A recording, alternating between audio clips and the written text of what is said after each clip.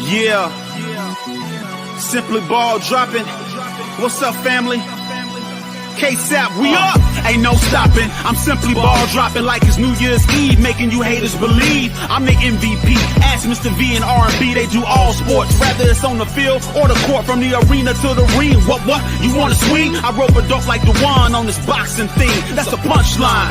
I'm the greatest of all time. Got something on your mind? Hit us up on the line for that round table talk. Ask B Hunt and Sheena and K-Sap too for their views on our dudes. Marriage Chronicles for you lovers. Oh, I'm married to the game.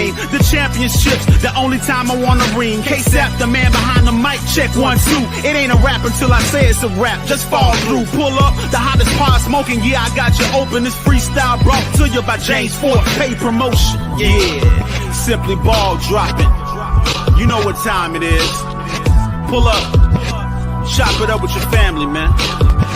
K-Sap, what up?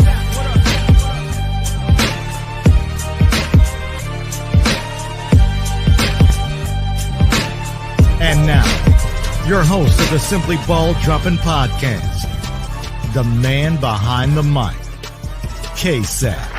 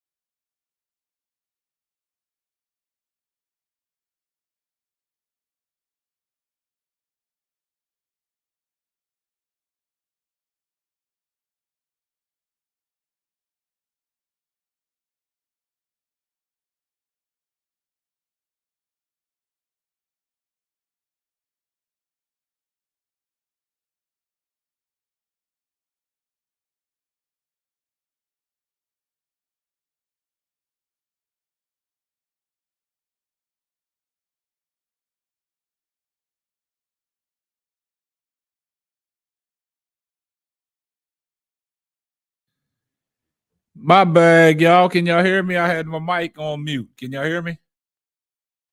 Let me know if y'all can hear me. Man, I'm tripping. That was my bag. Let me know if y'all can hear me. Man, I'm sitting here tripping. I have my mic on mute, guys. Let me know if y'all can hear me. Okay, I got you. Well, before I was getting off into that, man, want to shout out to all my members in the building, all my moderators in the building. I see you, Ted. I see you, Alan. I see you, Zach. I see you, Bryce. I see you, ADP Art Creation. I see you, Dre Stewart. L, what's up? I see you. ADP Art Creation. Daily Dose of Tea. Nadira Gant. What's up, sis? Donna Cox. Keywan Jackson, Miss Goody Two Shoes. Hey, I appreciate that, man. That was my bag, man. I had my mic on mute, man. But for those that been living up under the rock, y'all see the title of the show. You know what I'm saying? Is she going or is she staying? Once again, this is your favorite host, K-Sap, the man behind the mic of the Simply Ball Dropping Podcast. Man, y'all missed out on my whole introduction, man. But now we here, though. But we got to talk about this, man. I did a show earlier today, well, last night, because Mike brought it to our attention the other day when we was live about Chennedy Carter. He kept on saying, Chennedy Carter, check out my post on Chennedy Carter. It's very important. And we kind of saw it, but I didn't, think too much of it. And then, some things happened after I got off that live. Started getting some notifications about Chennedy Carter. But the other night, man, y'all guys, y'all kind of let me have it, man, because I gave Caitlin Clark her praise. But tonight, I won't stand for that. You know what I'm saying? I will not stand for that tonight because... Oh, you motherfuckers. Okay. All right. I'm putting cases on all you bitches. Y'all see that? What's up, Mike? What's up, Tony? I see you, champ.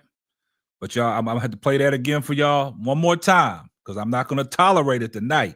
Oh, you motherfuckers. Okay. All right. I'm putting cases on all you bitches.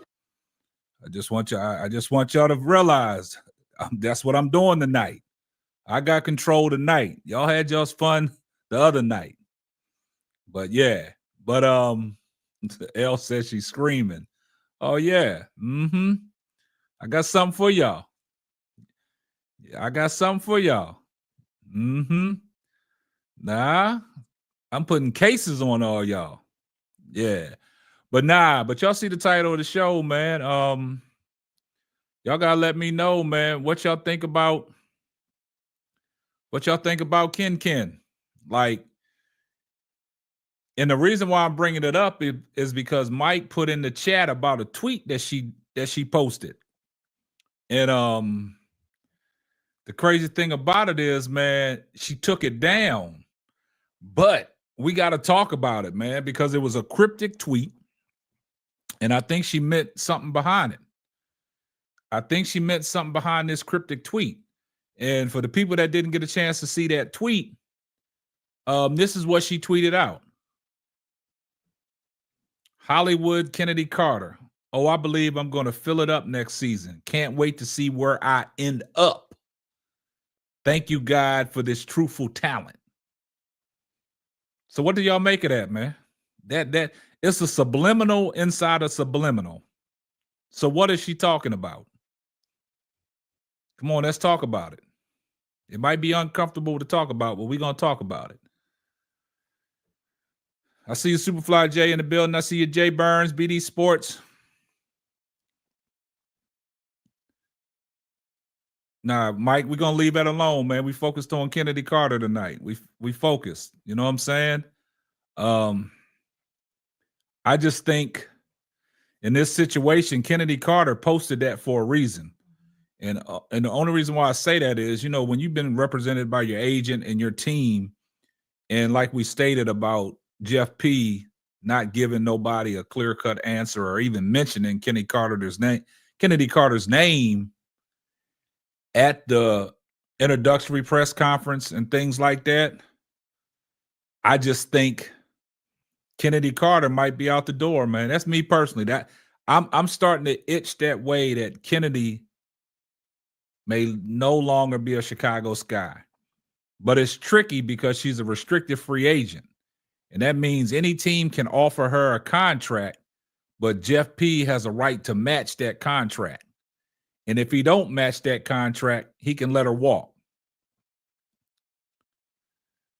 Nah, she wasn't talking about no unrivaled. Nah. Don't do that, Tony. Don't cause confusion now. Don't cause no confusion, Tony. They only here to cause confusion. That's what I'm saying. See, y'all, you got to look into these tweets, man. They put these tweets out there for a reason, man. She wasn't talking about no Unrivaled. She ain't playing in Unrivaled because she's playing in that China League. So what you say, L? L said, I really hate this. I feel like Jeff is going to pass on Kennedy, and it doesn't make. Yeah, I just don't think Kennedy's in their future plans, man. Because if you listen to the way Jeff speak and you continue to listen to the way he speak, he's talking about, packaging up the draft picks and going in the free agent market to see what he can get and see if he can, splash a deal that way. So I don't know, man.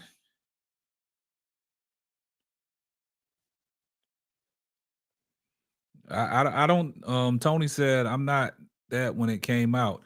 Now I understand what you're saying, man, but why would she take the tweet down? Why, if she was talking about Unrivaled, why didn't she just keep the tweet up? Because like L said the other night, the team behind you and the team around you probably advised her to remove that tweet, because now it's putting out a narrative, and now it's putting out, media music where they can talk about it. And I just think in this situation that if it wasn't directed toward the Chicago Sky and where she's going to end up at, she would have left the tweet up, because the tweet wasn't malicious or anything. The tweet was basically saying, thanking God for her talent. And then it was saying, wherever I end up at. So as a player, you're not confident that you're going to be back with that same team when you tweet something like that. That's all I'm saying. So in this sense, we've been hard on Jeff P. We're trying to figure out, where he's coming from and what plans he has for Chennedy Carter, if there's any plans for Chennedy Carter. But, like we always say, we hope Chennedy Carter comes back to the Chicago Sky. Exactly. She don't mince words. Yeah. She gave us some insight. Yeah. So I think in that situation, when she posted that, she thought clearly about what she was going to post and what her intentions was. And see, it raised a lot of eyebrows. What's up, Lakeisha? It raised a lot of eyebrows to a lot of people. But like I said, I do appreciate Mike for bringing it to our attention, because I really sidestepped it until I got off the live. And then I started getting all these notifications from Incapable Loving War, Chinanook, Chicago Sky Nation, sending me, DMs about, did I see the post that Chennedy Carter was talking about? So that opened a lot of eyes, and that opened up the floodgates, man. That opened up the floodgates. And these WNBA players, they strategic. They know exactly what's going on. Tamika, I see you in the building. They know what's going on. So in this sense, Chennedy Carter has heard the rumblings. She know her name wasn't mentioned in that press conference when they introduced Tyler Marsh as the head coach. She hears all that over in China. She's on social media. So that's why she made the post. So basically, she's shooting back. Appreciate that, Mike. So she's shooting back.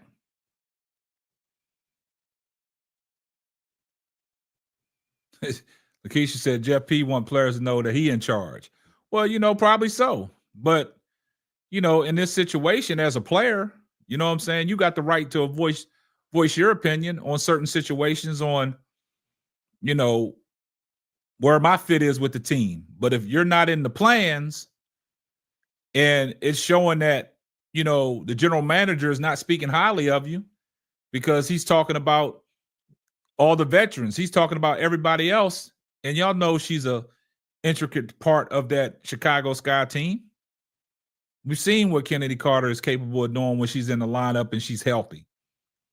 But see, a lot of people came in the comment section on the video I did earlier, talking about she's a head case and things like that. So, we don't know what's going on behind closed doors in Chicago. We've always said that Chicago Skies has been running a corrupt organization, and this is something difficult to swallow because we swallowed the hard pill when they let Weatherspoon go. Now, if Chennedy Carter's not going to be back, where do we go? Where do we go at? Ghost of said, what'd you say? Maybe Chin going to play overseas. Bro Claude said, we in charge as fans and consumers. I don't think Jeff P don't look at it like that. I don't think Jeff P looks at it in that situation. I think Jeff P, like somebody said in the chat, I think Jeff P wants to let people know he got total control, that he ain't no pushover. King Pisces Nathan said, K-Sep, I think Carter did that to Jeff to move the needle on either you re-sign me or I'm walking. Well, she's in a peculiar situation, man, because you got to realize that she is a restricted free agent. Jeff P has a right to match any offer that's on the table for Chennedy Carter. And that'll tell you a lot if somebody throws some dollars at Chennedy Carter and Jeff P don't match it, then we'll know exactly what Jeff P's intentions was from the gate, that he's not going to bring her back.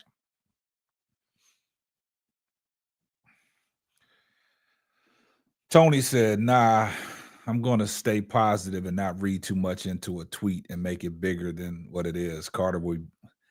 It's not a fact that, you can stay positive, but players know when they're not wanted in an organization, and players know when they're not going to be back. I think the fact that the Chicago Skies organization probably has reached out to Chennedy Carter's reps to let her know what direction they might be going in, because the timing of the tweet right after, Tyler Marsh gets named as the head coach, the draft goes down, where you're drafting at 3 and 10. You heard what they said at the introductory press conference. Now you hear Jeff out there talking about veterans. He's looking for veteran leadership. He's looking for, shooting in wings via free agent. Then he said he's looking to pack up potential draft picks to move the needle. So I think in this situation, Chennedy Carter's team knows what is going on. And I think that's the reason why Chennedy Carter made that tweet. Because if that's the case, like I'm saying, Chennedy Carter should have stood on business and kept the tweet up, because the tweet was not malicious.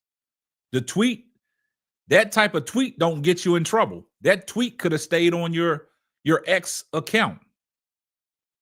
That's what I'm saying. So once again, that tweet was not malicious. All she said was, believe I'm going to fill it up next season.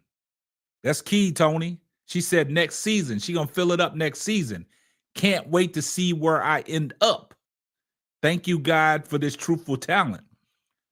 What was so malicious about that? Why come she couldn't keep that on her Twitter X page? That's what's mind-boggling.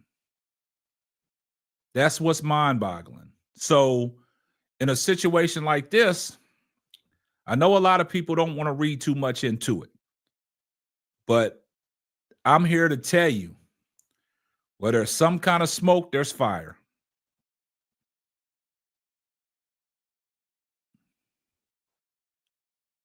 Exactly, Chicago Cheetah. So true. Chennedy Carter should have left. She should have kept that tweet up. So y'all guys tell me in the chat what was so detrimental to that tweet. Why did she have to take it down? Why did she take it down?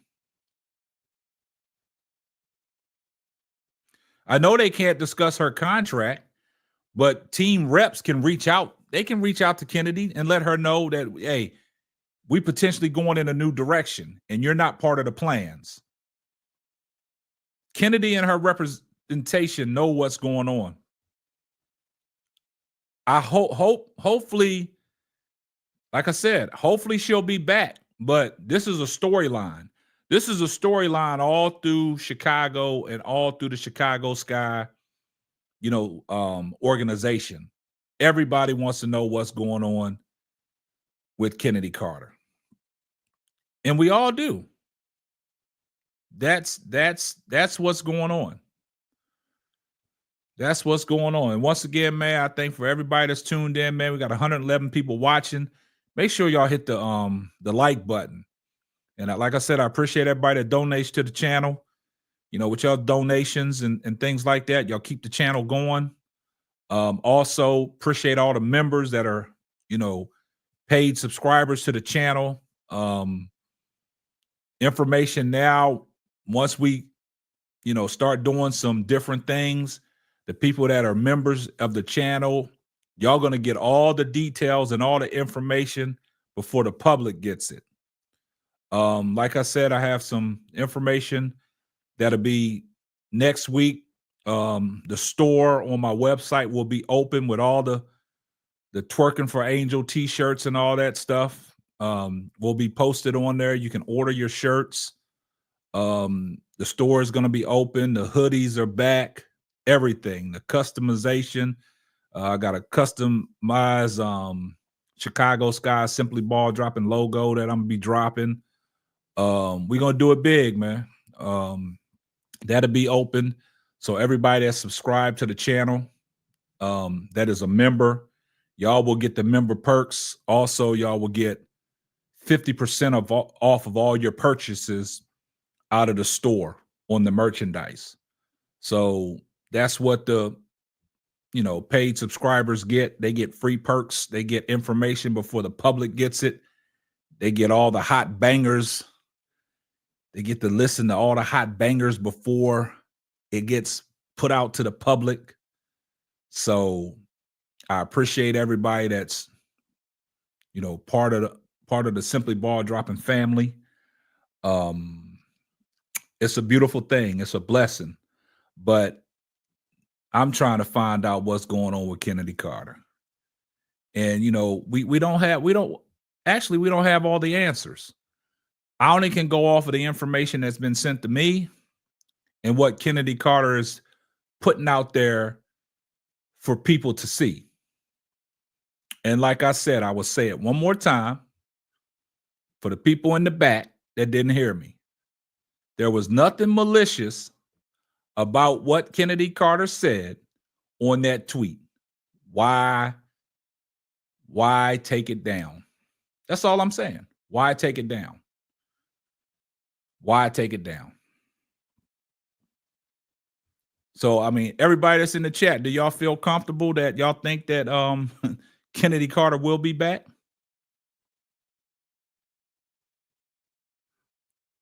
Do y'all think Chennedy Carter will be back? Let me know.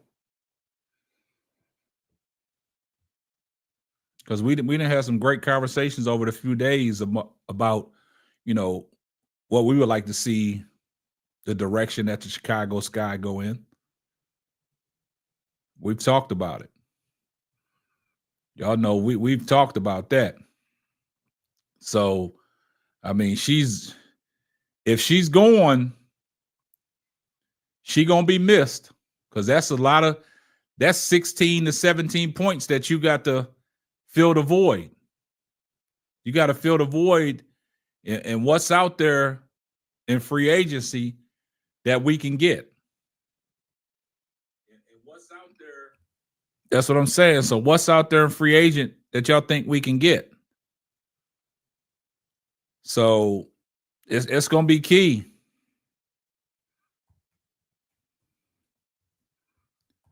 So y'all let me know, man, the direction y'all think if Chennedy Carter don't come back, what is a player that can fill her void? What is a player that can fill her void?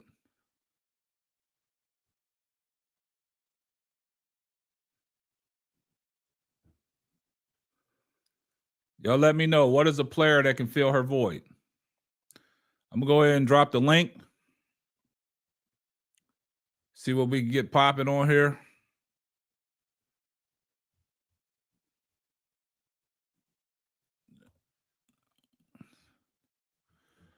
All right, the link is in the chat for those that want to come up and voice their opinion.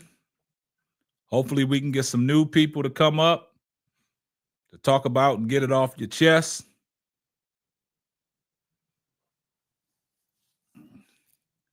See if anybody gonna be brave enough to hit the link.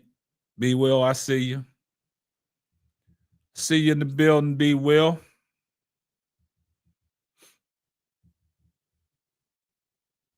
So for those that want to participate, the link is in the chat. Don't be afraid. I see you, L, in the background. I'll bring you up in just a second.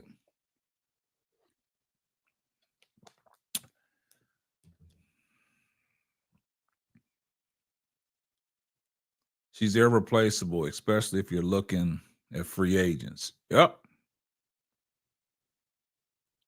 I'll wait and stay in the chat for a while to see if we get some new people. Nah, you know, Lakeisha, you know how that is. Sometimes in the chat, they just be talking. They don't want to come up here and represent. Go ahead and hit the link, Lakeisha.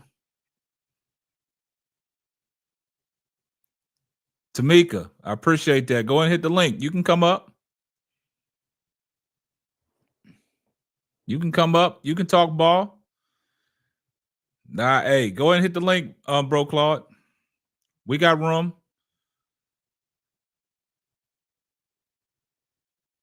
We got room for you. What's up, ladies? I see you, L. I see you, Champ. Tony, welcome in. Good evening. I'm going to be the voice of reasoning tonight. How are you going to be the voice of reasoning? I don't read too much into tweets. All right. So I'm going to be the voice of reasoning tonight. All right. So what's your reasoning? The reason she probably took that tweet down is because the same thing you're discussing about right now. And it's obviously if you're talking about it, that means other people are talking about it. Why she took down the tweet? It's her page. She can take down the tweet, right? Y'all have to be positive and about certain things. It's going to take time. She's coming back, regardless what. Jeff would be an idiot, right? And if he's about money, he's know that not bringing Chennedy back is going to piss off a lot of fans. That means nobody going to buy no tickets. That means no money coming into the business. So I don't see him. I know he kind of crazy, but I don't think he going to do that. So reading into a tweet that she put up on there, okay, she put up a tweet. Big deal. Everybody puts up tweet. Everybody takes down a tweet. I'm not going to read into a tweet. Now she put up multiple tweets and do that, then maybe there's something in there. But no. That's how rumors get started, and I'm not going to be part of the foolishness. All right. Well, hey, I respect your opinion. Hold on, just 1 second. Hey, shout out to Mike for the $5 super chat. Here comes the money.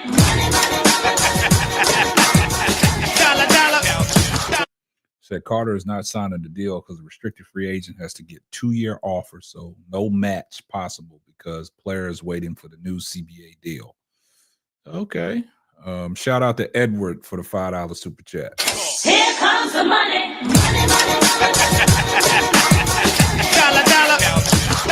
He said, I don't think it's a big deal. The tweet just looked like she don't want to be there.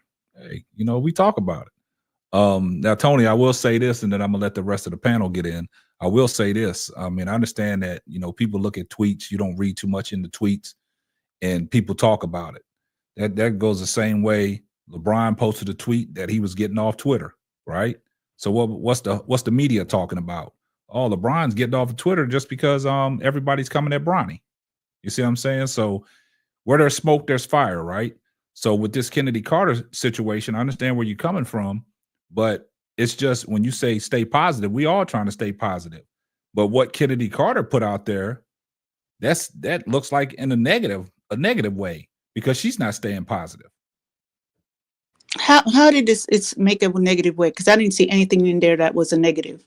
Because I know she could have been talking about anything, and y'all just taking it to another level. What do you mean she could have just been talking about anything? She could have been talking about anything because I'm if that's the same tweet that I saw, it came out when the Unrivaled thing was talking about the players and all that stuff came out. So I don't understand how we're going to sit here and talk about a tweet and go and dissect into what she's saying in a tweet, a few words into and come up with this whole thing that she might not be there. We don't know that. And that's how rumors get started, because people start talking about a tweet. We just talking about it. We talking about a tweet. Did you actually see the tweet? You just showed it about 2 times. And so reading that tweet, I'm not going to dissect a tweet, because I can be talking about something else when I tweet something and you read it, and from your perspective, you thinking it's something else I'm talking about. So that's how rumors get started, and I'm not going to be part of that. Okay, I mean, I respect your opinion, but how can you say she's talking about Unrivaled when she said, "Oh, I believe I'm gonna fill it up next season"? She's talking about the next WNBA season. And then she said, "Can't wait to see where I end up." How you know is the next WNBA season she's talking about? Because she said next season does not mean that she was talking about WNBA. What other season she talking about? That's crazy. What other season is she talking about, Tony? That'd be crazy for you to even think that because she said next season. This is why I don't get into tweet dissection thing, because somebody put up a tweet and they take it down. Oh, all of a sudden, something going on. Oh my goodness, what is going on? I saw the tweet. I don't understand why she put up that tweet and then she takes it down. It could be 1,000,001 things. She could be talking about any old thing, but y'all gonna sit here and talk about football. Come on now. Football? I think it's there's a couple things at play here. She put up the tweet. Yeah, we could go all day about dissecting what she means. Only Kennedy knows what she means, but there are things that you can't argue. She is specifically talking about the next WNBA season and saying she can't wait until she find out where she lands. And here is the challenge with that. Kennedy has a right to say whatever she wants to say on her social media platforms. She has a right to take it back down if she so chooses to, whether that's because she had some time to reflect and think like, maybe I shouldn't have said that, or somebody on her team was like, you know what, you need to take that down. Here is where the problem lies. Regardless of what she's talking about, she's created a narrative now. Everybody is talking about the WNBA. Everybody is talking about next season. They're talking about the draft. They're talking about Unrivaled. So women's basketball is on the lips of everyone who's interested in the game. So for her to put that out at the time that she did, you are going to open your thoughts up for into interpretation. You're going to open it up to people's interpretation. It's up to people, whether you want to buy into it or not. The problem lies is that she put that narrative out, and yes, people are going to make assumptions, start rumors, all of that. The only problem that I have with her doing that is that she did it in the absence of the Chicago Sky saying anything about whether or not Kennedy is coming back. Exactly. So now you're creating a narrative, or creating an opportunity for other people to create a narrative and run with it. And that speaks to her maybe not thinking things through sometimes. Like making an emotional knee-jerk decision that you then are like, well, maybe I shouldn't have done that. Just let things play out.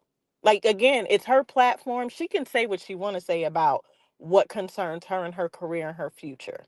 But you just got to be strategic and intentional. And it goes back to the conversations that we've been having around these young ladies needing media training, like really learning the game of the business, not just being a talent on the floor, but understanding business That's a and how great you point. present yourself, that she's a personal brand.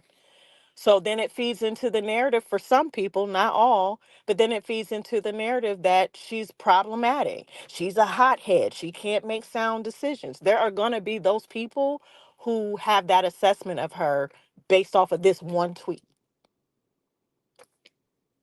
Hey, I agree with you on that. You know what I'm saying? It's the interpretation. And like you said previous streams ago about, these young women needing the media training. You think and to say things that are appropriate, but I don't think she said anything inappropriate. My thing is, you put the tweet out there, it was nothing malicious. Why did you take it down? So that's telling me that her reps probably asked her to remove that tweet, because you said going off on an emotional state, right? So now you got to look at the timeline and how things play out, right? Your coach gets let go, right? And that's very important to Chennedy Carter because of the relationship she had with Teaspoon. Now Teaspoon is going. Now you bring on another head coach in Tyler Marsh, right? So in the introductory press conference, Jeff P, now he got a year under his belt being a general manager, and the direction and the things that he's saying, the directions that he said he wants to go, even packaging up their draft picks and getting players in free agent, talking about he needs big guards, he needs length, he needs shooting. And then when we talk about emotional state, Chennedy Carter could have saw all that, even though she's playing over in China. She's on social media. She hears everything. So she, like you said, she probably made an emotional statement at that time because she's probably feeling like, hey, I might not be in the future plans of the Chicago Sky. So now I'm putting a tweet out there that I can't wait for the upcoming season. I'm a ball out. And this is what God gave me this talent to do wherever I land. So when you say wherever you land, and you know that you're a part of the Chicago Sky, even though you're a restricted free agent, it's going to be a situation where if a team offers you some money and Jeff P don't match, then you're going. So when you say emotional, she could have made an emotional thing, but I'm just saying, just keep the tweet up there. Put the pressure on the Chicago Sky. Am I in the plans or am not? Now that part I don't agree with, because that's when you start playing games. And if you're a professional, like, you have a team, let your team, your management, your agent, let them deal with that. You don't have to take it to social media. Again, it's her right to do so, but when you're talking about your career, and maybe she don't care about disrupting the narrative, around who she is and how she handles things. Maybe she doesn't care about that. But I just think it would have been better off if she wouldn't have put it out at all. And again, none of us can say for sure because we don't know Kennedy. We don't know Yeah. nobody in her camp. We don't know what she meant by it. But it's easy to make an assumption and be pretty close to accurate about the assumption that Yeah. she's talking about the next season of the WNBA. Gotcha. All right, Deli Dosa T. Appreciate you coming up. What you got on it? Can you hear me? Yeah. I just, like I said in the chat, they would be crazy not to bring her back because she made a big impact on the team. Like between her, Angel, and Camilla, it's like someone said in the chat, they're like the big three. So I just feel like they should bring her back. Yeah, I mean, we all wanted to come back, but we've been giving Jeff P a hard time, and we keep on saying Jeff P is on the clock. I just don't. Me personally, I'm to a point where I don't know what direction Jeff P wants to go in. I mean, that you got your cornerstone, you got your Camilla and Angel Reese, Right. and then what you more, got and then right. you got What more could you ask for? Well, that's what he made it abundantly clear. Him and Tyler Marsh made it abundantly clear that they the cornerstone, right? So Exactly. you build around them, but who is he trying to build around them with? He signed Elizabeth Williams back at the end of the season because she was hurt, gave her a contract extension, so she's in place, right? Now you got the likes of, you heard what he said in an interview earlier. Like Brooklyn said, that might have been an old interview, but he was giving Dana Evans his prop, veteran leadership and a guard. We need guards like that. And then you're talking about Michaela Onwuede, grooming her in a project, making her a better player than what she is. So now you got 4 people that you didn't talked about. But a very intricate part of that Sky team, we saw what Chennedy Carter brought to the table when she was in the lineup last year. When she was healthy, she could give the WNBA other guards fits. And you haven't addressed anything about Chennedy Carter. So everybody's going off the assumption that she might not be part of the plans is because of Jeff is putting that narrative out there, the direction he want to go. Now we're trying to figure out, like, is Chennedy going to be part of the plans? And then we've been talking about this so long, and then all of a sudden, right on time, Chennedy Carter comes out with a tweet. So that makes you wonder, like, what's really going on? Right. I mean, and it's really not fair to the fans, like, to do that, like I don't like it. Totally agree. See, so K-Sap, I'm glad you mentioned timing, because I get what you and L saying 100%. And that could be, y'all could be correct. Y'all could be right. We don't know. We don't know Chennedy. But I tend to lean towards Tony. I happen to agree with Tony. Given that she hadn't said anything about Chicago in a long time, and then this tweet came out, and she said what she said, and it came out, I believe it was the day that the Unrivaled draft was posted and published, right? So she could very well be talking about Unrivaled. She could also be very well talking about where she's going to end up in MVP voting, where she's going to end up in, the scoring leader voting, or race. She could be talking about anything, right? And so because of the timing, it had nothing to do with anything WNBA related. And the fact that, I don't follow any of the players really, but from every time I see somebody post on YouTube about what players are doing, Chennedy looks like she's happy. She looks like she's thrilled, and she looks like that's what she's thinking about is what she's doing right now. So, like, for her to come out and make that comment, again, y'all could be right. But I'm not reading too much into it. Because honestly, I agree with you, K-Sap. There was nothing malicious in it, right? Yeah. But if what she wants to do is come back, we all are under the impression that Jeff P will use any excuse not to bring her back. For what reason, I don't know, except for reasons could only, for me, from the outside, could only have to do with Teaspoon, but nothing that she did on the court. Nothing that she did on the court should make you as a GM want to lose this player under any circumstances. Like what she did on the court, I want her no matter what it takes. Yeah. I'm gonna find the money for her. Mm-hmm. So that's what I got to say. Well, Will, let me ask you this, man. I understand that you're saying and you agree with Tony, and I respect y'all's opinion. You know what I'm saying? We all can agree to disagree. It's healthy conversation. But what I'm saying is, what other sport does Chennedy Carter play? Why are we talking about sports? We only talking about basketball. So why exactly? So her first statement of the tweet was, "Oh, I believe I'm gonna fill it up next season." So that's dissect that right there. That's basketball. Okay, so I didn't say. Me and Tony didn't say anything about anything other than basketball.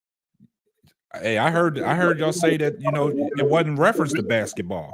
It could have been reference to anything. How can you reference that? I didn't say that. I said about Unrivaled, K-Sap. Don't quote me. How is she going to be talking about Unrivaled? I don't because understand it came out the same time when Unrivaled was talking about this. You know what? She said, "I believe I'm gonna fill it up next season." That just came out. That just came out, Sister Tony. So she's not talking about Unrivaled. She's not a part of Unrivaled. We're gonna keep it a buck. She's talking about the next season that's coming up in the WNBA. So at the end of the day, that for a fact. How? And you know that for the fact how? Because that's the next season. Because of a It's tweet? only Come on, that's the most no, vacuous thing come on, that Sister anybody Tony. can It's say. only one season. That is vacuous. That is crazy for you to sit here and talk about what she is saying in her mind. Nobody From a tweet. Come knows. on now, Nobody knows, Sister Tony. Nobody knows what she was exactly applying to, but we know she was applying to wherever she landed and the next season of the WNBA. She's already in the season of China. Wait. She's in the season. Listen, she's in the season of the WNBA, which is going to go another 2.5 months. So therefore, she's going to be playing in China during the time that Unrivaled is. So what season is she talking about? Let's keep it real. It's only one other season. All right, let's not act like this happened in the vacuum. All right, so let's go back. Let's go back when Unrivaled started announcing players, right? Do you all not remember when there was a big deal that Chennedy Carter wasn't invited, and then we come to find out that she was actually invited, but somebody dropped the ball and didn't open the email or letter or whatever it was, right? So can we not just, is it not a valid speculation that she could be talking about the next Unrivaled season because she knows she's not playing in this season, and maybe she would have liked to play this season? Y'all deflecting, man. Y'all deflecting. No. We're not deflecting at all. We are on task. We in the same car that left the freaking garage. No, I'm not in the car you in. Well, that's because you got out the car because you started talking about other sports. We talking about basketball. And we're not talking about Unrivaled. We're talking about the WNBA season, just like Bro Call said. We got to keep it a buck, man. You changing up though, K-Sap, because what did you ask me? What did you ask me when I finished talking? What did you ask me? You asked me what other sport does Chennedy Carter play, and I said I'm not answering that question because we ain't talking about another sport. We're talking about basketball. And then you said me and Tony changed the subject from. You said that me and Tony said. I didn't say y'all changed the subject. You said that me and Tony said that she wasn't talking about. You said that me and Tony said that we weren't that she wasn't talking about basketball. She could have been talking about anything, not basketball, and that's not what we said. No, because of the fact the statement that I heard, y'all said she could have been talking about anything. She can't be talking about anything. She's talking about basketball. I gave examples of what I was talking about. I gave the example of Unrivaled, so did Tony. I gave the example about she could be talking about her chances as MVP next year. She could be talking about her chances leading and scoring next year. It could be anything. Man, come on, man. I'm confused. Man. Listen, K-Sap. Hold on, K-Sap. K-Sap was being sarcastic when he was saying, "What are we talking about?" He was saying it with. I mean, everybody had common. My grandmama said, "Common sense can't be given. You can't get it in a book, but you got to be born with it." So common sense tell you that the man wasn't talking about that, y'all. Come on, man. What type of conversation? I know it's a little heated in here right now, but we know that Chennedy is a ball. I'm a baller. First of all, I don't play games when it comes down to my business or whatever it is. The girl didn't have proper handling. She need proper handling. We all knew that because we was on the platform before saying we hope that she get a coach that's going to be able to handle her and what she does, because sometimes Chennedy can do things emotionally. We know that. It's all right. We love her. I love her just as much as Angel. Actually, I think that she's more valuable to what we're going because of the type of scorer she is, because she plays the defense she does. She's a two-way player. She's very, very unique and valuable. She's super duper fast. I'm just saying, y'all, come on, man. The girls, we all make mistakes. We all make mistakes. And nobody judging Chennedy for whatever she's done. All we saying is we discussing, because the real point of what we talking about is Jeff P. Not only is he on the clock, but if he get rid of Chennedy Carter, he losing some tickets, because there are people like me, blue collar people. We love Chennedy Carter. We support the Chicago Sky because they gave her an opportunity to come on come back into the league.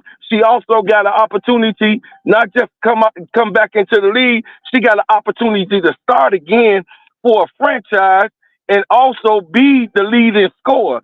So yes, that's a story, a narrative, and that's something that we get behind as people that love the game of basketball. Her story is such a big story in the WNBA. And it's also next year when she come back, because she was the scoring champion last year in China. She gonna be the scoring champion, I believe, this year in China. And guess what, y'all? If he makes a mistake, if he makes this type of mistake, it's gonna be a problem. The only draw to this thing is gonna be Angel. And I'm telling y'all that girl not being a part of the Chicago Sky. I want Jeff P to hear me because he come to your channel, KSAP. Jeff P, if you get rid of Chennedy Carter, it's finna be a problem because it's asinine and it's toxic and it shows that you guys don't have y'all stuff together. That's it. I'm done.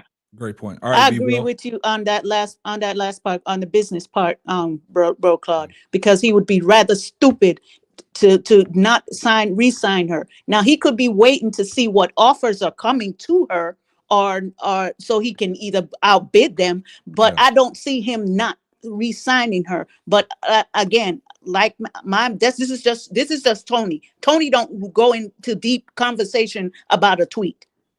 That is to me, it is the most ridiculous thing for me to be doing. Is to be going and dissecting a tweet because somebody put up a tweet, then they took off a tweet. I get you. I mean, we respect that, Tony. I mean, I can't change your opinion. We get you. I respect that. Well, let me let B Will finish.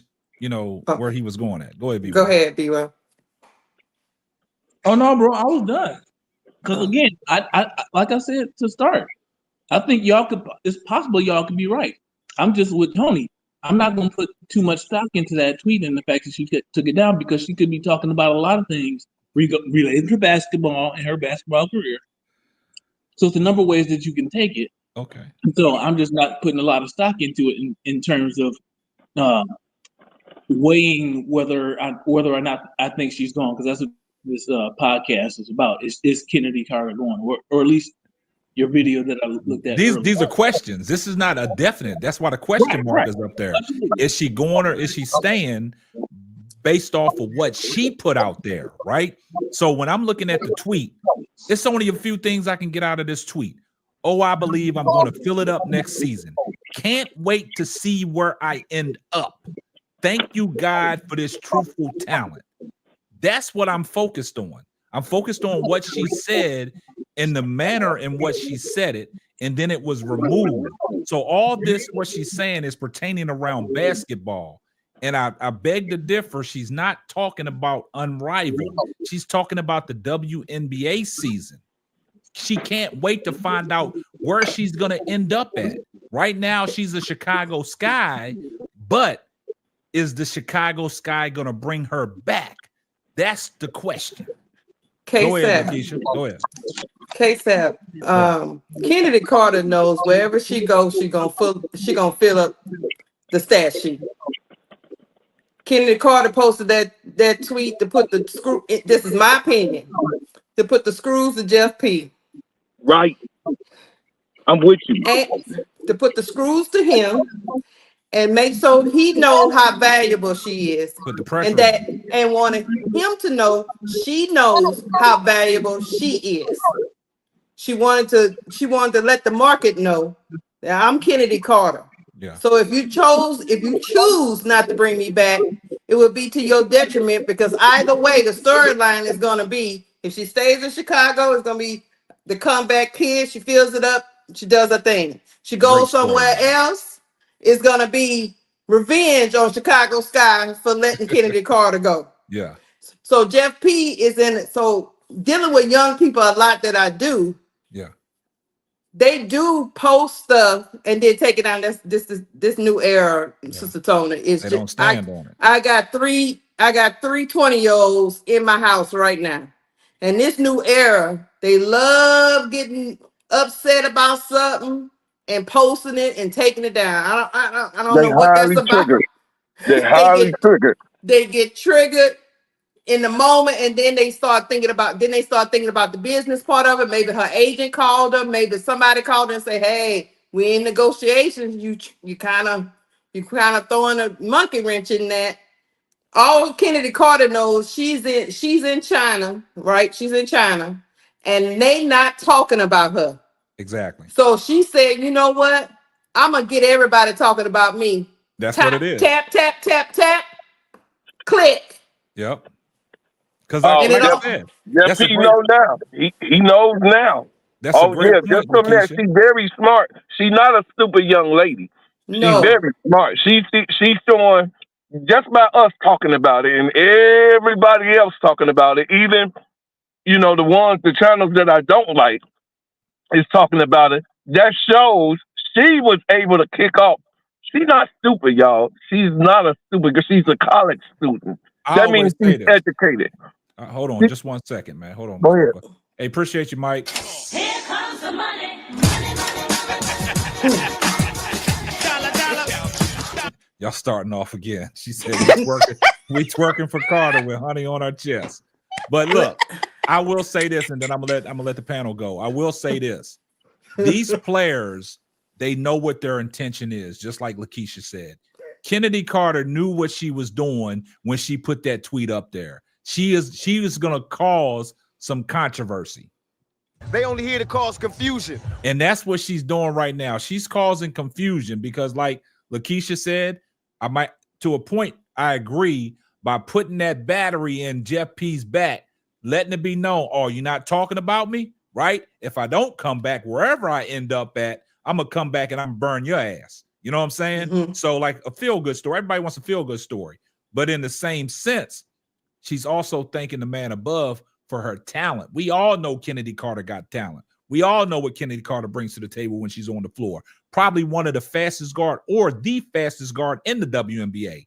She got a multiplicity of skills. Her skill set is unmatched to some of these WNBA guards that are in the WNBA. But you put her around great players and you have an organization on where they know where they want to go, then you'll see Chennedy Carter shine. You see what I'm saying? So now we looking at Jeff, like Bro Claude said, Jeff P. It's up to Jeff P. to do what's best for Chicago Sky and the organization, and what's best, and we all come to agree, you got to bring Chennedy Carter back, because I don't think packaging up any picks that you got, where can you go in free agent, and where can you lure one of these star players away from any of these WNBA players, teams to come to Chicago, if the organization has been flawed these last 4 and 5 years, right? And also the situation with that is now the practice facility is being built, but like Tyler Marsh said, we want people to come. So Tyler Marsh got to get in there and build the right culture for people to come play in Chicago. And Kennedy put it out there like, I want to be in Chicago, but if y'all don't want me, I'm going to come back and light your ass up. Mm-hmm. So we've all heard that the term playing chess, not checkers. Yep. Right. Okay. Just my opinion. And guess I what? think that was a Go playing ahead. checkers move. She didn't play chess on this one. And here's why I feel like it was more of a checkers move than a chess move is you've already showed your hand now. No one can argue she is over in China balling out. She did a Dana Evans. Like, Dana gets emotional. She go on social media. She want to combat, like she's, talking about what she think everybody else is talking about. Kennedy already has this stigma on her, right, wrong, or indifferent. We all make mistakes, like Bro Claude said. We got to get over that. But you don't continue to play into the narrative that is already surrounding you. Let your talent speak for itself. Let them see your value. You balling out over in China. They love you over in China. You are showing that you are an asset, much like Gabby Williams did in the Olympics. She showed that she was an asset. She didn't have to be on social media prior to the Olympics talking about why she's not playing in the WNBA anymore. Like, sometimes you just got to let it ride out and let them people come to you. And I can't remember who was just saying it earlier. It could be that her team, her manager, they're already in talks with the Sky. But here you go, putting this out there. Even once it's out there, I always tell my kids, be careful what you put on social media, because even if you delete it 30 seconds after you put it up, I guarantee you somebody's already screenshotted it. They already screenshotted it. It's there forever. So you just, again, she's not a rookie. She ain't in her early 20s. You're a grown woman. You've got to make smart decisions, and that was a checkers move, not a chess move. So she downgraded. That was what'd you say, L? That was a checkers move. That wasn't chess. No, not in my opinion, but that's my opinion. And guess what, Tony? I kind of agree with you and the other gentleman a little bit, and I'm gonna tell you why. She probably was talking about Unrivaled, putting them on Front Street too. That I need to be there. I shouldn't even be in China. I hope that wasn't her position, because she plays with China all the time. Go ahead. I'm sorry. I'm talking about she didn't get Yeah, asked. because she didn't get she did get asked. The thing was she did get asked, but somebody in her camp somebody didn't open up some email or whatever it was, and so she didn't get to go on there. So, but they could have came back around and stopped Kennedy from going to China. Y'all really believe an email stopped her? I don't know. Maybe China gave. I don't know. Maybe China gave her more money because. Well, let me ask y'all this. So, I mean, if that's the case, she did get invited. The email, somebody dropped the ball, but in the draft, they had 2 mystery players, right? So like, come on now, let's make it make sense. Caitlin's not playing. So let me ask a question. When is the Chinese league over? I think in February. Okay, so she's not it. That's what I'm saying. But that's what I'm saying. We're talking about that. Once her team dropped the ball, you can't fault nobody. You can't fault Unrivaled for that. Somebody in her orbit dropped the ball. And then we're ignoring the fact that these folks, when they go and play, they don't just go overseas and play. They're on contract. So she can't the Unrivaled can't come back and just be like, okay, we're going to pay you more.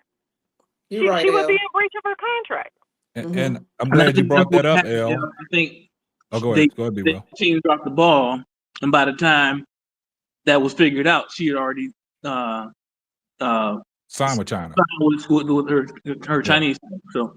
And see, I'm glad Elle brought that up. Now that goes to make me think like that probably explains why she was delaying to go to China at first. Okay. Now, her agent needs to be fired.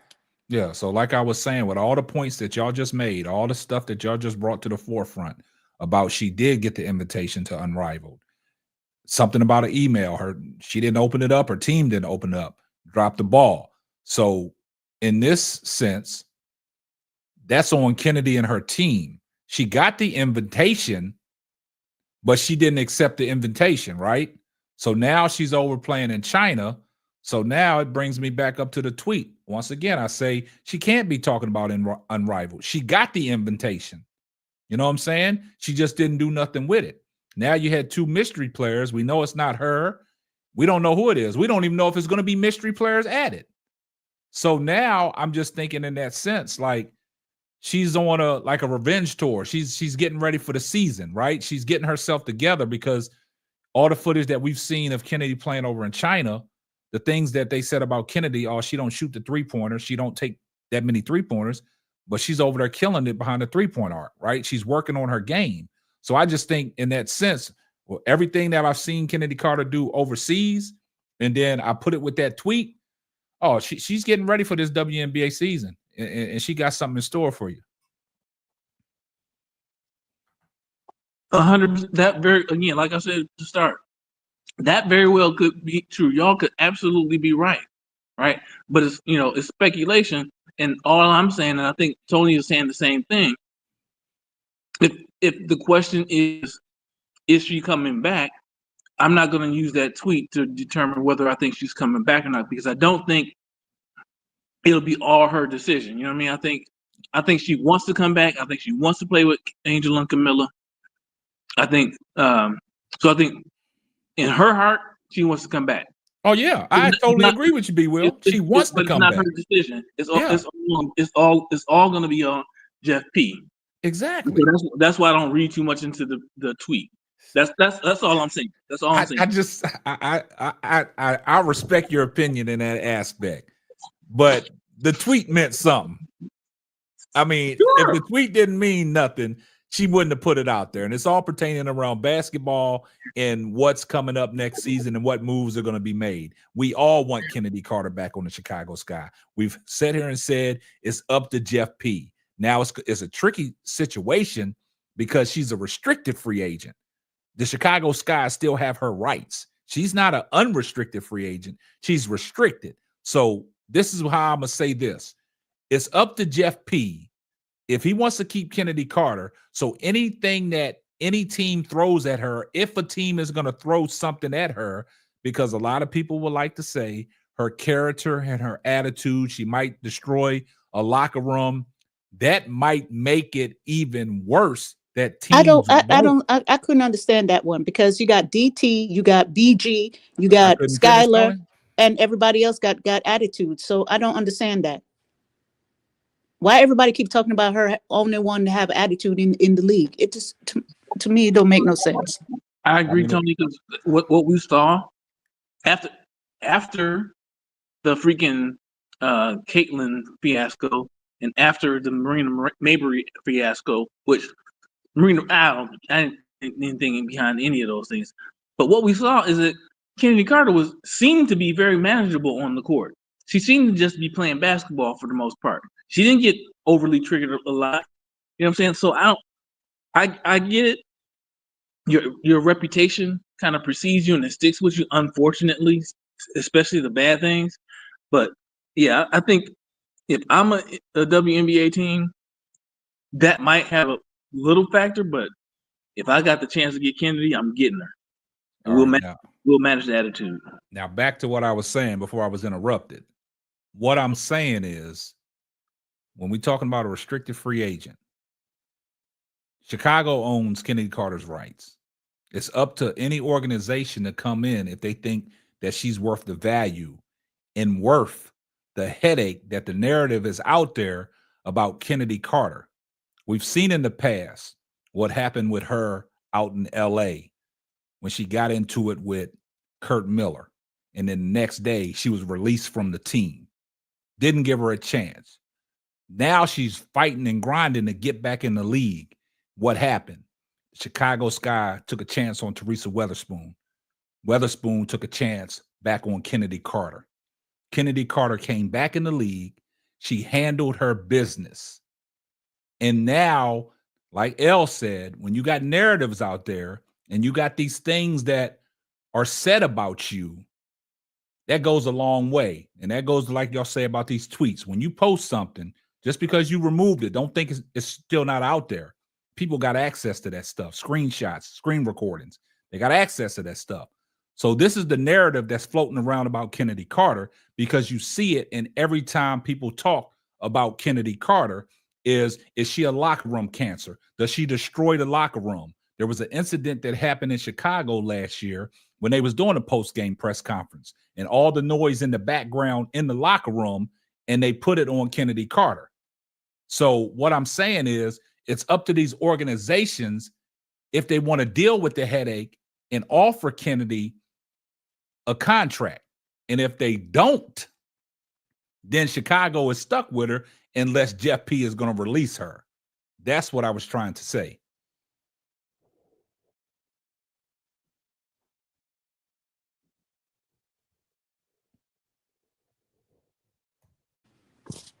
I hear you, but like I said, I think it's kind of crazy for anybody to keep talking about her and her attitude, because she's not the only one in this league that has an attitude.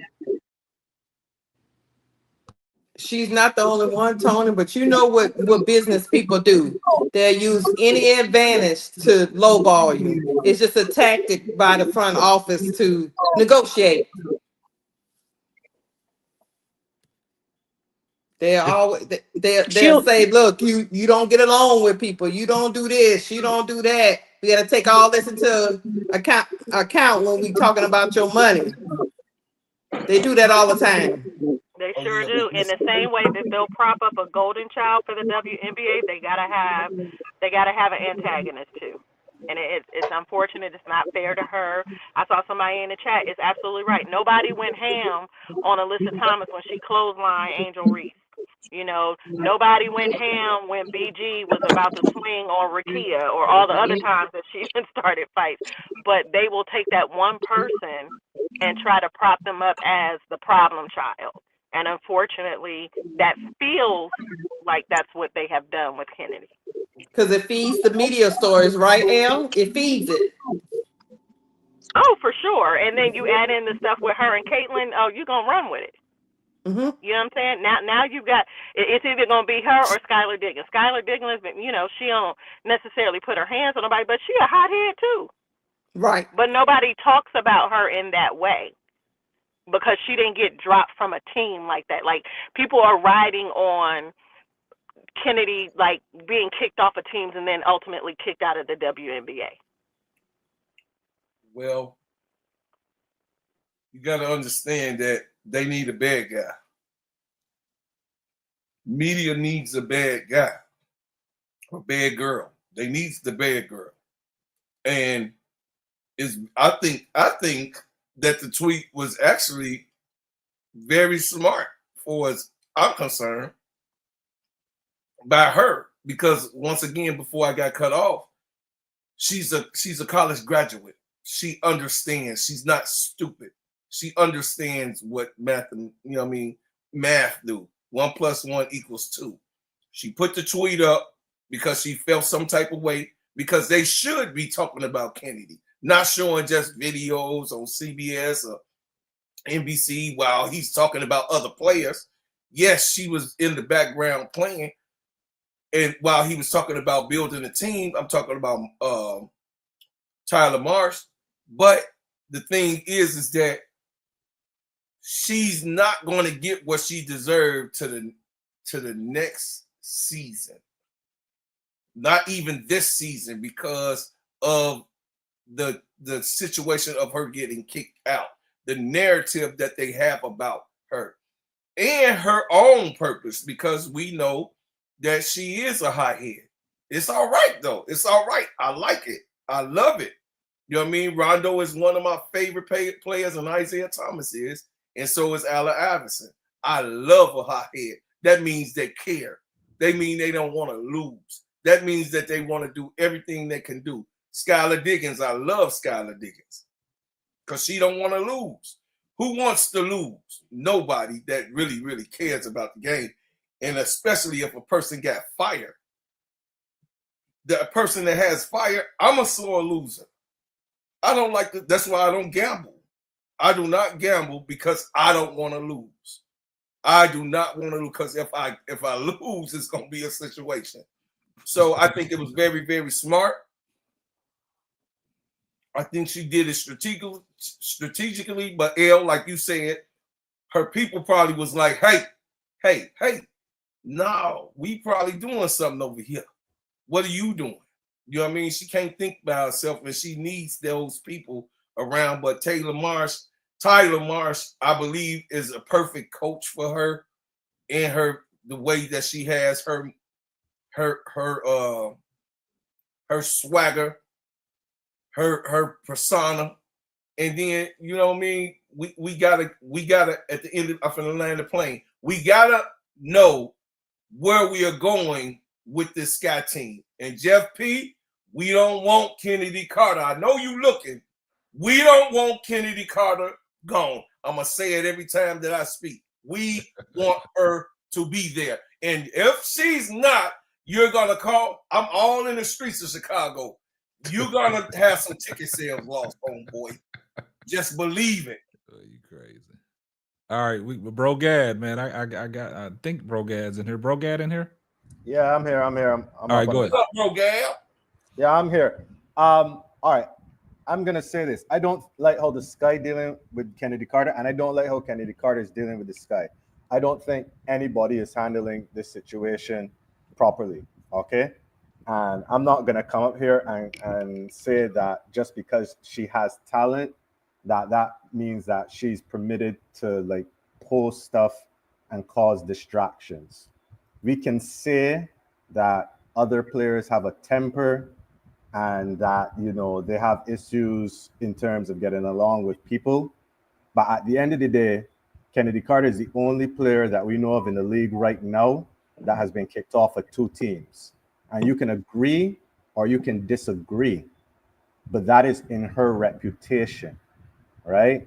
Y'all talking about Alyssa Thomas, y'all talking about Skylar. Even I criticize Skylar. Skylar has not been kicked off of teams for poor conduct.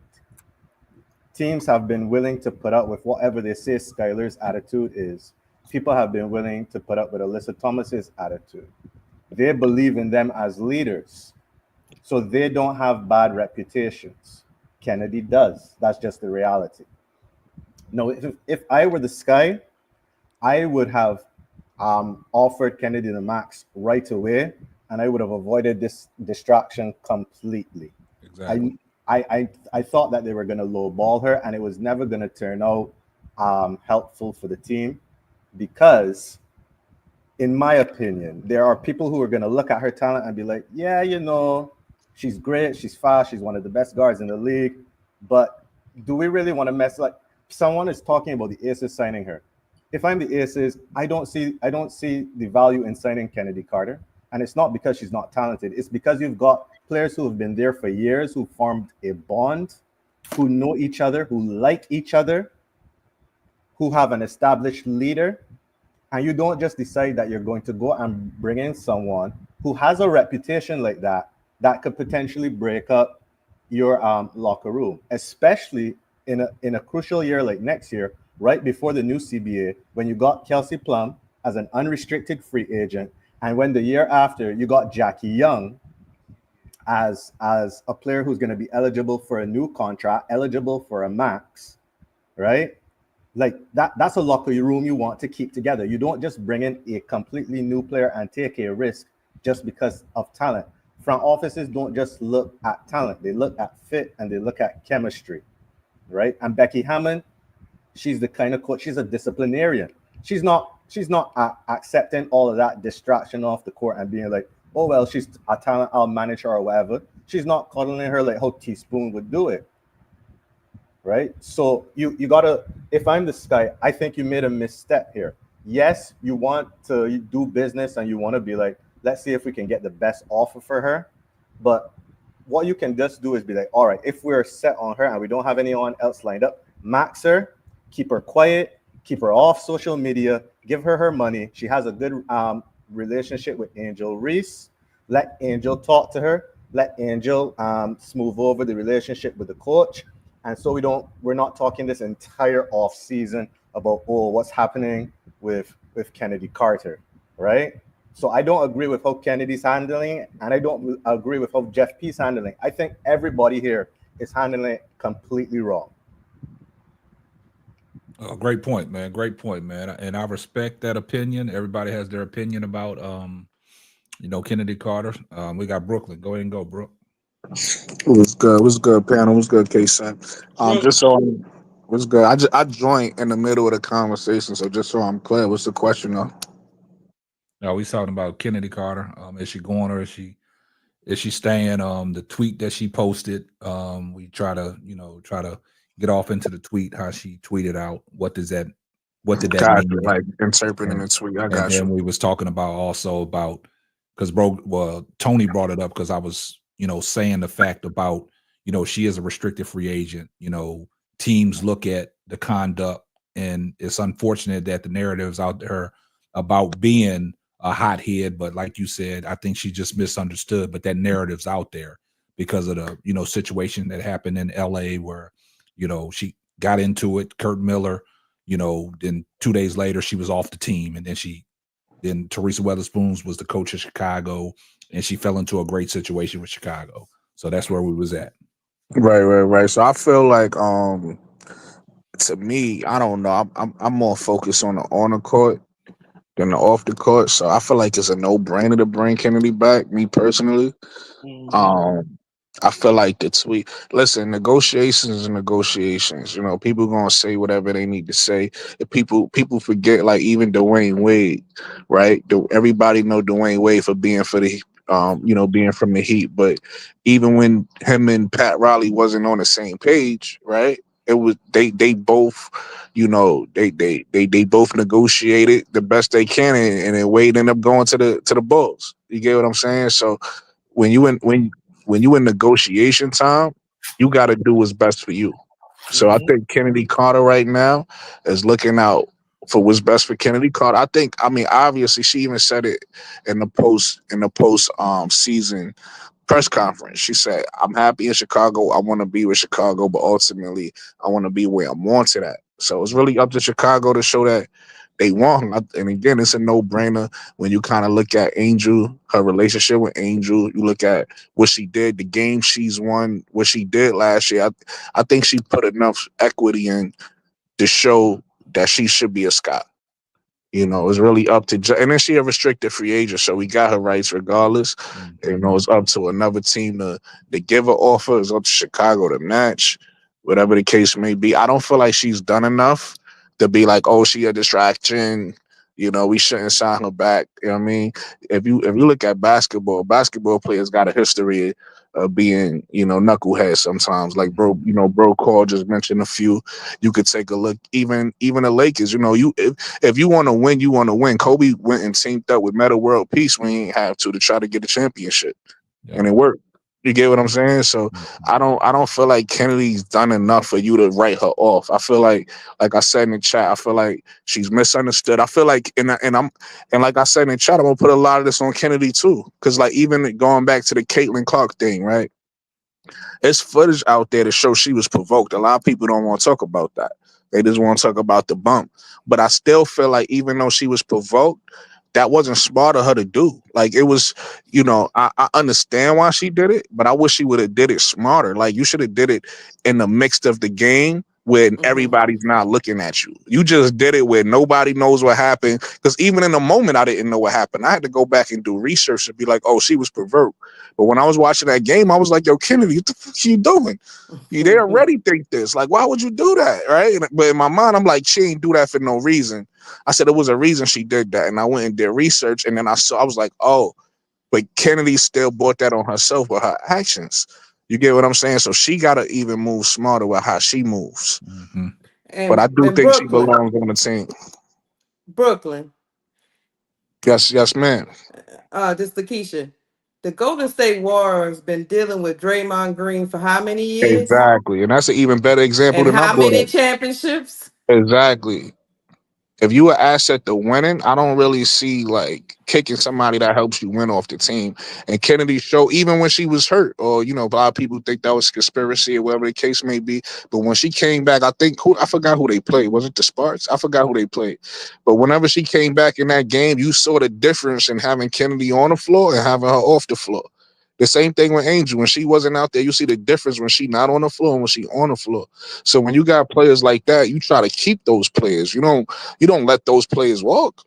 So I don't know. I think it's a no-brainer to bring Kennedy back. That was a great example too, Lakeisha, talking about Draymond, because Draymond is like the perfect example of somebody that's, and then what they do, the organization, where again, somebody said this last show. I forgot who said it. Matter of fact, it was on Prince show. Prince was saying that the GM needs to do a good job at showing players, because they got a bad rap. The GM needs to do a good job of showing players that it's a new regime in there.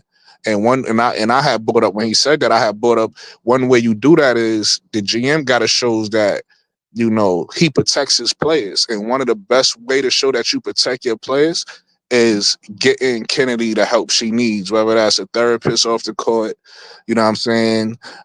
Making sure that she's happy, making sure she's fine, she's comfortable, so she has less of those outbursts, right? She's human. We all got things with us. So you just find things that take care of Kennedy, make sure she's good, and other players are gonna see that and they're gonna be like, okay, that organization cares about their players.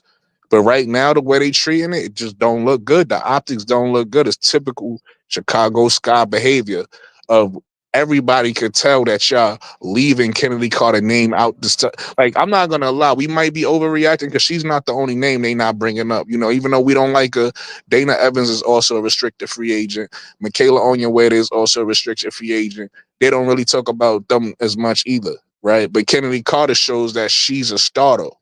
So you need to bring up Kennedy Carter and let people know, yo, you could be comfortable. She's coming back. Like you know, you could put our thoughts at ease just by saying something like that. So it's really up to the organization to do that. But right now they showing they the typical Chicago Sky. So And guess typical. Go ahead. Oh, I was gonna say, guess what Chicago Sky have all over their social media today? What's that? Kennedy Carter highlights. Yeah, that's what I'm saying. That's the Chicago Sky. That organization wants her to come back, right? But listen, all the points that Brooklyn made is perfect points. The question that Lakeisha asked Brooklyn about Draymond Green is perfect. That's a perfect example. But check this out. Draymond Green, how long Draymond Green been with Golden State? shit, they got drafted when? I forgot. He been with Golden State his whole career. 2013, some shit like that. He been with Golden State his whole career. And the only reason why I bring that up is because of the fact that when I was talking about Chennedy Carter and all the comments that people talking about, she's a hothead, she's a hot case. The blow-ups that she had with Kurt Miller, the locker room incident that she had in Chicago.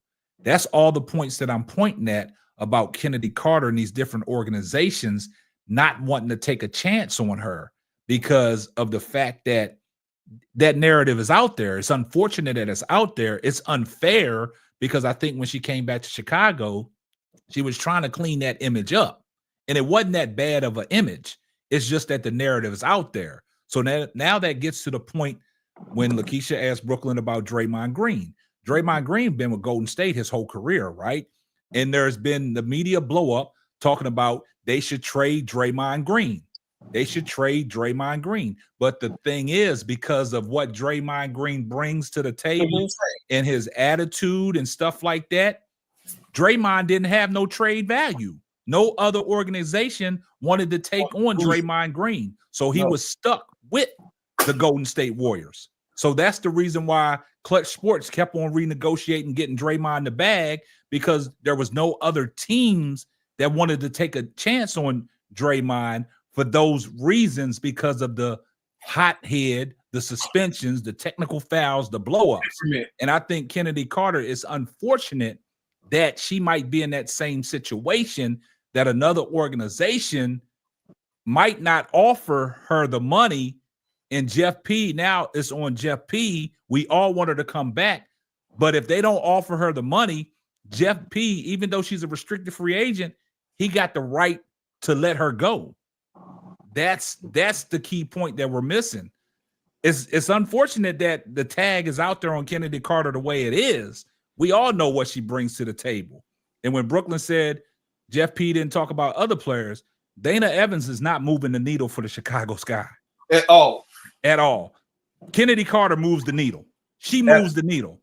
Absolutely. So in this sense, it's going to be one of them situations. It's unfortunate that she had that negative tag on her about a locker room, cancer or whatever people were putting out there in Twitter spaces and the media saying.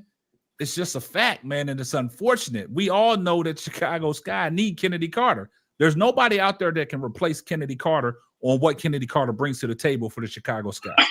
No, but KSAP, go ahead. Can I ask a question? Because you're saying about this locker room thing, and it was not really, there was no proof that it was Chennedy Carter that was making all that ruckus. So how did that locker room thing come into play? Because of the fact that everybody talked about it and they pinpointed. So Chennedy if Carter. everybody jump off a roof or say that's something about somebody, that don't mean it's true. Okay. But I'm bringing it up to the fact that Chennedy Carter's name was attached to it. You see, you trying to come in here and you trying to say, oh, if y'all starting all these rumors and stuff. I'm not starting rumors. I'm saying what was attached. And this is what it's saying. And this is unfortunate. But you're spreading something that is not a factual thing. I'm not spreading nothing. Because it's already out there that Chennedy Carter is a hothead. Right. It's already out there. So how am I spreading it? It to me, it's just kind of crazy that you 1 minute we How is it want crazy? Chennedy Carter, we're praising her, and then on another hand, we're out here talking about the negative stuff on there. Of course, the negative things going to continue to grow and continue to be attached to her if we keep adding on to it. Why How can't we am I just say adding on Kennedy to it, Carter is Tony? this I'm and this, and talking yes, she about has a some problems. narrative She that's has some out there. problems, and move on. That's it. We don't have to How can I continue to move talk about on? locker room and when she hip check Tony, I don't think whoever. you're Come on now. understanding. I don't think you're understanding this whole conversation. That's the point. What we're talking about is the narrative that's out there about Chennedy Carter. It's unfortunate. We're talking basketball on how these organizations operate when they don't want to take a chance on somebody because there is negative narratives out there. But Why you're do you making an think- assumption on all of this because you don't know what it's been said to her. You don't know what's been said to her people. We don't know nothing. We're in the dark because the whole thing started about dissecting a tweet. Now we're talking about but now we're Miss talking about the Tony, negative Miss Tony, you of this Miss player. Tony, Right? Miss Tony. Come on now. Tony's not Miss understanding Tony, what we're Miss talking Tony, about. you That's gotta the point. understand. You gotta understand that she started it though, right? Kennedy How did Carter she start? herself. Because she put up a tweet and took down the tweet, and then y'all decide to talk about a tweet. That's how she started something. So Tony, so Y'all basically we can't y'all talk making- about y'all making the nothing. tweet We thing can't talk about into nothing. a big whole thing that it don't need to be. Can I And then ask a now question? we're talking about the negative things about her. When We yes, talking everybody about has the problems. narrative is out there Everybody in that about league have problems. I don't know which Hold player on. in there don't have problems and hold have on. We're something not named talking to about them. everybody Come else. on We're now. talking about Chennedy Carter, Tony. We're talking about Chennedy Carter. Stay focused. We're talking I'm about Chennedy focused. Carter I'm focused, and the but narrative y'all that's keep out talking there y'all about keep Chennedy keep Carter. talking We about did the not negative create the stuff. What narrative. you not We understand what did I'm not saying? create the Is that narrative, you're Tony. talking about the negative stuff about somebody that you do not have Tony, proof that's or the fact about. Okay, Only one thing Tony, you hold have on. Let me fact respond to about. Tony. You're Hold talking on. about a locker room thing that I'm gonna respond to nobody Tony. knew Please stop. who was in there. Oh Come my on So, now. Tony, you're so not hold making on. Tony. Let me respond to the case. Yo, so Tony, basically, so what we doing is you gotta realize right now the topic of conversation is Kennedy Carter, could be anybody, but when we have a conversation about people, we gotta talk about what surrounds that person, a positive and a negative, right? So Kennedy Carter, unfortunately, if you go back to the history, I don't know how much of Kennedy Carter you know, how much you know about her history, right? But if you go back to her history, she has a history of issues since she came into the league. So all we saying is we talking about the positive in Kennedy Carter, saying that talent-wise, she deserves to be on the team. Sky fans want her on the team. Everybody is looking forward to seeing her back. But because of the narrative that's on her, we notice that they're not talking about her. Anytime they have a press conference, nobody mentioned Kennedy Carter as part of the big three with Angel and Camilla. No, her name is purposely left out, right? And we also saying that around the league because she's gotten blackballed before. So we saying that Steve Spoon gave her a chance to like change that narrative this year, but we don't know if it was enough of a chance because around the league, other GMs might not want her in their locker room because of the narrative. We're not even saying it's real. We saying the narrative on her. We're not even saying it's a real thing. We saying the narrative because certain GMs get together and they talk and they talk about players. Even in the NBA, they do this. That's how certain players get kicked out the league because they start talking and they start saying, "Oh, I don't want him on my roster. I don't want him on my roster either." So they doing that right now to the females as well. And Kennedy Carter's going through that early. She's a young player. So they doing that to her early in her career, and we say we don't want that to happen to her because she's way too talented, and we want her. We don't want to see her on another roster. We want her back on the Sky. But the problem that's surrounding her right now is her narrative. It's not her on the floor because her on the floor is productive. The problem with Kennedy Carter is the narrative about her in the locker room, and that's what we're talking about.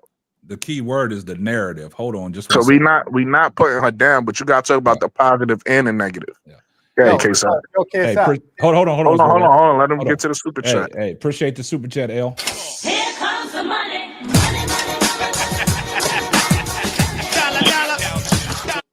Hey, L said Carter would fit with Becky Hammond. I think she's the only coach who might be able to manage the type of personality if Becky can manage Tiff Hayes, then she can handle Ken. Yeah, I agree. That's the key word, Tony. It's the narrative. We're not putting the narrative out there. We're just talking about the narrative that's out there about Chennedy Carter. That's all. And Kelsey Plum. Kelsey Plum got a serious bad attitude. Everybody in the WNBA has a narrative out there about them. Yeah. But just like Skylar Diggins, she had the narrative out there about her. She fought her way back into the league the same way that Chennedy Carter had to fight her way back in. It's always somebody that's going to give them an opportunity. And then some people don't make it back in. Like that Liz Cambage. Yep. Oh, she'll never make it back. And like K-Sap said, remember we was talking about the Draymond thing? Yeah, other GMs might not want him, but the Golden State Warriors want him. They want him, and they say they can manage it. Yep. So why would they let him go when they know he's valuable? Exactly. And there was other teams that when his name was mentioned in trade rumors, he didn't have enough value out there because of the narrative and what they seen in Draymond with all the on-court behavior, the technical fouls, and what he did to the team with Jordan Poole. He did not have that's why he was never moved around. And that's why Clay walked. You know what I'm saying? They didn't pay Clay. Clay walked. I thought that Draymond would walk before Clay. You see what I'm saying? So that means that there's other teams that didn't want to give Draymond the money. So Clutch Sports did their due diligence and say, hey, other teams don't want you. So let's maximize a contract with Golden State. Let's get you some money. Other teams didn't want to deal with it. Ironically, K-Sap, one of the teams Draymond was rumored to go to was the Mavericks, and Clay ended up there. Exactly. Draymond is still on the Mavericks floor. wasn't going to deal with that. The Mavericks was not going to deal with that. So that's why they took the chance on Clay. And I think it's like Brooklyn said, and I'm going to keep on saying it, it's unfortunate that narrative is out there about Chennedy Carter. It's it's the rumblings out there about Chennedy Carter. It's not stuff that we're making up. You know, it could be false, but it's the narrative that's the key word. Right. But narrative. Also, let's be clear, and that's why I said this earlier. It's unfortunate it's on Kennedy, but part of the blame is on Kennedy. Kennedy got not real talk, because I'm a person that goes through that too. Like I compare my personality to like an AI personality, meaning I get misunderstood sometimes, and everybody I'm not the person that's gonna mesh well with everybody. I'm talking about in real life, right? I'm the type of person that and I'm just keeping all the way real with y'all. I'm the type of person that with authority, supervisors, whatever, as long as you show me respect, I'm gonna show you respect. But I don't feel like because you're necessarily a supervisor of mine or authority of mine that you get the chance to disrespect me, right? You're gonna hear my mouth. I'm not the person, and I work with certain people that do this. Shout out to them. Certain people will let supervisors talk to them crazy and won't say nothing. I'll be looking at them like, wow, that's not me. But like, because that's not me, sometimes like the narrative about me, instead of people telling the truth and what happened and saying, oh, somebody disrespected Green and then Green, said what he said. I'm telling y'all my name and shit. I ain't mean to do that.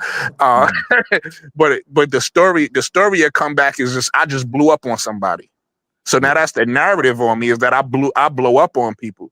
But they won't say that what actually happened. So I deal with that too. So I could understand Kennedy's personality. That's why I'm saying, me as a man, I got to take accountability for my actions, right?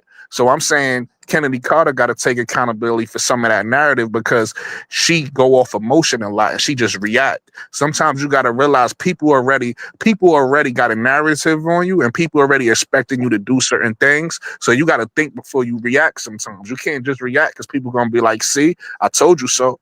Look, I told you she'd be like this. So now this is the third locker room she in with a quote unquote narrative. If she go to another locker room, she not making it back into the league if some shit happen, because this gonna be the fourth locker room with a narrative on her. So she gotta know, like, this is what people is already thinking about her. So she gotta move smarter. Hey, Sister Tony, let me ask you this: do you know that it's a whole YouTube on Chennedy Carter's fights and arguments and activity? Do you know it's a? I don't follow rubbish like that. That's what I'm saying. So that because that's downgrading somebody. This just like hold on a second. Hold on once. Can I say something? Okay. Just like Brooklyn just said, right? You got people have a perception about how you are, a narrative of how you are, right? Would you like the idea that every time they see you, they keep talking about it? They do it anyway. And then they go it on a public on podcast, go on news and everything, and talk about how Brooklyn got an attitude. Brooklyn is this. Brooklyn is that. Brooklyn is that. This what where everybody else got an attitude in that same league. They do it anyway. That's what I'm talking about. They Tony, do it anyway. I understand that. I understand for journalistic, whatever. Yeah. Right. I understand for KSAP part, he's doing the journalistic part of he has to do the bad and good. But I mean, we kind of emphasize more on her negatives than on her positives. And we're not doing that. kind of getting tired of hearing about. That's not what we're doing, Sister Tony. The narrative of what she's this, or narrative of what we did is that. Okay, yeah, she got a bad rap. She got a bad rap. No, what At the Sister end of the Tony day, is who saying, don't? what Sister Tony is saying, it's for I want everybody on the panel to hear what Sister Tony's saying, because that is what triggered her. And people that has that type of love for Kennedy. I mean, I'm glad that Sister Tony, I really appreciate the ways that she's reacting and responding. I'm not even getting irritated with it, because that shows me that the lady loved Chennedy Carter. So I'm not taking it in a negative light at all, Sister Lakeisha, of what Sister Tony and how she's responded, because it's a whole bunch of people that's responding the same way Sister Tony is like, why we got to bring up that? That's fine. That's how when people have that type of passion about their team and the person that they like, I don't get into that. But what I will say is, Sister Tony, it's God and the devil. If we are spiritual people got to learn about everything that they can learn about Satan. You have to, because God said to study him. Yep. In all of the scriptures. He says, study him in his depthness in Deuteronomy. That means if God told you to study Satan, the serpent, in his depthness, meaning that you have to know, you have to understand, you have to see what he's done. You have to go get with other people who bear witness on the things that has happened. So even though we don't like the devil, we hate the devil, we hate Satan. We really, those that are righteous. I'm not talking about, I'm gonna get up off of this case up because this is your channel. I'm just gonna get on up off of it real quick. But the God of the Lord of the worlds, the God of the world says, study Satan and look at what he does, because he will come as an angel or sheep in wolves' clothing. So he's the beautifulest angel that he has. But by his beauty make you perceive that he cannot be that diabolical. See, everybody got Satan shaped up as horns and tail. No, God said in Genesis that he was the most beautiful angel that he had developed. You understand? So you got to understand. You got to understand where we're coming from. And if Eve would have had the knowledge of Satan, she would not have had, for as the scriptures is concerned, the apple situation. Hey, bro, Claude. Can I jump in? Hey, bro, Claude, can I jump in? Yeah, hold on, Brooklyn. I'm getting up off of it. So the thing is that we got to know about the evil so that we can put the good out, because she got a multitude of good, and she's what we need on this team. So her good outweigh her bad, but let's not pretend like her bad is not there. And let's not pretend that people not talking about it. So what we doing on KSAP channel right now, we are addressing those people who are talking about Chennedy Carter negatively. We meeting them in the face, like Eminem say, oh, you can call me this, you can call me that, you can call me this. I'm trailer trash. He meet them at their point. But best rapper alive. Then I'm dropping. But Bro Clark, wait before you go, Brooklyn. I'm gonna tell you this. I love Chennedy Carter. I was just in the chat talking about I need to get me a twerking for Chennedy Carter shirt. Don't start the twerking. Start. I was telling the chat I got to talk to KSAP about getting a twerking for Chennedy Carter shirt. About so Sister Tony, I love Chennedy Carter. But hold on. Let me bring us home now. Let me bring us back home though, because I think we losing track of where we was at, right? I'm confused Again, just like you, but let's go a- on. again. I First of appreciate the all, sermon though. yeah, I was about to say I want to thank Brother Brokaw for the word. Out of nowhere, I want to thank him for the word, but I just want to be clear. We're not in here bashing Kennedy Carter, right? We're talking about the positives and the negatives. With Kennedy, going back to Tony's point about not wanting to hear people talk about you, I think what Kennedy and people like me don't like, and I could say for me, I don't know about Kennedy, but if she's like me, she'll feel this way too. What we don't like is when people lie on us. Like, don't tell half the story, tell the whole story. So I don't think Kennedy Carter minds when we talk about the positive and the negative because it's the whole story. I think she minds if we just in here kicking her back in or we telling half truths. She'll have an issue with that, right? But if we in here telling the whole story, because like I said, at the end of the day, we really telling the whole story, especially, like people said, every player got narratives on them, then every player, right, has positives and negatives, right, going on about them. So it's like with Kennedy Carter, we just talking about narratives that's put on her, right, that's on the internet, that some may be true, some may be not true. We talking about the narratives that's put on her that she has to deal with herself, that she's responsible for us thinking from her own actions, right? And then we talking about the positives of what she brings to a basketball team and a basketball club. So we not on here bashing her. We just talking about the full story. And I don't think there's nothing wrong with any player if you talk about their full story. Just like Shaq, right? You can use Shaq as an example. A lot of people feel like Shaq could have won more championships in his career if he was more focused and if he was in better shape.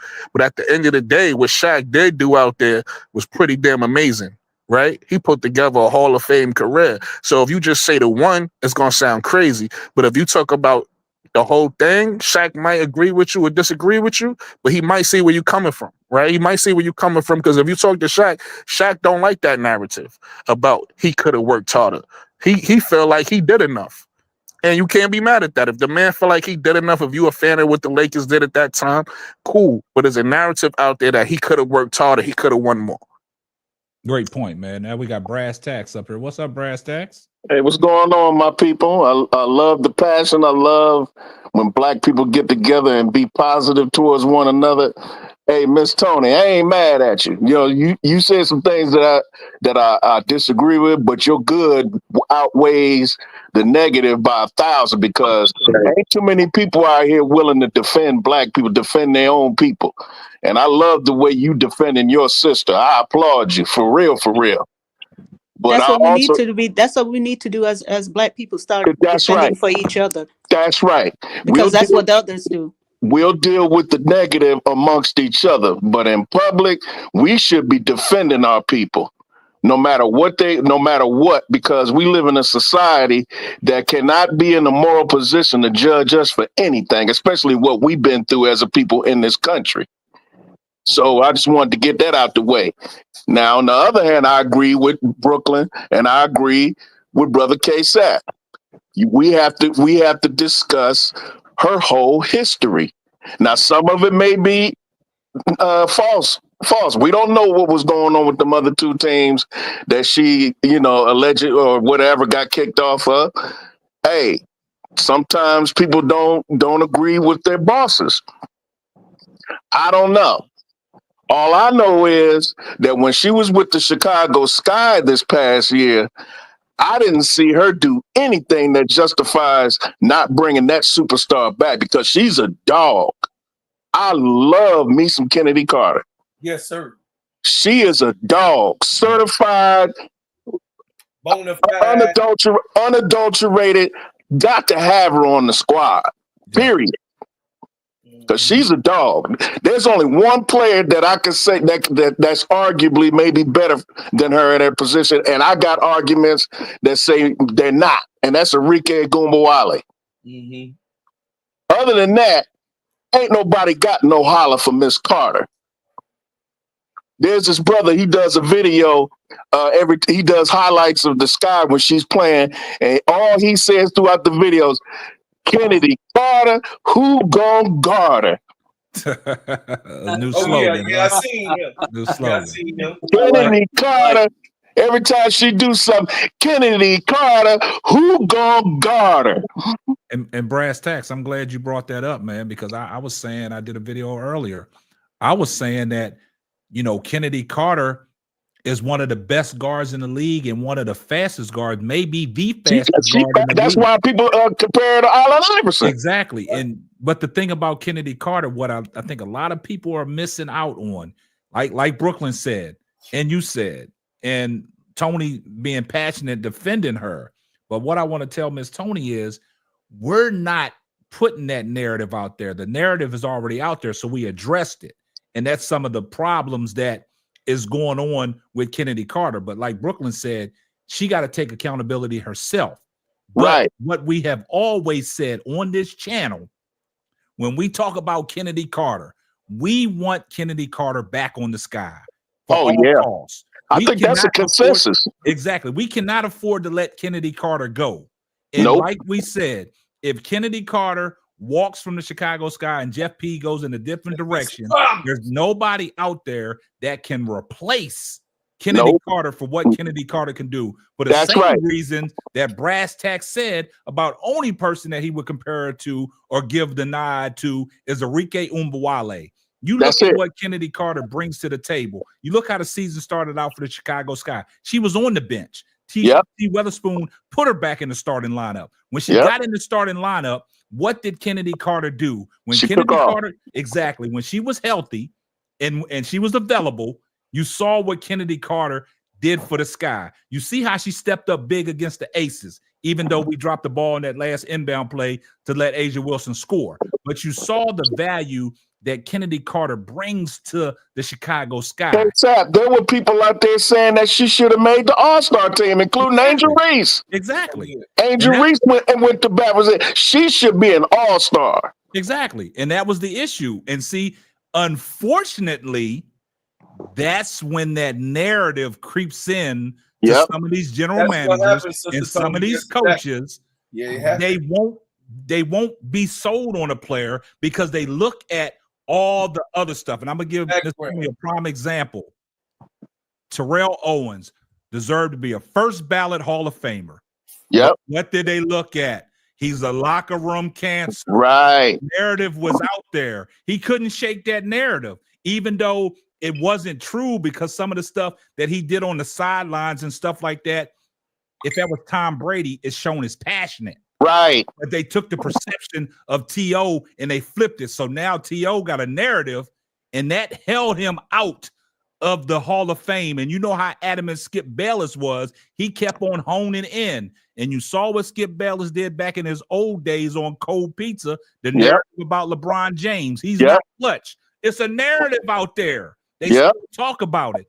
So in this, and they ignore the fact that man has had more last-second shot winners than anybody in history, including Michael Jordan. Go ahead. But we won't talk about it no more. We ain't gonna talk about that. You're right. We ain't talk about that.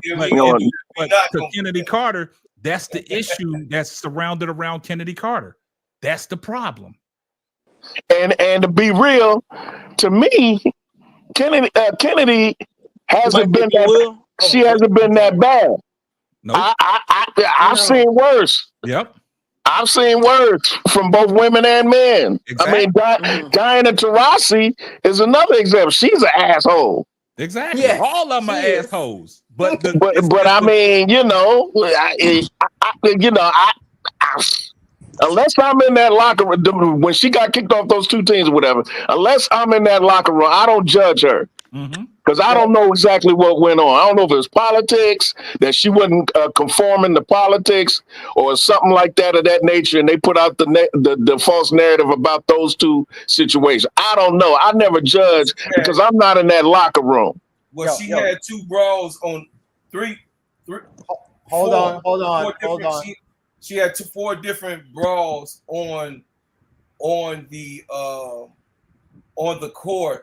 And it's about 6 or 7 videos out here right now just saying how much of a head case, just talking about how, they're Caitlin Clark, of course, fanboys, but they put it out there where how much of a problem it all came to spark of her knocking Caitlin Clark down, and they made these videos because you could look at the date on them. When Chennedy Carter knocked Caitlin Clark down, the fanboys went and did some discovery on film of Chennedy Carter having it out with 3 basketball players on the court, 2 of her teammates on the Sparks, and then her and Kurt Miller had an argument on the side of the bench. So, K-Sap, let me know when I can talk. Hold on, bro. Hold on. Hey, we got somebody new in here. We got Mike in here. Mike, go ahead and get your point off. What's up, man? What's Welcome going to on, the panel. guys? First time I ever joined the live stream, but I got to get some facts across. Okay. Hey, Mike. What's going on? Nice to meet all of you. So based on some research and discussions I've had with people in the past, right? I believe the way the restricted free agency works is you have to sign a minimum 2-year offer sheet, not 1. It has to be 2. And then your team can match. I believe based on that, none of the restricted free agents are expected to sign any offer sheets because there's a new CBA that's expected to come the following season. Are you guys following me? Yeah. Yes, sir. Thanks. So check your IG message, K-Sap. So what does that mean, right? Based on that, I'm led to believe no one is going to sign any offer sheet. So the only option would be to sign her as an unrestricted free agent or core her, which if anybody don't know what the core is, it's like the franchise tag in the NFL, right? Right. So if they want to core her, I'm going to use the Fever for an example. You know, Kelsey Mitchell wrote a whole article talking about testing for agency. She did say she don't want to come back to the Fever, but, you know, she indicated it's, you know, right by her to test the market, see what's out there. And the Fever and their president came from the Pacers. She's no joke. She's about business. She doesn't mess around. That's why she came in, buy GM, buy coach, and flip that organization upside down. She goes on a podcast. You know what she says, K-Sap? She talked about the core and how it would be irresponsible of them to not use it. She shut down any rumors right away. Basically, we're gonna core Mitchell. We know her value. If we can't get her to sign a contract, we're not gonna let her walk that easily, right? Meanwhile, Chicago has said nothing. Again, this is all my opinion. Let me preface it by that. So anybody that's been in those rooms with big talking heads, and bro G can verify this because I'm sure he's been in those rooms. You never listen to what they say a lot of the times. You listen to what they don't say. Do you think this GM doesn't know the talk is out there? That it's giving Carter a bad look? Has he come out and said, no, we're going to core her? So I'm of the opinion they're going to do one of 2 things. They're going to wait and see and try to sign her for the cheaper than the core, right? Yes. Or they're going to core her or let her walk. But they haven't shown any interest. She's a star. She's, in my opinion, the only 2-way guard that can actually score almost at will. No other shooting guard can do that. Kelsey Mitchell's a bucket, but she can't play defense like Carter can. No way. Does Carter have a history of being angry? Yes. But anybody that played athletics knows that every good baller has that. That's what drives them. It's hard to turn it off. Michael Jordan slapped Steve Kerr, and we said that's because Michael Jordan's a winner. We celebrated it. So somebody yells at a teammate in the locker room. We surely did. And we're going to vandalize them? Why? We call when the men do it. Michael Jordan slapped Steve Kerr. Go ahead. That's what he said. That's what he said. Kobe Bryant said, my teammates don't work as hard as I do. Why should I sit and talk with them? Some of them, not all of them. He refused to sit and talk with them. We celebrated that. We coined it Mamba mentality. We said more people need to be like this. But Chennedy Carter, who's mad at losing, probably gets in a small argument. We're going to say, oh my God, these are professional athletes. So I really believe if I had to bet money on it, that she's not in their long-term plans unless they cannot sign somebody else. That's my opinion. We're not going to sit here and lie to ourselves. No one's going to write that tweet, in my opinion, unless they're feeling a certain way. Exactly. And that's what I was. Hey, Mike, I do appreciate you coming up in here, you know, breaking down what you broke down about the restricted free agent and things like that. But I'm going to put something on the screen here shortly. But that's what I was saying about, you know, I don't think Chennedy would have put that tweet up there in that sense if she didn't really know what the possibilities could be. And me personally, it make you feel unappreciated. She was the leading scorer on the team. And you not talking about me? Are you serious? I worked my way from the bench. Matter of fact, I worked my way from nowhere to the bench, from the bench to the starting lineup. Then I became the first priority to get Let me ask all of you guys something. Do you think there is more than a handful of superstars? Because she's a superstar. We all agree on that, right? Yeah. Right. That are willing to come off the bench like a 6-man when you know you'll bust the ass of 90% of that league, probably. And she didn't even complain. She said, whatever the team needs from me, she was willing to do it. Or let's say it was her in the locker room that made the ruckus. Get back in the league though. Like she got a training camp deal, so yeah, she got to work her way up. She understood that. I don't think it's. I mean, I get where you're going, but again, it didn't happen in a vacuum. Yeah, I understand it didn't happen in a vacuum. With the new trend, with the Liberty as stacked as they are, the Fever looking like they're about to collect free agents, do you think a team like maybe the Aces are not going to call her and say, "Hey, we need you, come here. We're getting out hustled in free agency"? That's a talent. And the end of the day, hold on, Mike. That's a point I wanted to address, right? About the Aces. The Aces are probably the last place that Kennedy can go to, and that's because the Aces have to focus on re-signing Kelsey Plum. It would be very disrespectful for the Aces to chase after Chennedy Carter, and they don't give Kelsey Plum, who has been there for both of their championships, a max contract. That would be taking a risk. And the thing about it is you could make the argument easily that Chennedy Carter is a better player, younger, more valuable asset than Kelsey Plum. Oh, hands down. But that's not how you do business in basketball. You don't just cut someone who's been with your team for 7 years that you drafted, trained, turned into a superstar themselves, that they were two chips, and then you see the next brightest thing, and then just be like, okay, we're not going to offer you a max. We're going to go offer a max to somebody else that we see a better future with. But Bogad, they do it all the time. No, they don't. No, they don't, bro. People, when you have won things with a team, you get a very bad reputation as a front office if you just cut players off. What's right? but bro, G, best player. People don't do that. Yes, they do. Oh, yes, they do. Yes, they do it all the time, bro, Gad. They do it all the time. What you mean, man? They get it to James Harden. I understand what James Harden, bro. Everybody I understand. Hold on. Let's bring some context into this. I understand what Brogad is saying. I understand what he's saying, but the part that people got to realize: free agency isn't about the organization. Free agency is about the player. Right. Also, if I remember correctly, I had heard, I don't know if I heard it or read it somewhere, that Plum got offered an extension and didn't sign it. So unless that's a lie, Yeah, the players I can heard control that the too. free agency. So it's really about what the player want to do. With the CBA coming up, nobody is trying to sign a multi-year deal right now because they want more money, which is going to come with the new CBA because of new TV deals and whatnot coming up. I get you, Brass, but she could have signed for 1 year because the rumors are, at least on Twitter, a lot of people are saying she wants to go back to her hometown in Cali and play in Cali. That's what they're saying. Okay. Yeah, but you can't listen to rumors. Back to what Brooklyn said. It's about the player, not the organization. Right. Yeah. But you can't listen to rumors. And free agency, you're going to hear damn near everything. You can't really listen to what Twitter saying. But it could be true that she wanted. I mean, in free agency, players do what's best for them, right, Brooklyn? Yeah. No, absolutely. But what I'm saying sometimes they leave their organizations even if they just won a championship with them. No, that's a fact. That's a fact. But what I'm saying is, you let Twitter start telling your news. Listen, they talk about Sabrina Ionescu want to go to the West Coast, and they talk about this player want to do this.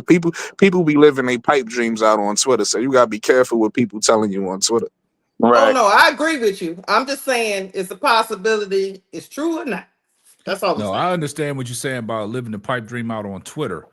I go off of what that said athlete tweets. There you go. That's what I'm saying. You got to watch where your information is coming that's from. what I'm saying. I As go long off of what as the long as it's athlete some tweet. Yeah. right, as long as it comes from a place with some integrity. It could be an athlete, Yeah. or it could even be like if Annie Constable said it, that's different.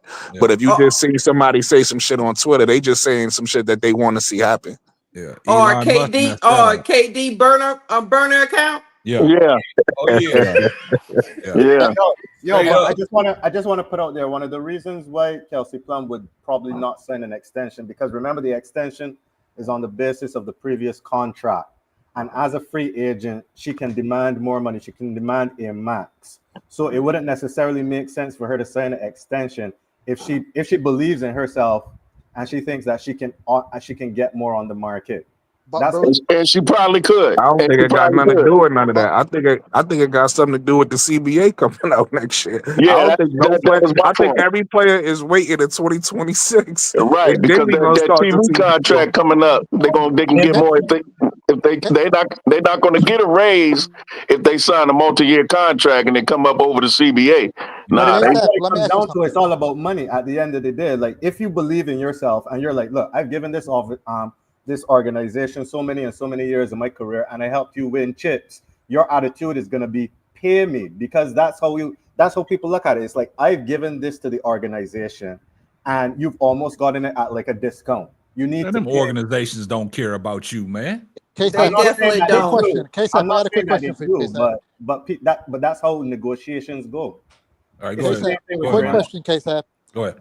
So, first of all, Bro G, I believe Kelsey Plum's already making near the max. She's not on a rookie deal where it's going to be a big jump. She's already like near the max already. So Yeah, that she's addresses at the that max. point. So that addresses that point. But KSAP, in your opinion, again, this is everything I said is my opinion, and we're all giving our opinions, right? Yeah. So, in your opinion, does Chennedy Carter seem like the type that goes on Twitter and mouths off, or is she a straight shooter? She a To straight me, shooter. She's a straight shooter. And if you look at her Twitter, she's not that active on Twitter, where Nope. she's somebody that be saying stupid stuff. That's what I'm saying. Thank So you. when somebody like that writes something like that, I'm of the opinion it holds weight, and you better believe it. That's my opinion. Exactly. Because Yeah, if she's you not go, on- she's not on if you Twitter. look at her Twitter account and look at the last time she posted into what she posted, I'm like, hey, I don't see too many posts from Chennedy Carter. But you gotta follow the timelines on everything that happened led up to why she tweeted. You have to look at all the pieces of the puzzle and put the puzzle together. It's not one piece of evidence we're looking at. We're looking at everything in totality and saying, what is this story telling us? Yep. That's what we're doing. And we're led to believe that I'm worried about her not being on this team. I'm going to keep it real. That's my opinion. Because there's too much evidence on one side. I think if the Sky wants her back, she would go back. She doesn't want to leave. No, she don't want to leave. The things that she's saying on Twitter are really generic, really. She's just saying basic free agent stuff that anybody else would say if they were with a team. You see what I'm saying? She's not saying I don't want to go back to Chicago. She's not suggesting that. And she's also not suggesting, I really, really want to play, even though she did say that she wanted to come back. Because she really loves playing with Angel. Yeah. Now, let's just keep it real. She loves playing with Angel and Camilla. I mean, yeah, who wouldn't? Especially Angel. Now, She just putting the screws to Jeff P. Yeah, That's all she's she putting doing. Jeff on notice, man. Yeah, that's it. But K-Sap, let me ask you a question. I don't know if you discussed this earlier in your broadcast or not. I came in late, but what about what Marsha said? I know we don't really want to. Don't put any stock into what coaches say before the draft or anything, or what kind of when they say what kind of players they want. Now, the kind of players he said he wants to fortify this team does not sound like Chennedy Carter. Chennedy Carter is not 6 foot. She's not long. I don't think Tyler Marsh didn't say that. Tyler Marsh didn't say that. Or the GM. I'm sorry, the GM. I'm sorry. Tyler Marsh didn't say the GM. I'm sorry. I meant to say, the GM. The GM said it. He's, everything he described is not Chennedy Carter. It's not Chennedy Carter. That's what I said. But here's the thing. Here's the thing, Tyler everybody. Marsh said he want to play fast and he wants to shoot. He Yeah, wants to play fast, which is Chennedy Carter, and he wants to shoot jump shots. But he And he could be also talking said he about wants 6 foot or adding taller. pieces to He that. also said he He could be also talking said about adding pieces. That's what that. Yeah, I mean, here we absolutely. go No, again. he was. No, he was. I agree with you, Sister I'm just Tony. asking the question. I'm not suggesting that he doesn't want Kennedy or whatever. I'm just saying with the stuff he's saying about the perimeter shooting and length and height, Kennedy Carter does not fit the description. That's all I'm saying. Brass tacks. But here's my thing, right? He can say whatever he wants. I get it. I'm sure we all wish that we can go win the lotto tomorrow, right? But how Yeah. many 6 foot guards, point guards are there besides Clark, Paige, and Sabrina? They're not out there that much. You know, we all would love to have them. Thank you. They don't exist. Thank you. And that was my point. And that was my point because we were talking about that with you was on the broadcast, KSAP, when me and Zoe was talking about that. Remember we were saying the same thing? They don't grow on trees. Exactly. Especially in the women's game. There ain't too many 6 foot guards. That's the reason why Olivia Miles is very even though she's not 6 foot, she's damn near 6 foot. And I was telling that to Mo 3. He brought up guards that are being big. I said he only could name 4 and he stopped. Yeah. And that's the point that I was trying to get at. From what Jeff P said, those don't grow on tree. He must think he in the NBA. Like Mike said, he could say anything, but like Brad said, everything that he said as a general manager was not the description of a Chennedy Carter. Nope. So, Brass Tacks, one thing that gives me some comfort, I believe, my opinion, that Reese is going to put her leg down and say, I want her hair. Because I think we can all agree that we all share this opinion. These rookies got power. They know, they probably Angel has power. No. Angel, Clark, Brink, they got power because they're big time. Oh, you talking about rookies in general in the league? No, this class of rookies. This class of rookies. This class. Like what does everybody say, right? They said a lot of people share that opinion. I guess my opinion, Clark didn't get Sats fired, but if Clark wanted her to stay there, oh yeah, they were probably going to keep her. They got power and they know that. So I'm confident. Keeping it with Chicago, the power is Angel for the Chicago Sky. So that's what I'm saying. I hope, and I think, my opinion, Reese will put her foot down because Reese and her click on the court. You know, Reese is off the ball. Now, Reese is a dominant guard. Let me ask you this question. Let me ask the panel this question. We know Angel Reese should have some say, right? Yeah. Now let me ask y'all this question. Once Teaspoon got fired, did that change Angel's leverage? I don't think so. No, I think I really believe that Angel was blindsided by that and had no idea. That's what I believe. But we don't know. Some GMs, they always have a power struggle and they want to make sure that it's known they're the boss. I don't know if this guy's like that. They can play with Angel if they want. He's definitely like that. Chicago Sky fans will perform a coup, a mutiny, and damn near riot if he doesn't satisfy or make Reese comfortable, and that they're gonna win championship. He's gonna do what it takes to win championships because she could be up out of there after her rookie contract is up. And they've already lost Kalia Copper, and they've all that debacle with Gabby Williams. They don't want to repeat history with this woman because, in my opinion, and this is just my opinion, Angel Reese is just when you combine her magnetism, personality, the elephant in the room, of course, her beauty, and the way she plays the game, she is going to be it ain't going to be Caitlin Clark because she's too bland. She's going to be the face of this league, and you want the face of the league to be in your town, not somebody else's. And Brass Tacks, here's another thing, right? This is, I apologize if you guys hear that's my son in the background yelling. I apologize. No, you good. But you good. All she has to say is, hey, look at what I did with Flau'jae. Kennedy's like Flau'jae, but Flau'jae's a better 3-point shooter. But they play the same. Look what I did. I won a national championship. And now that we've seen how good these rookies are, you know how good the players are in college with this new generation. These guys, they're ballers. They came in. Brink would have led the league in blocks probably if she doesn't get hurt. Reese setting records in rebound. Clark setting records in assists. Once Rakia came off the bench, we're like, oh my God, she's a bucket. So look at what Reese did in LSU with Fla J. They won a national championship and beat one of the hottest teams. That wasn't it. They're playing the SEC. That's not easy to get there. Yeah, that's the thing. So there's It's definitely not. Going back to Kennedy Carter. We talked about that SEC before. That's a whole clan. That SEC it's hard, man. I see Going like a back, boot camp. They produce monsters in the SEC. They send them in.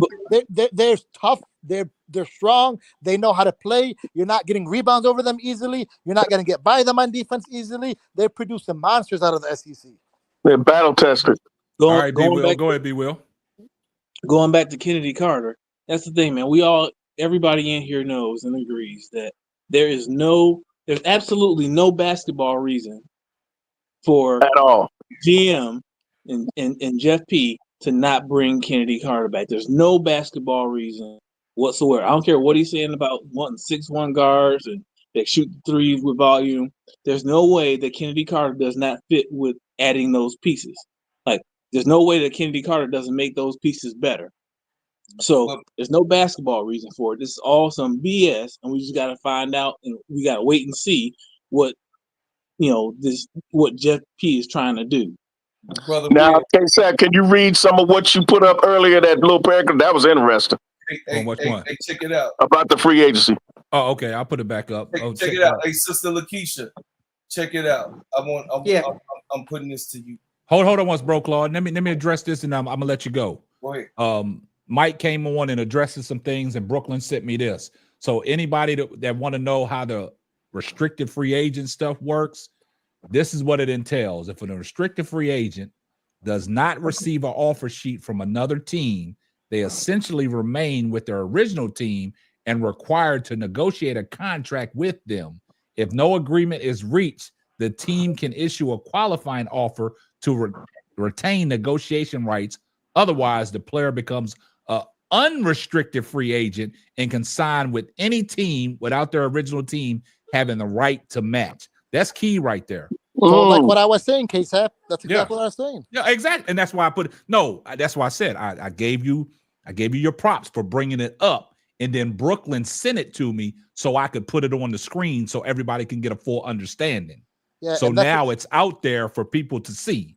And that's what got me worried, because I don't think anybody signed an offer sheet because of the new CBA. So it's still early. We gotta give it time. No. You got to understand. What I don't see where you said, Mike, though, I don't see anywhere in this paragraph where it talks about a 2-year minimum. So could somebody, whoever sent this to KSAP, look up the restricted agent offer sheet for the WNBA, please? Yeah, I heard that in a Spaces, and the Spaces had people that were very knowledgeable about the WNBA, and one of them Googled it. Yes. You there, Brooklyn? You got that for me? Yeah, I'll take a look. I'll look it up. Okay, hey, cool. Check it out, y'all. Check it out. What I was saying is, we still ain't talked about the pink elephant. The pink elephant is Chennedy Carter, is Teaspoon's pick.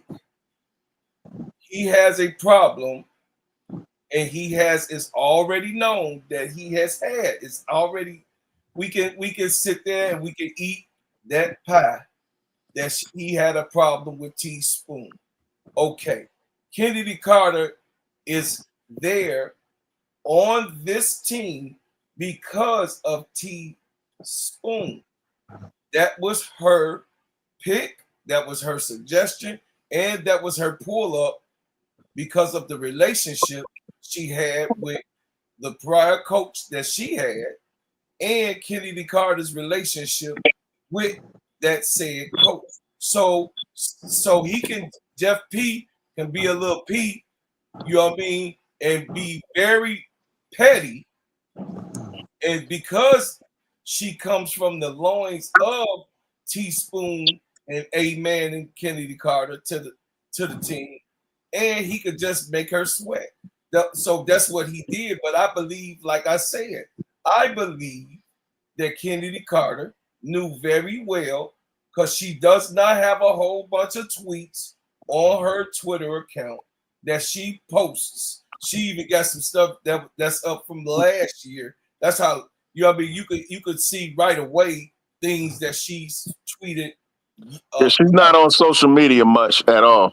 Right. So she said what she said. I'm do L, Sister L. She said what she said. She meant what she said, and her people said, "Pull that shit up off of there." What are you doing? And what bro just said, what are we taught? What are we taught in life? Don't worry about the one that's always yapping. Worry about the one that's always quiet, then talks. Those are the ones whose words many times carry heavy weight because they never talk. So when they say something, many times it means something. Yep. I totally agree with that. I agree. But I believe Jeff P is trying to wrestle these girls. Yeah. From Teaspoon. He is. He's trying to wrestle them. Wow. Pull them away from Teaspoon. I'm glad, Sister Keisha. And I don't know why. And say we're trying to move forward. Yep. This is a new day in Chicago Sky. Get on board, or are you not coming back? Yes. That's a good point, Lakeisha. When new regimes come, You better win a championship. They like cleaning house. We've seen it happen on many franchises, many sports. And When a new better- regime comes, they want to put down their foot a lot of times. He better build a championship. But hold up, and Brass Tacks. Hold up for a second. That's a great point Lakeisha brought up, because you got to look. Jeff P was not there when they hired when they hired Weathers, right? So now Teaspoon, that is another. That's Angel Reese's Teaspoon. Angel Reese's Teaspoon's pick, right? Yep. That's right. So now she giving Chennedy Carter another chance to get back in the WNBA, like Brooklyn alluded to, right? Because it's sad, and we have to talk about it again, that this is what they saying about Chennedy Carter. And for whatever reason, she don't get the same chances that everybody else in the WNBA that has a bad rep get, right? So now I'm going to take it to Skylar Diggins. Look what happened to Skylar Diggins when she got pregnant. She had to fight her way back into the league, right? Yep. She had to fight her way back in the league. too, right? Exactly. Had to fight their way back in the league. So what Lakeisha said about Jeff P, Teaspoon was not his girl, not his pick. He didn't like Teaspoon. I don't think they saw eye to eye. So what he's basically saying, if y'all can't get over the Teaspoon regime and we bring in somebody new in here, then hey, we can cut ties with you too. And that's why I think he's saying that he would like to, put some of these picks together and go through free agency to get the pieces that he wants, that knowing that are not attached to Teaspoon. That's right? That's a dangerous game, Exactly. So now the only person that's really attached to Teaspoon that's is on Angel. that team is Angel. So basically, and Camilla. Yeah. Basically, what you seem like you're saying, KSAP, and you could be right, is he's trying to isolate Reese to decrease his power in a way, decrease her power. Hey, like Brass Tack said, anything is possible, and it's a dangerous game to play, but somebody got to play it. But guess what? Another thing, hold on before you go. Another thing, KSAP, he tried to do a narrative on Teaspoon talking about Jeff P, but it didn't stick. People still love Teaspoon. Yep. Mm-hmm. And another thing, because I don't know if everybody's aware of this, because listen, we all know Carter. Okay, she had beef with previous teams, whatever. Nobody here has a 100% clean pass. We all had issues. We've all had problems, right? But don't judge a person by mistakes in the past. Judge them by their intent. There was a play. We know she hip checked Clark. It was a mistake. It happens, right? Clark has gotten fouled way harder by other people, and they didn't make a ruckus like they did with the hip check. She delivered some cheap shots herself. Yeah, no. What I'm saying is they made a ruckus when Clark got fouled way harder by other people, and they didn't make the same ruckus. And another play, KSAP, and I don't know if you're familiar with this, you can look it up. There was a play where I think Dana Evans was holding Clark's arm, and Clark was stumbling. You know what Carter did? She held her up so she don't fall. If that's somebody with evil intent, you think she's gonna hold up Clark? I remember that too. Nobody talked about that. I remember that it was either the next time they played them or it was after that. But yes, 100%. But I want to get back to what K Sap said. That's on my K Sap. That's a dangerous game, bro, because you dealing with. Man, listen. I went on Twitter today because I saw Showtime. I'm sure y'all saw it when they talked about people's favorite team in this unrivaled league. Almost 99.9%. It seemed like one Angel Reese and the Rose. So Bro. really quick, KSAP, I found a bunch of things about restricted free agency, and I didn't see anything about Hey, a can I certain make my amount of point years, real- but I sent through Oh, everything. Okay. I looked up. Okay. But to finish my So point, you KSAP. could pick the best one, KSAP, that you feel. KSAP, that's a dangerous game, man, with Angel's popularity in Chicago and her popularity in the league.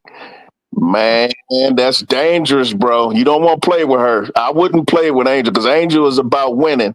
And if you ain't on board with what she talking about because of your ego and your hatred of Teaspoon, you playing a dangerous game, bro, because then you'll ruin that franchise for good because Angel has brought hope back to Chicago after that debacle of their previous coach and Gabby Williams things and all that other stuff and the breakup of that team, Kalia Copper leaving and all that other madness that's been going on with the upper management in Chicago. You cannot screw this one up. Yeah. And here's another thing. Here's another thing, Brass. If he's trying to squeeze out the last remnants of people who might have been loyal to Teaspoon, well, guess what? It was Angel and Camilla and Kennedy that was Teaspoon's main girls, right? So you're keeping two of them, and you making them Elizabeth your franchise. Williams too. You keeping two of them, and you going on record saying that this is what you're building around, right? Yep.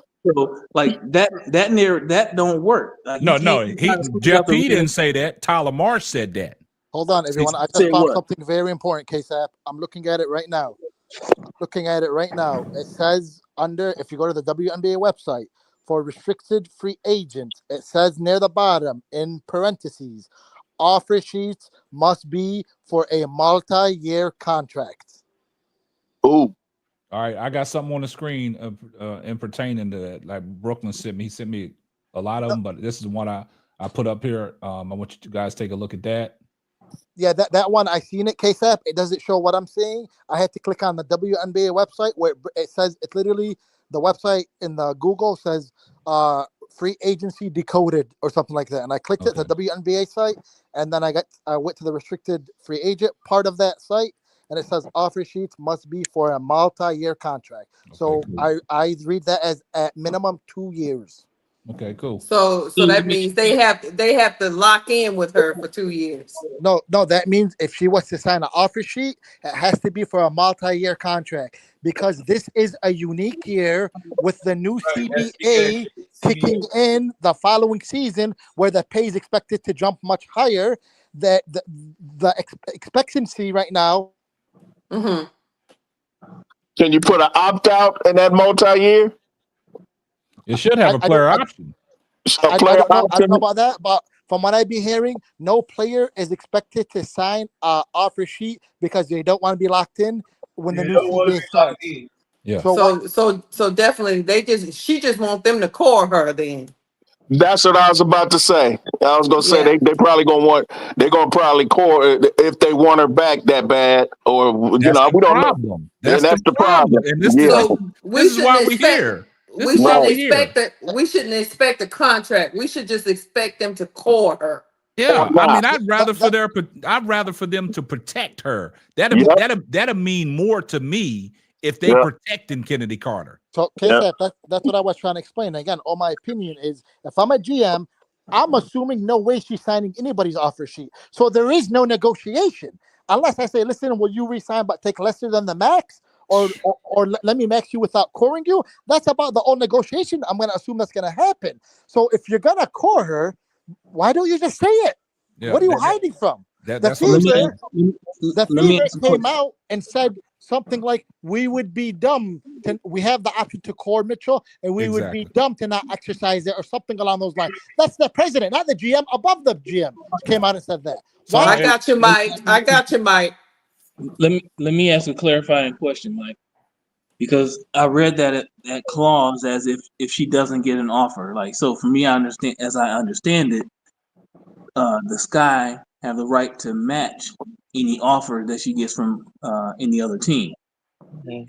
Does that mean that if we're following the same narrative about the new CBA, Chennedy Carter would probably not want to sign a multi-year deal with any team. She would probably be trying to get a 1 year. So if another team offers her a 1 year, then the Sky come back and offer and match that 1 year contract? No, the way I read it is any offer from another team has to be at least 2 years. So she's not going to sign anybody's offer sheet. So it's going to end up going back to the Sky to negotiate for at least a year or core her, or because basically at that point it's negotiation or unrestricted free agent. So either they negotiate where they say maybe, hey, we'll pay you 200 or we'll pay you 209 because the core is called the supermax and that's about 249. There is no unless you're willing to sign an offer sheet, which means you're willing to lock yourself in for 2 years. Right. There is no offer sheet. That's nobody in the right mind, in my opinion, would tell Kennedy to sign any offer sheet and miss out on the big payday with the new salary cap. No, I'm with you. Her agent would need to be fired immediately if she signed anything like that. So let me ask y'all this question. One second, Lakeisha, that's a firing. You don't even call the agent. You just text them. Don't bother calling me. Yeah. Let me ask y'all this question. Since we talking about that, right? And we talking about, possibly her being Wait, before you ask right? K-Sap, before you ask that, K-Sap, I sent you the article that he's talking about, so you can scroll through it. But gotta listen. Yeah. Get what you were saying. I just want to let you know I sent that to your IG. I got you. So I'm asking a question to the panel, right? So with all that being said, right? So now that takes me back to, having a potential to just come out and say, hey, we're going to core her. And just to keep it real, to put it out there, if they really wanted her back, right? So what's the difference in at the end of the season, Jeff P. immediately extended Elizabeth Williams? He did that. Ooh. He did that. He surely did, K-Sap. He did do that, didn't he? Yeah. Immediately extended her, knowing that she's coming off an injury. Yep. And he immediately extended her. So what Mike is saying, why don't you just come back and just let people know that Kennedy is going to be our main piece and we're going to core her just to get. This is tricky. Great point, K-Sap. Because listen, this is one of your best players. Why wouldn't you want to show them the love? Say, no, we appreciate you. We want you here, and we're going to put it out there. It doesn't make sense. This is an asset. Correct me if I'm wrong, K-Sap, but isn't that you're not supposed to know who they core, yes or no? Or is that something public? Because from what I thought, it wasn't public. Tony, you're mixing up. What you're referring to is the protected players that for the expansion draft that the Golden State Valkyries have. They get to protect 6 players. Yeah, those so they can't go get them. Yeah, those 6 players are unknown to any team except the Valkyries. Those are the ones you don't know. Yeah. But for the core, you're only allowed to core 1 player per year. Okay, so what? Okay. So I think to the point that what Mike is saying is, you don't want the Valkyries to be under no notion that you can get this particular player because we cored this player. No, K-Sap, they don't have to core her to do that. They can still list her as one of the 6 protected players on your team. Even if she was an unrestricted free agent, they can list her as that and core her later. They can still do that. Okay. But you're right. Why didn't they just sign Chennedy Carter to a 1-year deal when that season ended? I mean, unless you're telling me that the Sky are so petty that they're willing to allow these, and I got my opinion, they're willing to allow these rumors to swirl to save 50, 60,000 or so. So that dude better not be petty. I'm telling you, man. Angels. That would have been the best thing to do. They playing with Angels' emotions. They playing with Angels. Man, that dude don't understand the power of the Barbie. Hey,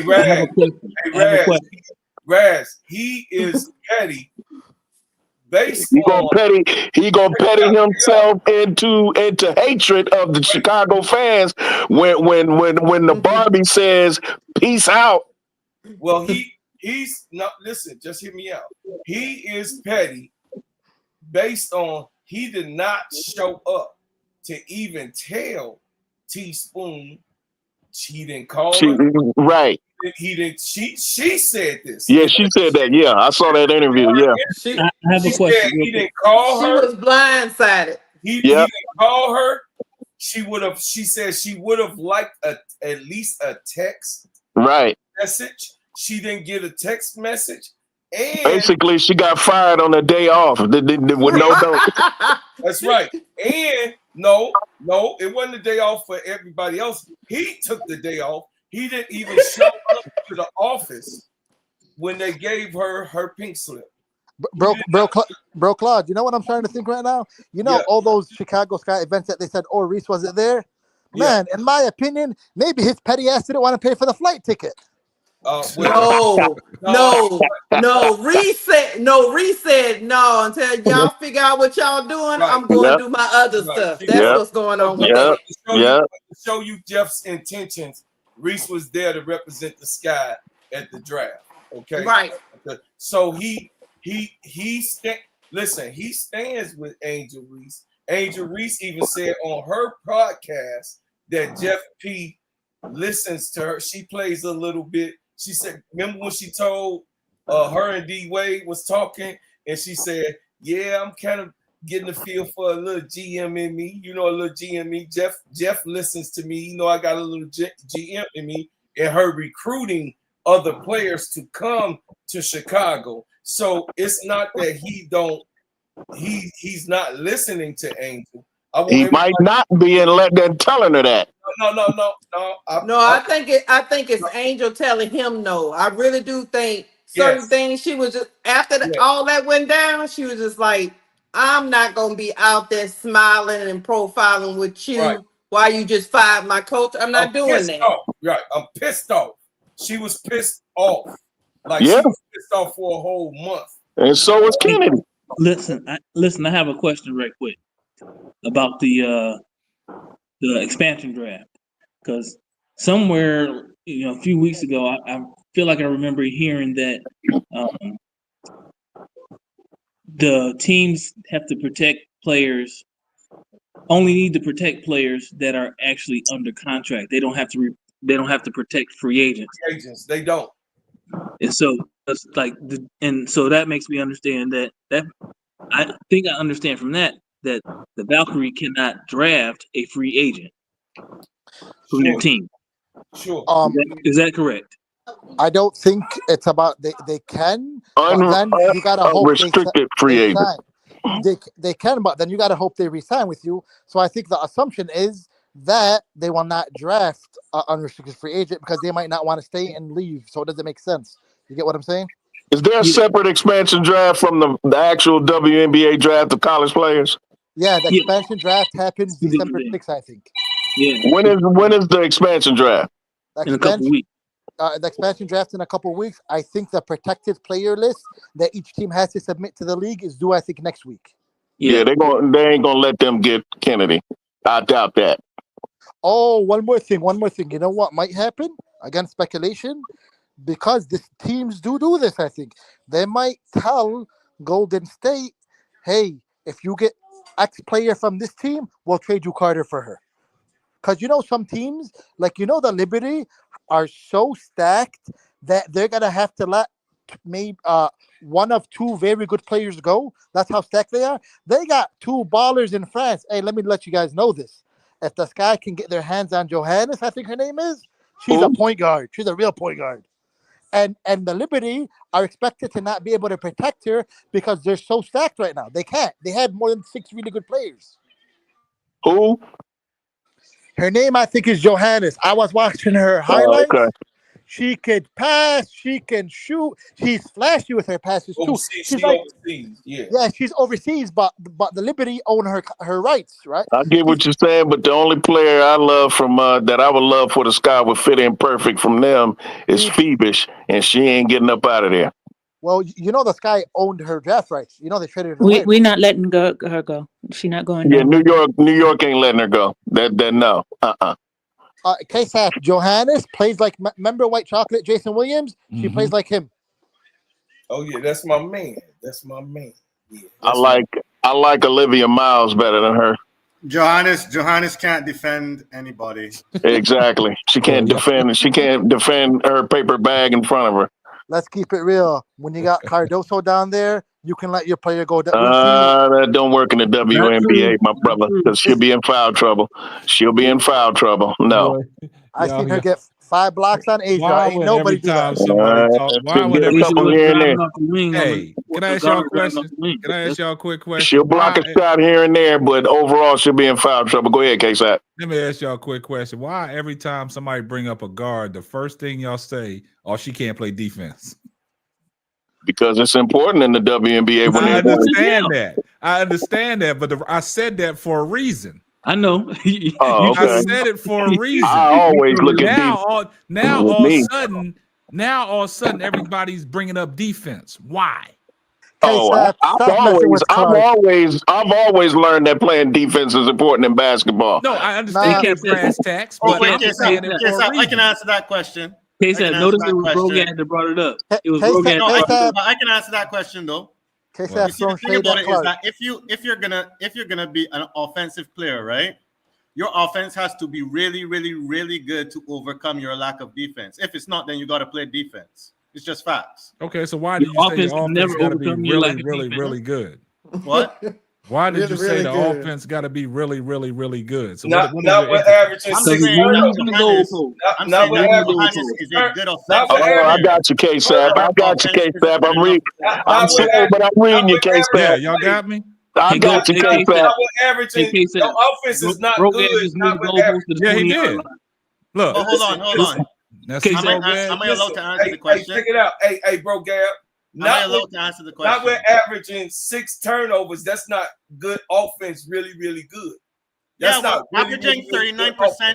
Averaging 39% in the paint ain't good. I told you he said it for a reason, guys. 200 turnovers in the season, smashing the record. That your offense ain't overcoming that. The most turnovers in the history of the WNBA. She smashed 200 offense. We can talk about all the 200 turnovers. 200 turnovers is not good offense. What is 39% at the rim? Hold on. 200 turnovers Hold is on, not Brooklyn, good because offense. you'll be the same one we talking about. No. That's brass tacks. That ain't got nothing to do with Brooke. Hold on, guys. Slow down. Wait, I didn't say a word though. Why my name got brought up? I didn't even say nothing. Hold on, guys. Hold on. I don't come for people. Sound like You the mic. Hold on, guys. My bad. Hold up. 39% at the rim good offense. It's 39% at the rim good offense. Tell me. Hold on. 200 turnovers is bad offense. It's 39%. Yo, bro, guy, you keep mentioning Angel Reese, you gonna get cooked. You gonna get cooked, bro, guy. Don't do that, bro, guy. Hey, hold on, guys. Hold on. Hey, K-Sap, you're gonna have to mute some microphones. K-Sap, this is his panel. K-Sap is trying to call. Excuse me. K-Sap is trying to call us to order. Hold on. His panel. Hold on. He's trying to say I got something. it. I got it, bro, guy. I got it. Now, see, y'all see what happened right there? Y'all see what happened right there? Yeah. You started talking about Angel. You see what he did? Now, see, I asked a simple question. Why, when we talking about guards, all of a sudden y'all want to talk about defense? But when we talked about it earlier about certain guards that couldn't play defense, oh, y'all wanted to So right now, this is what I'm gonna do. Oh, you motherfuckers. Okay. All right. I'm putting cases on all you bitches. Case up. Hold on. I mentioned Johannes' defense. We were talking about Marine Johannes. We weren't talking about anybody else. But you said it for a point because you backed it up by coming in here talking about 39% when Bro Claude talking about the turnovers. Case up. You need to listen to how this conversation goes. We were talking about Marine You started Johannes. it. Case up, let me finish, please, because y'all do this all the time. We talk about one player. Someone decides, oh, wait a minute, this is a Fever fan. Let's throw a shot at Caitlin Clark. So now y'all start talking about. No, I'm throwing a shot at you. Hold on. Let me finish. Nobody was talking about the Fever. Nobody was talking about turnovers. We were talking about Marine Johannes and defense. And someone's like, well, is 6 turnovers a game good offense? So I'm allowed to ask if 39% at the rim is good offense, bro. It's simple as that. If you're gonna bring That's up not how it other happened. people, No, if you're but gonna bring up other players in a discussion that isn't Offense about them, isn't about just I'm gonna shooting bring up percentage. other players too. Not Yeah, one. we talking about point guards. Where does a power forward got to do with a point guard? Thank you, Brooklyn. Thank you. You see what I'm trying? Hold on, Brooklyn. Hold on. Slow down. Hold up. Stop. Everybody stop for just 1 second. Brooklyn, I'm glad you pointed that out because that's what I got out of it, right? Is the fact that he came on here and he said when Mike mentioned the guard, then he said, well, she don't play defense. And I said, oh, it's kind of funny. Now, when we talking about guards, y'all talking about they don't play defense. We've been using the word defense all year long, and we've been getting chastised about it. So then Bro Claude just, hold on. Then Bro, see, can I finish? Hold on, Bro Glad. Let me finish. Hold on, Bro Glad. Let me finish. Okay? So this is what you did. So the point that Bro Claude said is 6 turnovers good offense because you alluded to and you said that you got to play very, very good offense, right? So Bro Claude said what he said. Then you came back, and we talking about guards. Then you come back and said, it's 39% good at the rim. Is it? Yeah, you deflecting, bro. How you putting and a you gonna get forward cooked and then because we you talking talking about my about girl. guards? Y'all can call it Talk about deflecting my all girl you now. want. Loaded question. Bro, y'all can call it deflecting all you want. If you're gonna throw shots, No, I'm it's a gonna throw loaded shots. question, which is a logic so you thought that was a fallacy. shot. If you're gonna throw shots, I'm gonna throw shots. You talk So you about my thought that was home. a shot. Listen, you talking about my That home would- girl, you gonna get in that trouble. would- If you're gonna throw That- shots, I'm hold gonna up. Let me put this out real quick. That is a loaded question. A loaded question is a question that you answer either yes or no without any context or anything like that, and that is a logic fallacy. That is a logic. Hold up. Whoa. Let me finish. I'll let you finish. Let me finish. I'll let you finish. Let me finish. I'll let you finish. Let me finish. All right, go ahead. Without interruption. Without interruption. You still interrupting me. All right, go ahead. It is a loaded question, which is a logic fallacy. It's 39% good from the field, or from 3, or whatever, or from whatever. The paint. Without any context, without any of those things, it's either a yes or no question. And then when he came back and said it's 6 turnovers a game. He asked that first. Good offense. It's 6 turnovers a game. So you taking a shot. You still not letting me finish. You still not letting me finish. You still not letting me finish. You still trying to interrupt me. You still trying to interrupt me. You still trying to interrupt me. I'm correct. I'm not finished. I gotta I'm mute. I not gotta mute finished. you, Bro Gad. Go ahead. Brass ass. So that's a shot at Angel Reese. Exactly. That's all it was. He got in his That's all feelings, it was. and he That took was a shot at Angel Reese. You don't take into account her effectiveness on defense. You don't take her account of the fact that when she's off the court, the Chicago Sky or a different team, because they're not loaded like Indiana is. Other than Chennedy Carter, name me another all-star worthy player on that team in Chicago. There ain't none. But K-Sap and Bro God, let me say one thing. And I studied the Fever good. K-Sap, I'm of the opinion. Hold up, Mike's talking, Bro Gad. K-Sap, when people lie, I don't like. Bro Gad, can you let Mike talk? See, you in your feelings now. Let Mike talk. People come and say anything, and then he said that I threw the shot at Angel first without context. That's not true. That is true, bro. That's true, bro. You threw a shot. Angel ain't had nothing to do with this conversation. Angel had nothing to do. You talking about point guard. Hold on. Let Mike, hold up, Bro Gad. Let Mike go, and then we'll get back to you. Let Mike go. Go ahead, Mike. So back in the day, I coached basketball, and I love the X's and O's. That's why if you guys ever read my opinions on the chat, they're very X's and O's, diagrammy type things, right? And I'm of the opinion, because I'm telling you right now, I'm of the opinion, don't expect Clark to play defense next year either. I think she'll be a little bit better, but I think even Stephanie White knows, because they're going to want to save her energy for offense. Because let's keep Clark it real. knows that. Clark said that. Yeah. She said she don't play no defense. Keep it real, everybody. If you're athletic, right? You're not heavy-footed. You're athletic. You're young. You have energy. Defense is not a skill. Defense is effort. So if you want to do it, you're going to do it. You know what I'm saying? I'm not saying you got to be Patrick Beverly, but I think even Stephanie White knows I'm going to throw her on the weak side because you know a good coach can hide somebody who's not playing defense. Look at the Warriors. They had one of the best defense for many years. You know that, right? But they had Steph Curry. Yeah, and they had Steph Curry, but they had one of the top defenses in the league. You throw them on the weak side. You study your opponent, and you say what player is always sitting on the weak side, and that's where you put the weak defender. And that's what I think they're gonna do. And they're gonna let her save her energy on offense. And honestly, most of the time when you have a point guard that's flying up and down, you don't want to put them on a good defender. Like Paige Beckers never guarded Clark on UConn. She wasn't guarding Clark in that game. That's what coaches tend to do. That's what I think they're gonna do with her, because they're not going to want her to play, defense and waste her energy. But I think Stephanie White is smart enough to hide her on defense, and they're going to say, just make sure you rotate effectively. That's what I think they're going to do. And that's what Kim Mulkey made her mistake when she put Haley Van Lith on Caitlin Clark in the tournament and kept her there. She got cooked like Bob Evans sausage. Hey, Brass Tacks, you see what Gil's Arena said about that? He said that Clark pulled a Larry Bird and said, "You put a white person on me." Right. Yeah.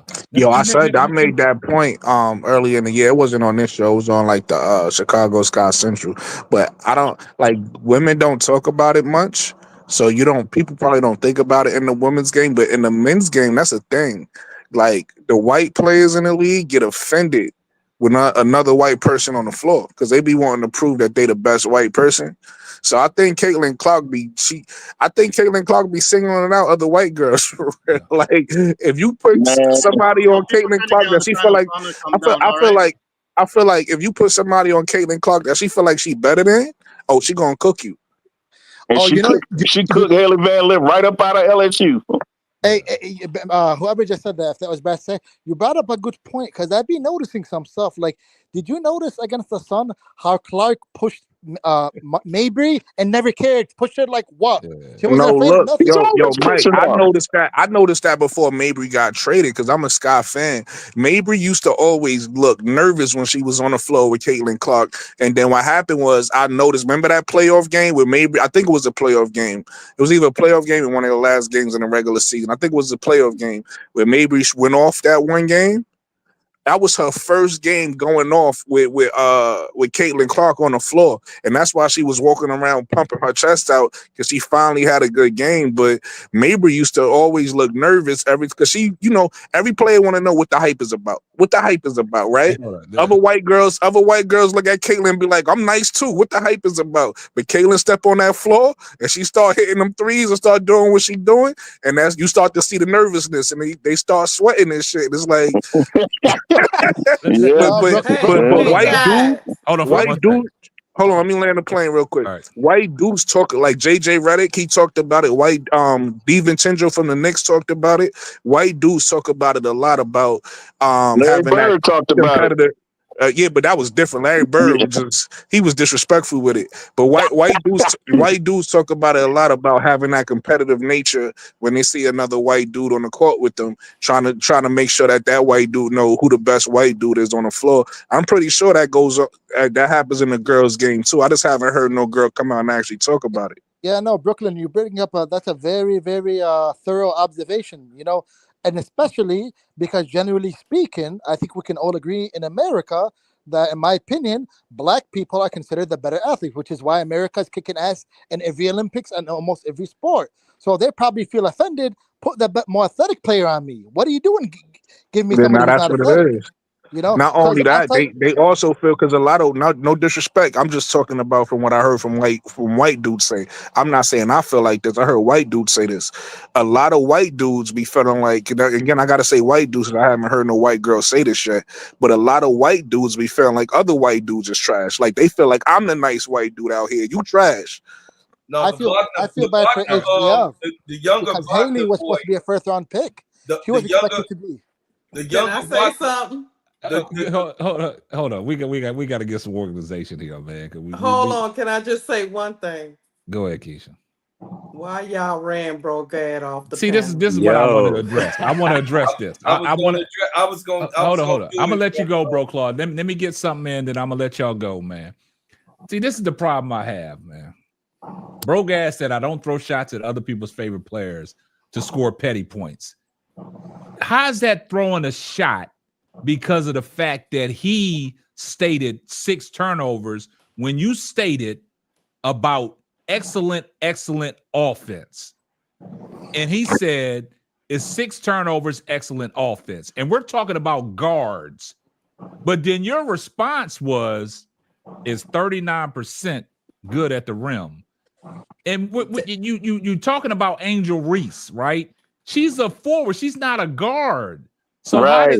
how is that mixing in with the A conversation rookie, we had about point. Yeah, it started point talking guard? forward. We started Because- talking about. Yeah, we was because talking when- about point guards. Yeah, We because when wasn't you talking said what about- you had to say, Brogad, I basically asked you why, when now all of a sudden we talking about guards, we talking about defense.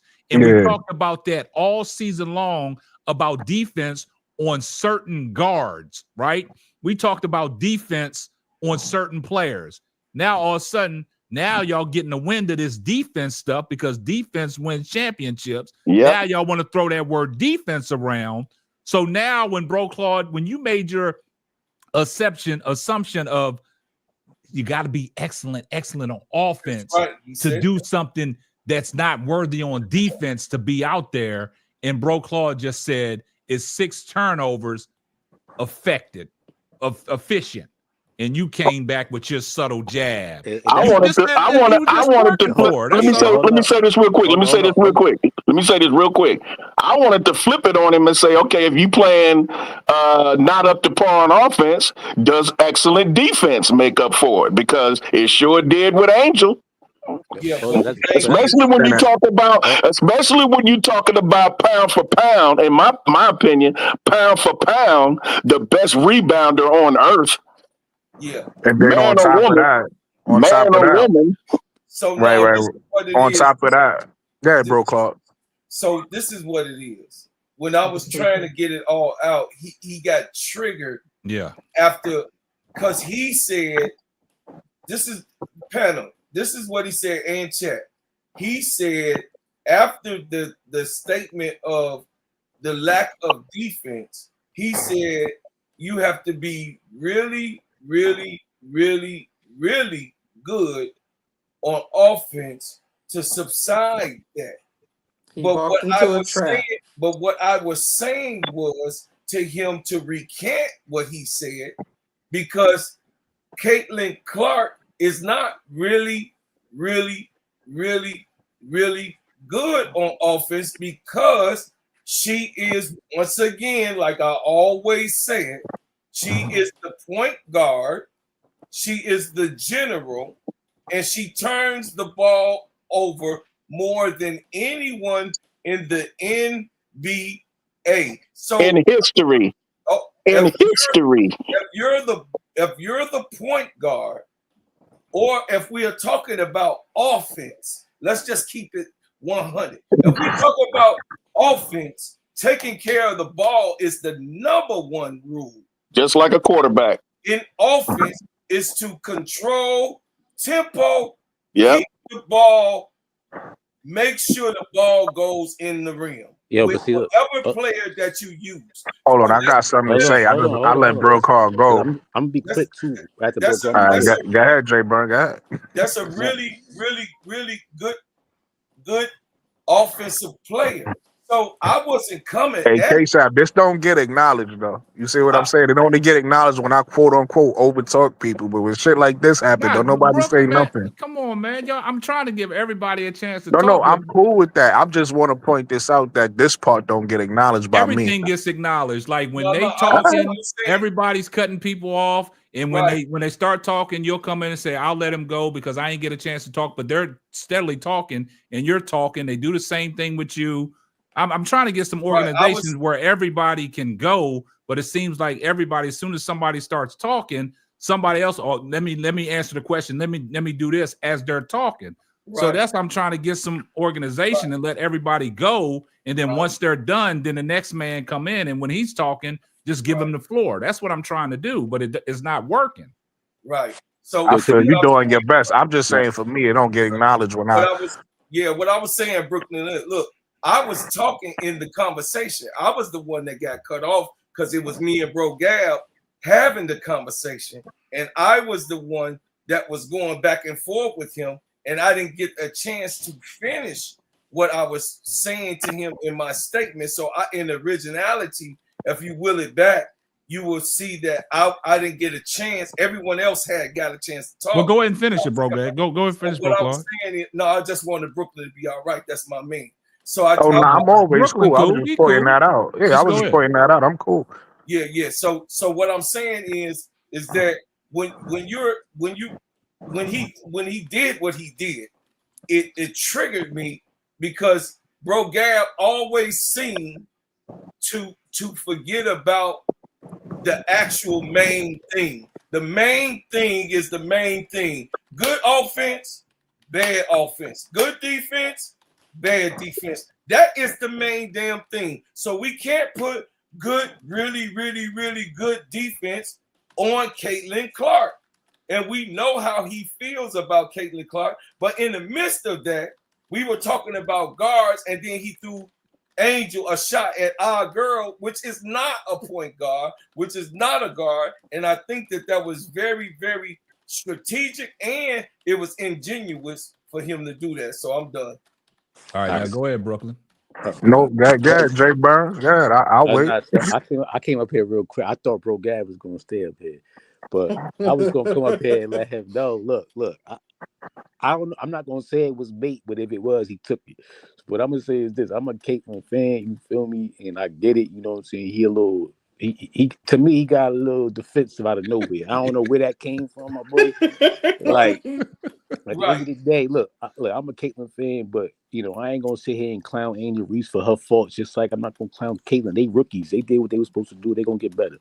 But other than that, yo. And not just Bro Gab, everybody is men. We can't be just getting triggered, bro. We men, man. You know what I'm saying? Stop getting triggered. Listen to what other men got to say, and we can discuss it. We ain't got to always be getting triggered. So, Bro Gab, and I'm trying to chill as a Caitlin fan today, Bro Gab. You trying to make it hot in the chat for me, my man. Nah, but Jay Burns, you see what it is. I think Bro Gab is the only one that be getting triggered because you can tell in his delivery. Hold up, let me finish. Hold up. See, and he did trigger him, man. And I mean, just say like Lakeisha said, just say you was twerking for it, and we understand, and we'll let it go. My thing is that he ain't even have to go that hard. Like, bro, we know Caitlin got bad turnovers. We could acknowledge that, bro. Like, you could still be a trigger fan. point for all Caitlin fans. Not me, because I'm a fan. I know she bad in the turnovers. You just got to be a man and admit it, bro. We can't say hey, just act like she don't have bad turnover rates. She do. You feel me? And you could say Angel Reese's field goal percentage by the rim ain't good, but again, they rookies. That's something they could work on. Let's not clown it. Absolutely. And get all sensitive about it. Let's just acknowledge it. Hope that they work on their game and move on. That's it. Absolutely. And before Brooklyn goes, let me just say this. We talked about Chennedy Carter in great lengths. We talked about the good and the bad, the narratives and everything. Exactly. And nobody was triggered. Yeah. We talk about another player, or we even make mention to it. Tony got triggered. Suddenly people, but here's the difference between Tony and Bro Gab. She didn't run off this panel. That's true. That is true. Facts. She didn't run off the panel. That's true. Yeah. That's facts. There you go. I got triggered the other night talking about LSU. And you stayed there with Tim. We didn't run. K-Sap, can I get a quick word? Hold on. Now we got to let Brooklyn go. Then we get to you. Thank you, Brody. This is crazy. Go ahead. Go ahead. My bad. All right, so all I was gonna say was this. Also, speaking about defense, we can't really, because I heard Mike brought up the Warriors. We can't compare the men's game to the female game because they still play defense in the females game.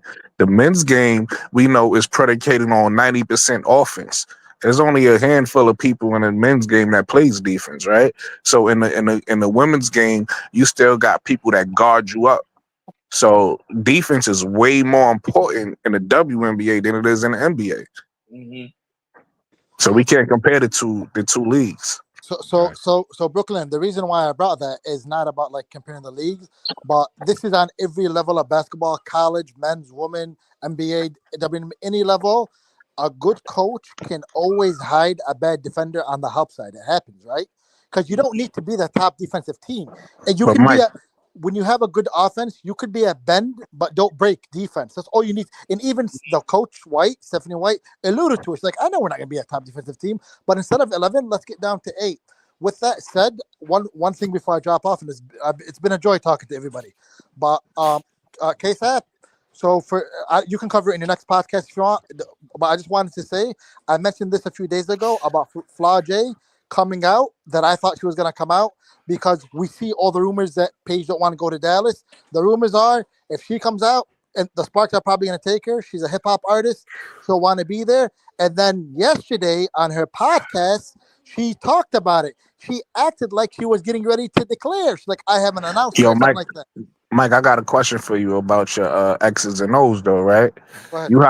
You hire somebody on defense, right? And if you a good coach, what are you gonna do on offense? In regards to what? You hired that person on defense. What do you mean? What am I doing? Are you what, like for I'm Clark? saying, what's your strategy on offense? If somebody hires somebody on defense, what's your strategy on offense as a good coach? So for Clark, you're talking about? For anybody that can't play defense that you hiding. What do you mean? So the assumption is when you're hiding them on defense is you want to save their energy to be up All tempo. right, so I'm gonna answer the question for you. If you on offense, right? If you hired somebody on defense and then you on offense, all you gotta do is isolate that player. So how do you hide them? Oh, my bad. I thought you're talking about that player that's being hit on defense. What are they going to do on No. offense? I asked you as an offensive coach, what would you know what I mean? Because we talking about strategy. You said as a defense, what you would do on defense on strategy is hide that player. But what I'm saying is, as a smart offensive coach, all you're gonna do is say, "Hey, ISO right there, pick and roll." You know what I mean? That's easy. Yeah, I misunderstood your question. I thought you no. So You good. That's why I answered it for you. You can send them on ball screens to try to isolate them. But that's what I'm saying. So all I'm saying is it's hard to isolate people. He got to go to a super chat, but it's hard to isolate people, especially in the WNBA. Man, I'm over here crying, man. Hold on for a second. Hold on for a second. Here comes the money.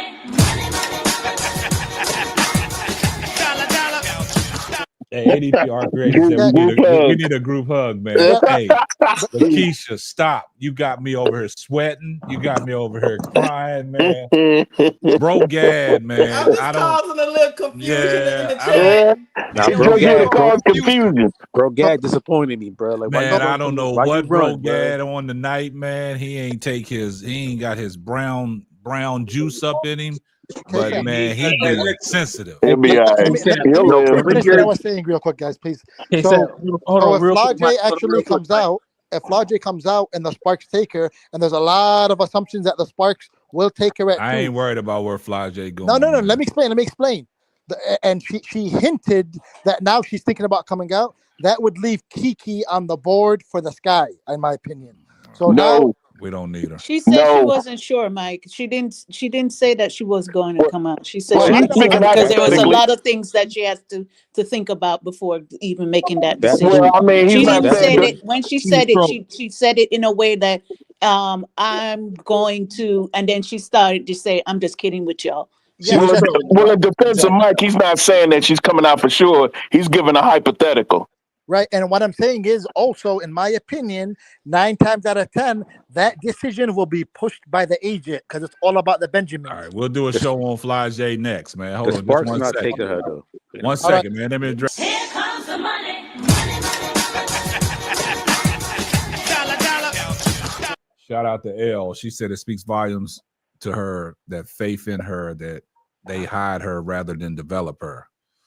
All right, everyone. It was nice talking to you. I'm gonna jump back in the chat. Hey man, appreciate you, Mike, man. Hey, Mr. Mike, where are you from? Which island are you from? I'm from Michigan. You from Michigan? You're not associated to an island because you got an island of Michigan. No, I'm not from an island. I was born and raised there. Okay. Where the accent from then? The Detroit accent, maybe. Hanging around all them brothers on 8 Mile. Man, you ain't got no Michigan accent. I'm from Cleveland. I know Michigan accent. I'm just saying he got an accent, and I'm just trying to figure out where it is. Ask me anything about Michigan. I'll tell you. Okay. Mike, what's your nationality, Lord. Mike? What's your nationality, Mike? born and raised here, but I'm part Ethiopian, part Middle Eastern. There you go. That's That's all what we you had. say. You ain't got no Michigan. I'm from Detroit. I was You gonna say ain't got no Michigan accent. No, but no. This is the city I live in. The city I live in. We all talk like this. It's not from. That's because they mostly immigrants. No, it's all everybody's citizen. What city? Oh Lord. All right, now All right, Mike. hey, Mike, Peace appreciate you, out, man. Mike. Appreciate Hey, you. everyone. All right. Peace out. Nah, Mike, look, what the hell, That was Mike? funny. Nah, And look, that's Case move out. past All I Mike. want to say Leave is Mike this. alone. He Oh, done. I love Mike. I love Leave him Mike. alone. That was He funny. brought some good That was points. funny, K-Sap. That Yeah. sounded like Crazy a stuff. comedy skit. I wanted Yeah. to tell him that Hey, was crazy, man. Go hey, y'all, ahead, I just want B. to say Will. one thing. When Brogan started talking, the ball was on the 30-yard line. Fourth down. Look, fourth down. Man. Brogan moved the goalpost to the 25-yard line, dog. Not bro, Gab That's moved the how far goalpost. That's Brogan moved the hilarious. goalpost. He moved the goalpost That's like a pro. hilarious. Hey, bro, Gab, you know you my guy, man. I'm normally on your side, but I don't. You come from my girl, I'm gonna have to cook you, man. Don't do that. Hey, I don't know Nah, why. Yeah, you he brought up came from Angel. out of That'll get you yo. cooked up. I That'll mean, get you cooked up. If we was talking I about know. Angel, it would have been something Yeah, different, we was right? talking about rookies. But We was the talking way about he point came guards. back because of that 6 turnovers, got that trigger, got that. But he kept repeating it. You gotta, What is you gotta, 39% at the rim? What is 39% at the rim? What is 30? Relax, Yeah, brother. you gotta know your when surroundings Can I too. ask a Yes. he question? took that Yes, shot, you bro. You know gotta that know your he surroundings, always bro. does that. He always does that. That's what he does, man. They'll come out there and say something to trigger you all off, and then once y'all start on Caitlyn, he's gone. He's the He one packs that's his triggered. bag and he goes. Yeah, that's what he be doing all the Yo, time. I don't care. I just I, talked to him about it. He does the same thing all the time. And yo, he's I the don't one care that if this ends And then up is. being triggered he because he hides his leaves. hand and say, Yo, "Oh, I didn't say anything. I was talking about this." No, you knew you was. Once you said Angel, everybody was gonna get triggered, and they're gonna come for Caitlyn Clark. Stop it now. That's what I'm saying. You Yeah. gotta know So your I got a surroundings. You feel question. me? Because like yo, Go ahead, Hey, Lakeisha. Keisha. Hold on, What? Lakeisha asked the Tony. question. I just got one question. What was you guys actually saying by Marina Johannes? Man, I don't even know who she is, man. I don't even That know she who she doesn't is. play defense. Yeah, she don't play defense, and we addressed that. I Now, just wanted to make sure I understood what started my it. thing is And this she don't is play what I'll defense. say. This is what I'll say I about think Bro she a Gab. good guard, though. I agree with Mike. Yeah, this is what No, about hold on. One second, K-Sap, before you go. Let me clarify it. He was talking about her in regards to taking her as a point guard for the Chicago Sky. No, we don't And need her. my point was she's not better than Olivia Miles. Yeah. Yeah, but she's not in the draft, so I wouldn't even compare Well, I'm them two. saying as a free No, agency. I'm talking about even as a free agent, I no, wouldn't I take feel you. her. Yeah. I'm with you. Of course, Yeah. listen, I'm the one that been saying Olivia Miles for anybody was saying this. So I'm with you. But as far as like Marina Johannes, she was on that French team with Gabby Williams, and Yeah. those were the two best players. So before we was able to, in the middle of the season, I was one of the people, one of the only people who wanted both of them. I wanted, this before Gabby was saying that she wasn't coming to Chicago. So that's why I understand what Mike is saying, because I looked at her before. I was like, wow. Well, I thought, in my head and with my GM skills, I was like, yo, it'll be dope if we could get them both, and then we will be a problem. So that's why I said I know she's a good player, but of course not over no Olivia Miles. Hell no. This is all I'm saying, man, about Bro Gab, man. I don't like the way he bailed out tonight and used the excuse, "Oh, I'm gonna step off the panel so I can let other people come up here." I didn't like that. Well, that's what I was about to address. I'm gonna go after you, though, K-Shot. Yeah. Now he in the chat Well, talking about I wanna everybody address better that. than Caitlyn and Listen, she I want to mediocre. address. Listen, I Say want to what address way? this because I don't care if this is cocky. I don't care if this is vain, but I want to give 80s baby some credit right now because 80s don't do that. You feel what I'm saying? It be times up here and y'all piss me off the other night, and I be chilling. Like I'll be like, all right, and I chill. So I just want to give 80 some credit because he don't be getting in his feelings like other niggas do. No, that's a fact. Because it's like the other day when we was talking Hey, about hey, the stop that N word. what we was talking about what makes somebody a first round draft pick. I was getting cooked off of my lack of knowledge. I didn't run though. I stayed up here in the Yeah. panel. And you know what I'm Sometimes you just be saying? like, all right, it ain't my night. It is what That's it is. it. That's it. Sometimes it ain't your night, man. You know what I mean? Keep Now it you see You what win bro. some, you lose Now some. you see what bro Gas doing in the chat. Now he's trolling. He trolling now. Yeah, he's trolling. Hey, Y'all bro, got guy. I've been messing with him. He trolling now. Hey, bro, I guy. You got him. still one of I my got him, favorite Get people. him, K-Sap. bro, Gad. Hey, Get bro, him, bro, guy. Gad. That's why I was Bro, you laughing still with one you. of my favorite people, man. Come back to the panel, man. Stop acting. Stop. Get Get out him. your Yeah. feelings, man. All right, now hold up. L Hey, came back up. Let me go ahead and let thank L you. speak and let her go ahead and get hers off. Go ahead. Hell. You got the floor, L. Woo, y'all wild tonight. I thought last night was off the chain. It's like my son looking at me like, what in the world is going on over Now there? you can't let your son know when you Barbershop. twerking. Now don't let him know about the twerking here. Oh, Yeah. he done heard all Barbershop. the business tonight. Tell him Mr. Barbershop online. Yeah. He done Go heard ahead, it L. What all you got? tonight. I mean, Brogad, you was back in good graces last night. I smelled gaslighting, and then this is the all y'all. All I could hear was Ralph Tresvant's sensitivity song. Y'all need to be sensitive. Folks is in their feelings tonight. I'm like, Oh Jesus. what She went way back with that one. what is happening here? So I will say this though, Brogad, even if you were Angel is talking better than about the Leo. Johannes, right? When you start bringing up stats, and there's specific stats, we already know what players you're talking about, Exactly. right? So you can't gaslight and be like, no, I was talking about Johannes or whatever the girl's name is. I don't even really care, much about her Jalen. game. But we know you're a Caitlyn fan, and that's fine. Nobody is trolling you because you are a Caitlyn fan. And I've said this to you before, probably on the first or second show that I was on. Stand for who you stand for. Everybody got their own favorite player, but the confusion comes in when you cannot be realistic about your favorite player's shortcomings. And then you hide that behind attacking somebody else's Right. shortcomings. Right. Now, because where I be confused with Bro Gad is like every time we talk about the Fever, like if we ever on the panel talking about the Fever, he be claiming Aaliyah Boston is his favorite player on the Fever. But then it's like He don't ride for Aaliyah Boston the way he does he for don't get as Caitlyn. defensive about Exactly. Aaliyah Boston as Caitlin Clark. And I'm like, so is Caitlin Clark really your favorite player? I mean, it's cool. I'm a Caitlin Clark fan, my boy, but just say that. Don't sit here and try to act like you're a Aaliyah Boston fan. Because I don't never see you ride as hard for Aaliyah Boston as you do for Caitlin Clark. That's the cover up. Yeah, and K-Sap, he was just pointing out his double standard. When we talked about old girl lack of defense, he said, oh yeah, lack of defense. But when it come to your girl, you don't talk about lack of defense. And that's what bro Claude came in and said, it's 6 turnovers, good offense. Because we So wait, can I finish? Can I finish? All right, go Can I ahead, my bad. So, Brogad, I see your comment. You said we're the gaslighters. You didn't bring up Angel's field goal percentage until they brought up Caitlyn's unprovoked, or brought Oh up Caitlyn Lord. unprovoked. That's not what I recall, bruh. Now that is called gaslighting. Yes. That's the definition of gaslighting. Right. You can't say that you didn't bring up Angel stats until somebody brought up Caitlyn. And here's my point again. Just because somebody brings up Caitlyn and says something that you don't like about your favorite player doesn't mean that you in turn have to go and start dogging somebody else out. Caitlyn out here playing golf, she buying up teams, but she ain't nowhere in the gym.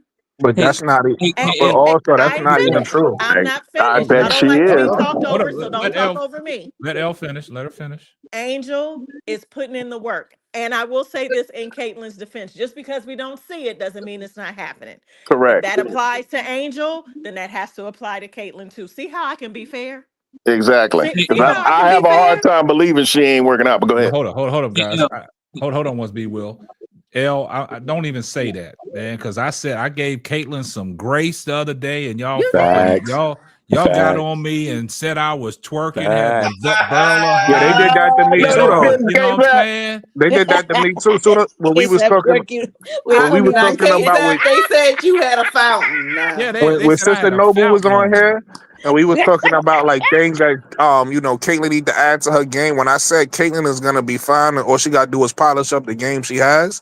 Oh, people got mad at me. They was like, "Oh, you taking Caitlyn's side? You against Angel?" Like, whoa, where that came from? We can I Let was me giving tell you, Caitlyn some props. you say the word turnover, it's a trigger. It is Oh a yeah, they trigger. get real mad.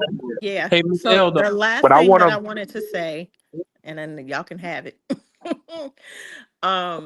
is dang, who was that just said something? Was that you, Brooklyn? You done made me lose my train of thought. Oh, about hiding. Who was that was talking? Was that Mike? Oh, Mike. hiding a No, it was defender, a weak hiding defender. defeat. Yes. Yeah. While we know that that's a practice, right? I think it says a lot if that's the approach that they take with Caitlyn. You rather hide her than develop her. I saw that the other day. Especially someone of that caliber and stature that has that type of influence and impact in the WNBA is rookie of the year, all the accolades, record breaker. Like, we're not talking about you can take any average player from any team, right? And they don't have the defensive skill set and say, okay, we're gonna hide them. But you're talking about a star key player. And y'all, and if they take that approach, that speaks volumes to me as a fan, as a coach, as a former player. Like, develop her.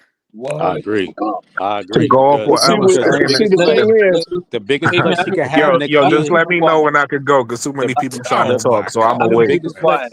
I'm not The, saying that, yo. Why you doing that, K-Tap? I'm not saying Because that out of man, You anger. look, need a man look, You look, You say wanna that look. know all I'm the what? I I'm ain't time. trying gonna to go. I'm Fuck trying to it. You go. do that I'm all trying the to get time. I'm so I'm tired of trying to it. get everybody in order. I was about to say something, Brooklyn, and you just flew off the handle. I I was didn't trying fly to you off the hold up. handle, But bro.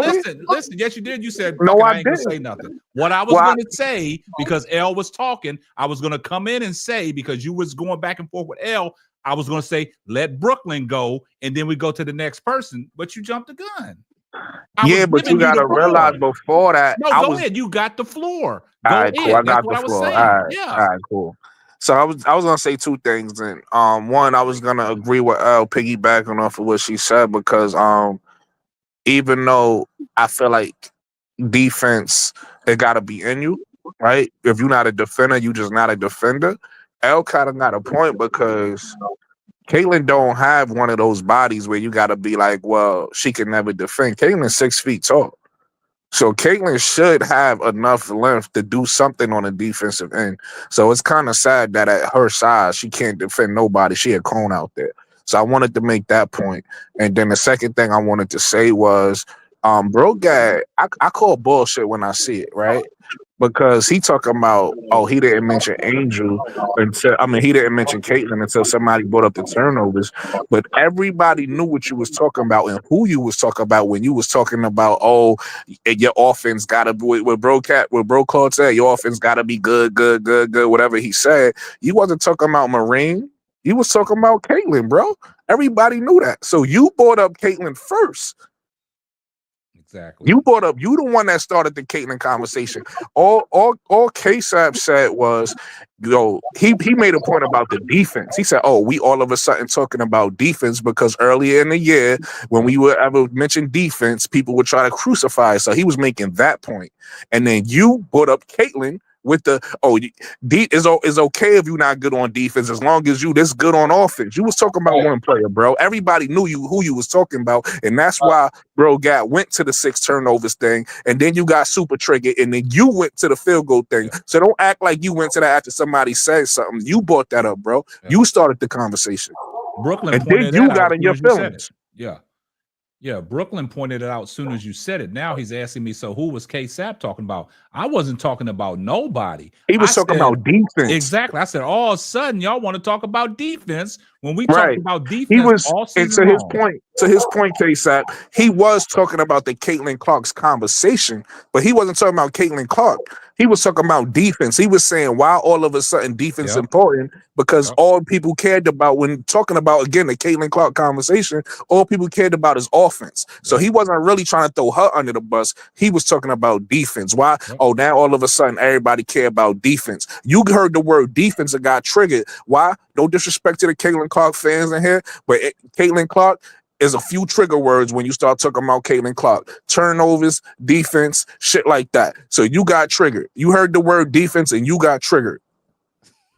I want to piggyback off what Elle said too, because she was talking about what Mike said, and you're right. Because the biggest flex that Caitlin could have this next season is that she come out and show that she could play defense. Don't put her in a corner or try to hide her from a deep. Like, you can't do that. Like, you got to develop her as a player, especially if she's the golden goose, like everybody's saying. And, I'm a fan, but if she's the golden goose, like everybody's saying she is, they got to develop her to a good, at least a former somebody that can at least play some kind of defense to make disruptions in the game. Like, you can't just sit there and be like, yeah, let's just stick over there on the weakest player. Nah, she need to be able to be effective somewhat on defense. You can't just do that. Hey, and what? I'm a piggyback on what you're saying. Jay Mike piggybacking. Go ahead. Because not only do you need to develop Caitlin as a defensive player, but if you worried about Caitlin expending too much energy on defense, guess what you do? You develop your bench. You develop the other players on your roster so that you can have somebody that can come in and spell her. Because it ain't fair for everybody else to be gassed out because they playing defense trying to hide Caitlin. Now, that's another thing. We all saw with the Indiana Fever is can't none of them hide Caitlin because they all got a defense problem. So hiding Caitlin is not going to be a thing under if we're looking at what we saw over the course of the season. We only saw 2 players that played any kind of decent defense, and that was Lexi Hall and Aaliyah Boston. But anyway, so yeah, you got to develop your bench. You got to develop her substitute, right? Everybody needs to be spelled. It's a long season. It's a hard season, and it's getting longer next year. So, all right, just 1 second. I got you, B. Will. 1 second. Let me address this. Let me get this. Here comes the money.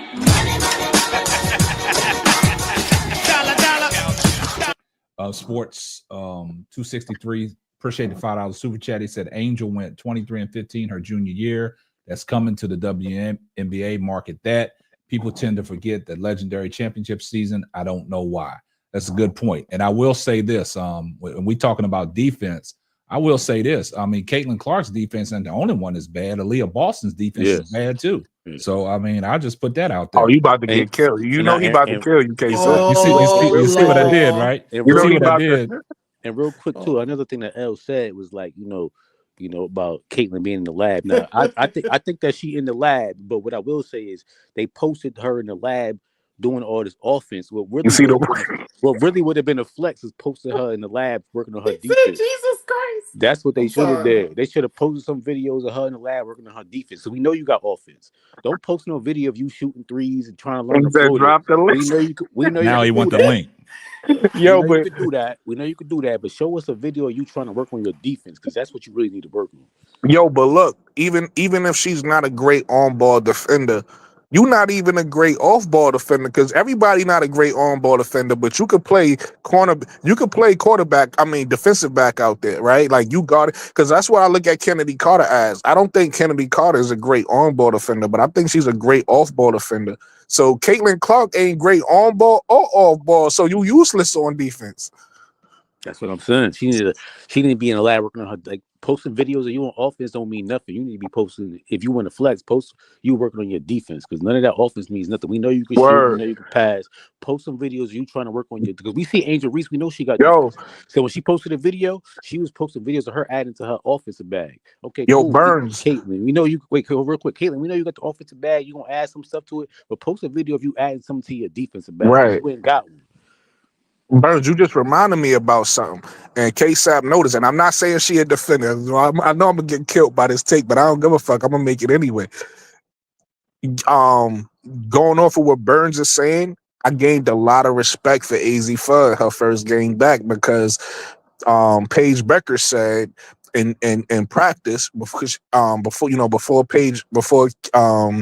AZ came back, she was locking up. She was locking up in practice, and her first play coming back from injury was a defensive play. And that surprised me because anybody who know me, when I talk about AZ Fudd, I say, yo, her offensive amazing, but she don't give you nothing on the defensive end.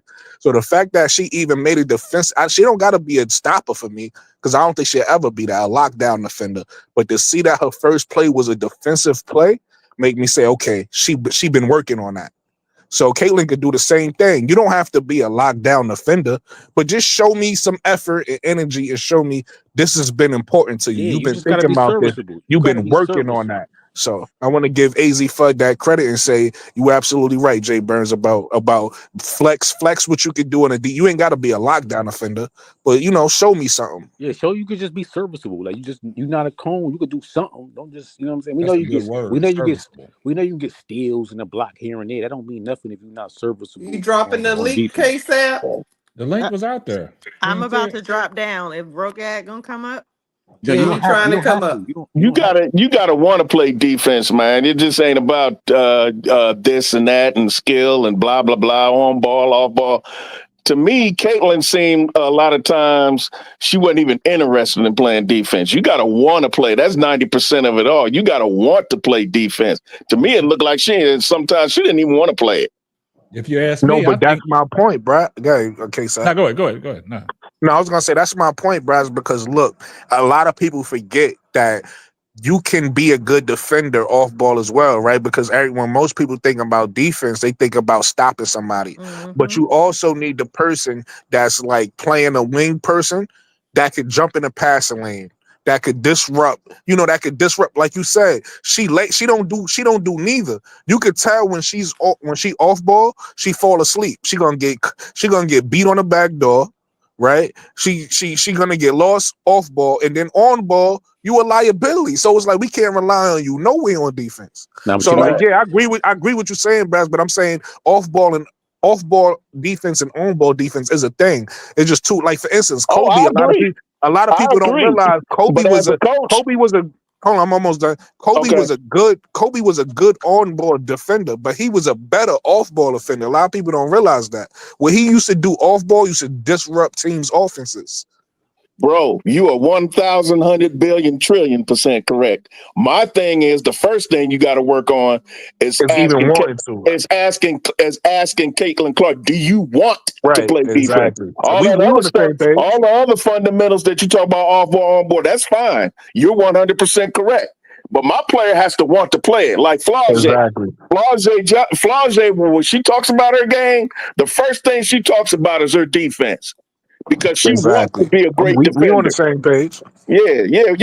But to me, it looks like Caitlin does not want to play defense. And that's the problem. She even admits it. Like I said, in her press conferences, she say, "I'm not a defender." Once somebody say that, you ain't getting no defense from me. No, my problem from her is let's talk about her off-ball defense. Is that to me? I know what you were saying, Brooklyn. Like she can go like try to disrupt the pass and jump in the passing lane. My problem is she do that too much. Like when she play off-ball, she looking for the rebound or to try to jump in the passing lane. She instead of trying to look what her man doing. That's to me, that's too much of what she do. Instead of trying to focus on, let me make sure my man not gonna run behind me and get to the bucket. Because to me, 9 times out of 10, you see Caitlin playing defense. She's trying to get to the just get to the passing lane. She's trying to look for a rebound. Forget that. Make sure your player not getting behind you. Lock your player up. Before Brogad go, let me say one thing real quick. Real quick. Yeah, Brody. And make sure, because she's doing that, make sure you're not getting caught on the pick. Because every time she get caught in the pick, she's too late. She got to go under the pick. I mean, right. She late. She making reactions late. Yeah. Yo, really quick before Brogad go, I just want to say this one thing. The funny shit is the panel wouldn't even talked about Caitlin Clark if you didn't bring her up and make it a thing. We just talked about it for 30 minutes because of you, Brogad. And I will say this, man. I mean, if I was the Indiana Fever, I would just take a page out on Alyssa Smith. If they would follow her footprint in defense, I think she's the better defender on the team. That's just me personally. Right, I agree with you. I think she's the best player on the team, K-Sap. Alyssa Smith is the best player on the team, and Caitlin Clark is. Brogad, I didn't want you to come back and talk about this. This was something that brought you back to the panel. I want to talk about Aaliyah Boston because I mean, K-Sap, I respect you. And I respect the panel, but anyone that thinks that Aaliyah Boston can't play, Brogad, that was a perk to get you to come back to the panel. No, but it's a trash take. and you had people up And there. that was the He reason wasn't why serious, I said bro, Gad. That was a trash take, bro. He wasn't serious, bro, Bro, Gad. Gad, I was not serious at all. We was He's trying to still get you to triggered. come back to the panel. See, you still emotional scarred right now. That's the reason I said it, for you to come back to the panel. What did I say in the chat when you said drop the link? I said, oh, see, I got even to hit the link now. Come on now, bro, Gad. Stop that, man. Yeah. You thought I he was serious when I said Aaliyah Boston is trash on defense? Yeah. He was trying to get you That's a back, bro, trash Gad. take. He wasn't I'm serious. trying to get you to come back to the panel so we can finish eating. L, handle your boy. Not to finish eating. All right, see, you know what? Now I'm gonna drop down. If that's the only reason, if that's the only reason that y'all wanted me back, I'm gonna drop down. Don't drop down. Don't do that, bro, Gad. Don't go nowhere, bro, Gad. L, Bro, Gad, you let really L go. Let her speak. Go ahead, L. Talk to Bro Gad. Go ahead, L. Oh Lord, you really disappointing me tonight, bro, Gad. I thought Shut up out of here. Hold on, let L go. Go ahead, L. I thought we was getting somewhere. It's not. I can see you getting upset if somebody sat up here and talked about like how my trash God. she can be on offense too, and let's not forget when she was going up the court and Jackie shook her and she had to stop and bend down like she was trying to tie her shoe. Then I can see you getting mad because we trashing her like, oh, her offense is trash. She can't even handle pressure. And while that might be true, nobody went in on her like that. We was just talking about her defensive abilities. And if you can sit on this panel or even be in the chat and honestly say without being in your feelings that Caitlin's defensive game doesn't need work, then I can't trust nothing that you say. Oh, wow. L, I have said multiple times on this panel that Caitlin Clark is trash on defense and does not try. So let me ask you this. She If you, doesn't. you said it, hold on. You Yeah. said it, but then why is it that when someone else says it, you get offended? It's not about anyone else saying it. And this is why y'all never let me correct the record. Go ahead, because I'm not going to overtalk you. Go ahead. All right, Marina Johannes was the topic of the conversation. I said she doesn't play defense. At that point, we're not talking about any other player. KSAP says, all right, so now we care about defense. And I was like, well, yes, because if your offense isn't very, very good enough to overcome your defense, then that's important. And then someone asks, is 6 turnovers a game good offense? So stop right there, Bro Gad. Stop right there. Because in your context, you said if your offense is not exceptionally, you said it 3 times, well, then you went to the defense. Somebody, all they did was encounter and said, well, is 6 turnovers exceptional? And that triggered you. And KSAP, you want to know what we call that? Because Brass Tacks brought it up. A loaded question, which is a logical fallacy because it has no context. You wouldn't have known that if Brass Tacks No. that. I know what a logical fallacy is because I went to So school, why didn't you bro. use the terminology? I went to because it didn't need to be talked about. I do not, KSAP, you know when I talk about players, I do not just bring in someone else's stats to down that player. So if you do that, you're the one deflecting. I'm not the one deflecting. You're the one deflecting. How did I deflect? And all I not, said is all of a sudden y'all want to talk about defense. I'm not How's saying that you deflecting? were, KSAP. You just said I'm deflecting. Turnovers. KSAP, I'm not saying you were. I addressed your question, and then someone brought up turnovers in a conversation that had nothing to do with turnovers, and it was out of context. So my position is this. If you throw a shot at a player that you know that I like, I'm going to throw a shot back. That's just how it is. That's just how it is. Yo, bro, guy, can I ask you a question real quick, Brody? Yeah. Now go right ahead. You know, there's multiple ways to interpret something, right? Because you interpret it as a shot. But what if he was just asking you a basketball question? Because, again, you said exceptionally well on offense. Yeah. I don't know nobody in WNBA that's that good on offense that they don't have to play no defense.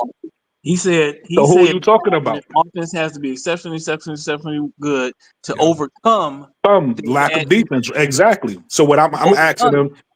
What I'm asking him is, what if the guy who asked that question was just asking him a basketball question and not taking a shot because he took it as a shot? Right.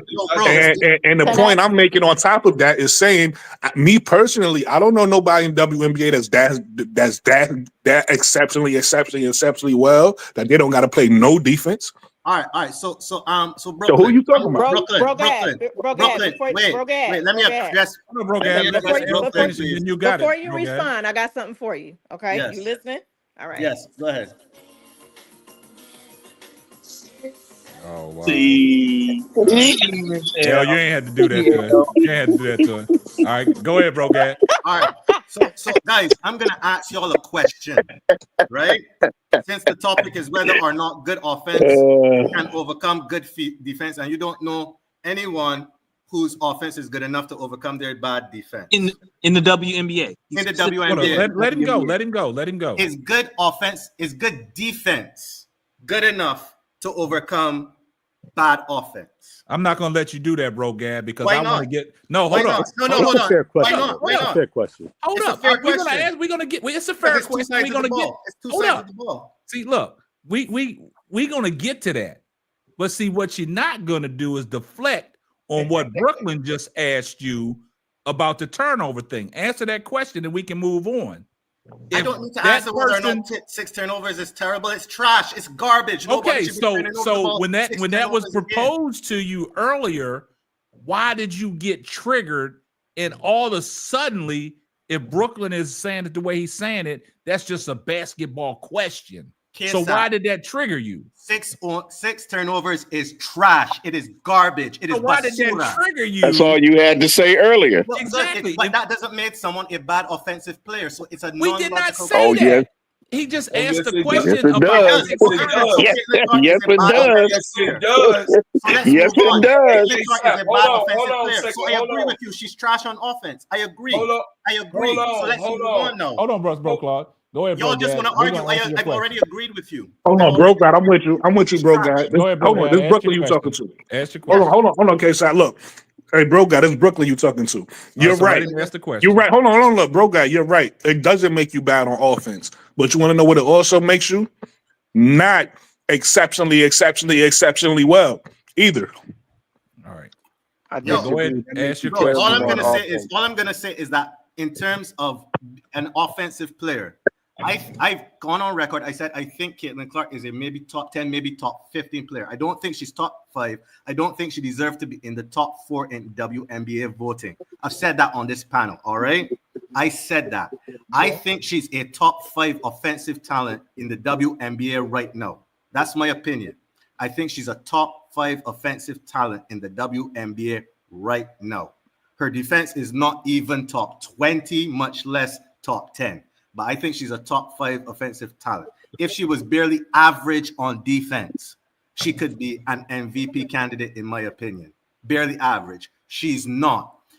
You don't need to tell me that 6 turnovers is terrible. You don't need to tell me that her defense is trash. I know these things. So when you bring it up in the context of other players, I don't see what is the point other than to distract from the conversation. I'm not here being delusional about her talents, but we were talking about something else. And someone is like, is 6 turnovers bad on offense? I know But y'all you will all of say- a sudden tied that to Caitlin Clark. That was just a basketball question. You Facts. brought Caitlin Clark in the equation, and that's why we spending 45 minutes talking about Caitlin Clark, because you brought her in the equation because Bro Claude, all he said was, is 6 turnovers exceptionally well on offense? All you had to do was answer the question. You brought Caitlin Clark in the Let's equation. go back to what we were talking about. Marine Johannes, y'all think she's a good player? Hey, I don't know nothing about her. You moving the goalposts. I want to know. I want to know if the what we were talking about. I think she's a good player. We're talking about. Help me, Mo. We were talking about potential point guards for the Sky, and her name came up as a potential point guard for the Sky. So all that Kelsey out of Plum- context. Kelsey Plum better on bullshit that you're defense than saying Marine is Johannes. Hold up, bullshit, stop. because Let Mo3 that's go. all in context of being a point guard. We're talking about point guards. That's right, what the Mo3. original conversation is about. And then her name Mo3. got brought up as a potential candidate to be point guard for the Sky. And you So said in she was a all better that point guard than Caitlin Olivia Clark does Miles. fit into that, because she is a point guard that doesn't have no exceptional offense that you're talking about.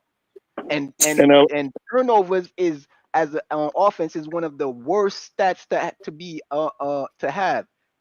And in my opinion, having turnovers are terrible. high turnovers does make you a bad offense, bad on offense. Because she's bad on offense. I agree. I agree, that you could have as an offensive player. More three. I agree. She's bad on offense and she's bad on defense. She's gonna be out the league in 3 years. Can we move on? Come on. Y'all don't like when people agree with you? Now you're trolling now. So wait a minute. When I agree with you, that sounds like somebody's triggered. That's not what I said. Record, hey, bro, guy, for the record, I agree with you. What I'm saying is, right, everybody giving their opinion, but just so you know, so you don't feel like everybody against you, bro, guy, I don't think that it necessarily makes you a bad offensive player, right? But what it does make you is, again, with your criteria, your words now, it doesn't make you exceptionally well on offense either. Brooklyn, I just said she's a top 5. If that is not exceptional, I accept that, bro. Okay. But the problem is, look, here's the thing. If you top think 5 that she's is bad on offense, exceptional. Yo, I said she's top 5. Maybe exceptional is an exaggeration. I think she's top 5 offensive. If you think she's bad on offense, you're entitled to your opinion. I just want to understand. She's good on offense, but she ain't top 5. Yeah, exactly. She's not that. I think you're missing the point I just made, bro, guy, because you talking, but you're not. Hold on, just listen to what I'm saying. Yeah. Again, using your words. These are not my words. These are your words. You said, this is what you said. You said you could get away with a lack of defense or no defense at all if you're exceptionally well on offense, right? Yes. Okay, so now bringing up what Bro Carl asked you about the 6 turnovers, right? Yeah. Speaking about Caitlin, what I'm saying is if a person has 6 turnovers, right? If they averaging 6 turnovers and they're a point guard and they averaging like 1 more assist, 2 more assists, or maybe 7, 8 assists, whatever she's averaging, does that make you exceptionally good on offense? It doesn't. All right, 1 second. Yo, bro, Hold on. Subjective. I'm saying she's a top 5 offensive talent. Hold on, just 1 second. We disagree on that, but I want to hear your point anyway. Here comes the money.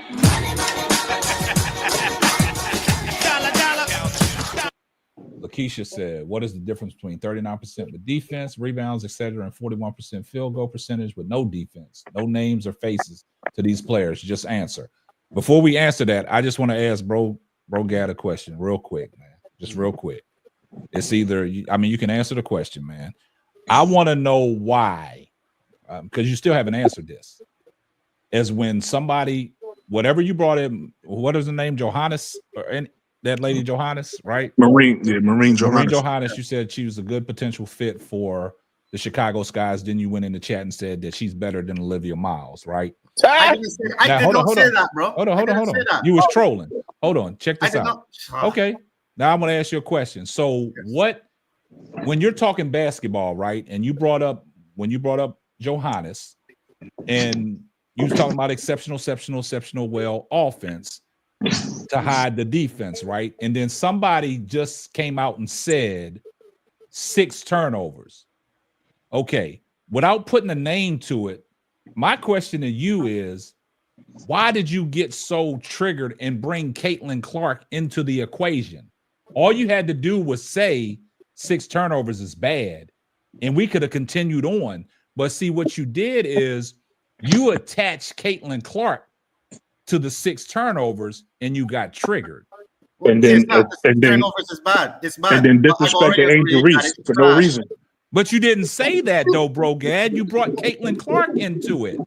And then you took a shot at Angel. And then why are we talking about a bad offensive player and a bad defensive player for the last 45 minutes? See, now you're deflecting because you brought Kate. It's all about Caitlin Clark now, and that's how you got triggered and got emotional and dropped off the panel, because then we started talking about Caitlin Clark, and you didn't like what we were saying. Turnovers is terrible. It makes her one of the worst players in the history. history. But we was not talking about Caitlin Clark at that time. We was just asking, is 6 turnovers exceptional? It's not even exceptional. She can't play basketball. 6 turnovers means that why you keep attaching it to Caitlin Clark? It's not about Caitlin. Anybody who turns over the ball 6 times a game, but you keep saying Caitlin. And I think, if I can give you my honest opinion, bro, God. I can't understand how I can agree with you and you're still upset, bro. Because we not bro, God, let me say something to you, because I'm not trying to argue with you, bro. I think I think right now what you're doing is corny, bro. Just me being honest, because I think we're literally trying to have a basketball conversation with you, and you getting in your feelings, so you being petty back. Yeah, right. Like I'm not way. trying to diss. My goal right now ain't trying to diss Caitlin Clark, but it's Exactly. like it's literally basketball. We trying to have a conversation, but because you in your feelings, all your answers is petty. Yeah, because like you can't. Hold on, bro, Gab. Because I've already said a million times that I don't think 6 turnovers is good. Okay, and that's the way you should have That's answered all it. you but had to say earlier. You didn't have to bring her name up. You kept bringing Caitlin Clark into the equation. Bro, For Gab, what? where it get petty is that you start being like, all right, well, 6 turnovers, she's the worst player ever to be on offense. That's bad petty. Bro, how many times do I have to repeat that I think that 6 turnovers is bad? But listen, do you want me to like write lines? Bro, yeah, but we not. Bro, Gab, your answer don't have to be, okay, she got 6 turnovers. That means she's the worst player in offense. That's just corny, man. And be out in 3 years. She'll be out of the league in 3 years. And then also, bro, I'm gonna be honest with you. Hold on, because I want to bring it back to the bro. God, let me bring it back to the conversation because we all over the place. To be honest with you, the conversation, the reason why everybody brought that stuff up, the conversation ain't the 6 turnovers. It ain't Caitlin Clark. It ain't none of that. We just disagree with your assessment of you got to be exceptionally well to not play no defense. I disagree with that. So that's where everything stems from. Everything stems from that one statement you made, and then they just followed that. Thank you. That's fine. That's cool. That's fine. Listen, I don't think that's a problem. I was not coming. Listen, I genuinely was not coming at Caitlin totally. I will say, I went to, in my mind, when you said exceptionally good, I don't know no NBA or WNBA that's that good. So when I said that, I know also that you are a Caitlin Clark fan. It's okay. Finally, somebody said it. Go ahead. Let me. But I was not in total bent in on Caitlin Clark. All I was saying was you can shoot the ball all you want to and put the basket in the hoop. But if you're turning the ball over, that does not make you be able to surpass not playing on defense and not protecting the ball. That means that you are not an exceptionally offensive player. Good point. Now I will say this, then we're gonna move on. And to go back to that 6 turnovers, I don't know why you put her name to it because she didn't average 6 turnovers. That's another thing. So you just all of suddenly, just when turnovers come up, you all of a sudden got in your mind Caitlin Clark. Defense and turnovers. And this is what happened. She averaged 5 turnovers. And this is what happened. 5.6, which can be rounded to 6. Bro. I'm not rounding nothing. I ain't rounding nothing. But hold up. See, now it follows my point that every time somebody says something about a turnover, he's going to attach it with Caitlin Clark. And that's how the conversation gets misconstrued. Just like B. Will said when Bro Claude said he's a Caitlin Clark fan. So if we say anything about turnovers, that's going to be all about Caitlin Clark. That's how her name came up, and her name should have never came up. I wasn't even going there to have that type of conversation. Exactly. I was just going there on exceptionally well. Right, and I think for a point guard. Right. Let's make that. But piggybacking off of what Bro Claude just said, I'm gonna just leave this as my last response, and we can move on. I think most of the panel, if not all of the panel, agree that we disagree with not even getting away from turnovers, getting away from Caitlin Clark, any names. We disagree with that one statement that you got to be exceptionally well. Nah, you got to play on both ends of the floor. Like I said, you can't compare the women's game to the men's game because it's different. They in the men's game, they purposely diminish the defense because they wanted more points, right? They trying to grow the game on the men's end, so they just want to put up the scoring. We understand that. So most people in the men's game don't play defense, but the women game isn't like that. So you can't compare what the men do and the women do. In the women game, you gotta play defense. Defense is important in the women's game. I just feel like me being on the panel is a distraction because I've agreed. Stop, bro. I've over exaggerated. Oh, What do you Lord. want me to say? Like seriously, what y'all want me to say? I love you being on the distraction. I love you being on the panel, bro. No, I don't hold know on. where What you're do going you with want that. me to say? I can agree with you, and then you're like, you keep going. Then I over exaggerate and be sarcastic, and you tell me that's corny. So then I come back and I It agree. is. So tell me what you want me to say, so I can say Stop it and we being can corny. move on. Hey, Let's Stop move being on. corny. I'm gonna Yo, tell you bro. something. On. I'm gonna tell Bro, you let's something. just move on. Let's just move I'm- on. This topic I'm is a- dead. Let's We're gonna move on. It's dead. I was We're gonna gonna say leave this alone. We're gonna move on, man. Because there's nothing left to this conversation. There's nothing left to the conversation, man. I'm done with guys. the conversation, but I I'm do done want to with it ask. too. I'm I done want with to. that. Hold up. Yeah, I'm done with the conversation. I'm not even asking nothing about the conversation, but I want to ask you one question, bro, guy. You got one more minute. You getting defensive. Let me. How many times on this panel? Everyone in the chat is asking. Hold on, listen. Hold on, bro, God. Listen to what I'm gonna say before you I'm about to respond. end the stream. Go ahead. Before you respond, listen to what I'm about to say. How many times on this panel, most people be disagreeing with you, and I'll be like, I actually agree with bro, God. Nah, Brooklyn, I respect that, but what I'm saying is that to me. Hold on, I didn't hear you. Did you answer my question? Because you was breaking up. Nah, Brooklyn, I respect your thoughts, I respect your takes. But what I'm saying is like, to me, it gets to a point where the conversation just goes off the rails because everyone just. I'm not even talking about the conversation, bro. We said we leaving the conversation in the past. I'm talking about specifically because you a lot of times you get defensive in conversations in general because you feel like you feel bro. He answered you. He said he appreciates that. He did. No, right. But what I'm saying is this. A lot of times on the panel, bro guy be feeling like everybody is coming at him. Exactly. And I'm trying to show him that sometimes as people, we focus on a negative more than we focus on a positive, right? Because I agree with him a lot, but he forgets that. He like the times where I disagree with him, he act like that's all the time. And I'm like, yo, bro, everybody on the panel don't disagree with you. So you don't gotta be in your feelings acting like everybody against you. Because I agree with you a lot, but you probably don't be remembering them times. Oh, God, man, you got to stop being so. You got to stop taking it so serious, man. Like this is basketball conversation. Your takes are important.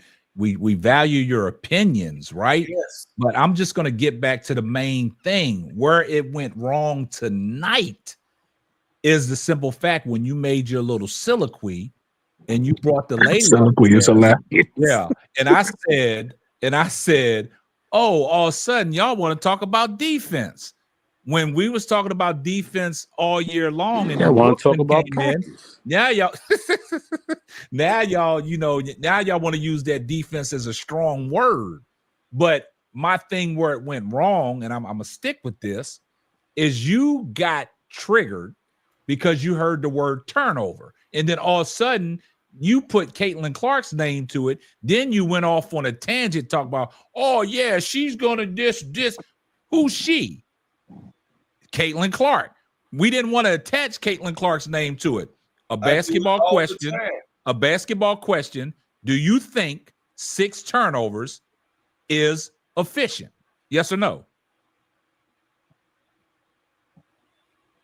That question is to me? Yeah. Bro, I answered this a million times. I'm not going back. Just say yes or no. No, I'm not. I answered this a million times. I'm not going back, KSL. But the way you answered it, because you got this. If you can't hear me tell you that 6 turnovers is bad, then the reason you're asking me this again is because you're trolling, bro. No, I'm not trolling. I want you to answer it just a yes or no. I'm not Don't attach nobody's name to it. Okay, so next question. Next question. Feelings, man. He's answered the question multiple times. I answered this question. Next time. Next question. Answer that question. Six turnovers is bad offense. Yeah, it's bad offense. And let me ask you another question, bro. He said that multiple times. Okay. Multiple times, bro. Okay, let me ask you a question. Are you in your feelings right now? See, this is what I'm asking a question. No, keep trolling, because I thought we were talking basketball. This is unproductive. Man, bro, guy, I can't believe you. Thanks, B. Will. Thanks. I can't believe you tonight, man. Hey, I'm gonna get y'all final thoughts. What you got, bro, guy? What's your final thought? Final thoughts? Yeah. Final thoughts. Fever winning it all next year. Aaliyah Boston MVP. That's my final thoughts. And also, I want you to say you owe us an apology. You see how he That dipped man said out? he ducked out like that. See what I'm Nah, saying? bro, He in his gas, feelings, man. bro, Yeah. gas. It's all good, man. Jay Burns, what you got, man? What's your final thoughts, man? My final thoughts is as far as like the original conversation was about Chennedy Carter. Yeah, it was. So my final thoughts is that I don't think Jeff P ever wanted her. I don't think he ever intended on keeping her. I think he's trying to shop around for what he can get for her. Mm-hmm. And if he can't get nothing, he's gonna keep it for one more year. Got you. And as far as Chennedy Carter's like past and history and the narratives, listen, as a youngin, my grandfather always told me, like, yo, your actions are gonna follow you throughout life. Yeah. So even if like a quarter of what is said about her is true, it's gonna follow her throughout her WNBA career. Yeah. So whenever she get a chance to get on the floor and get on the team, she got. It sounds crazy, but she got to be on her best behavior. Because I'm gonna tell you right now, them higher ups in the front office, white, black, no matter what, they only care about the money. Yeah. If you disrupting the team and disrupting the chemistry, and we can't win no championships because you out here mad because you wasn't in the top 25, because that happened. You know what I'm saying? Yeah. You gonna do all that, and we can't keep you. So I think Jeff P really don't want her. He's trying to shop around, and he's trying to see what he can get. And if he can't get it, he gonna keep her. But if he do keep her, she need to show up and show out and show why she need to be on that team and never disrespect it again. Yeah, good point. And as far as the panel, everybody already know. I mess with y'all. I'm out of here. You feel me? I appreciate you, Jay Burns. All right, go ahead, Brooklyn. Oh man, final thoughts, man. Kennedy Carter just misunderstood, man. She's a talent and she's a good person, and she needs to be on the sky. You know what I mean? I don't want to see a sky without her. Obviously, it's a business, so if it is a sky without her next year, I do see what they can do to replace. Like for instance, and I don't want this to happen because I want Kennedy Carter back. Let's be clear. Yeah. But if there's no Kennedy Carter, I could see a world where we draft Olivia Mouse and a Tahina. This should make Bro Claude happy, and a Tahina Pow Pow to play that too. You know what I mean? But if Kennedy Carter is there, then I don't want Olivia and Tahina. I want one or the other. If we missed out on Olivia, that's how that go. But I'm expecting Kennedy back. So, man, Brooklyn, why'd you bring up Pow Pow? Why'd you hold on, Bro Claude. We'll get to you. Look at him putting the honey. Yeah. Look at him rubbing the honey. Oh, he's rubbing it, juicing it up. He's lathering it up. He's lathering it up. But nah, I will say this, man. We was talking about Kennedy the whole night. We actually was talking about Kennedy the whole night. But what happens is you got that one deflector. Hold up. What you mean I kicked you off the panel? Yeah, I want to say that Lakeisha too. Tony said I kicked her off. How did I kick her off the panel? Hey, Lakeisha, you was causing confusion with that post you put in the chat, by the way, earlier. But this is what I want to say. I just want people to just take the faces away. Yeah, exactly. That's all I'm saying. Let me say this though. But this, we was talking about Chennedy Carter, right? And then you had the deflector coming, the Cuban deflector come in here and asked about the point guard, right? Because the replacement of Chennedy Carter. And then you talk about exceptional offense. And then somebody just mentioned turnovers. And where we flew off the handle and got sidetracked was the fact that what did he do? He attached Caitlin Clark's name to that whole story. And then that's where we was at. And then he dropped off the panel. And he dropped off the panel. Exceptionally fast. Exactly. Stop, Brooklyn. Stop, man. See, you ain't making it no better, man. And see, he ain't even in the chat no more. See, he logged off, man. But that's what happened, though. But, I respect Bro Gad. You know what I'm saying? He brings a different, entity to the panel. But at the same time people got to stop that, man. This is basketball. And now that I'm gonna give Tony, if she's in the chat somewhere, I'm gonna give her a clear definition of the word narrative. Now the narrative is Caitlin Clark turns the ball over, right? So anytime somebody say anything about turnovers, whose name's attached to it? Caitlin Clark. And that triggered Bro Gad, and he I don't know. But go ahead. That's Go ahead, actually B. not what- Go ahead. that's not actually what initially triggered him. What triggered him, B. Will? What triggered him initially was you when you said, "Oh, all of a sudden now we talking about point guards That's and my defense is important." Don't right? put me in that, B. Will.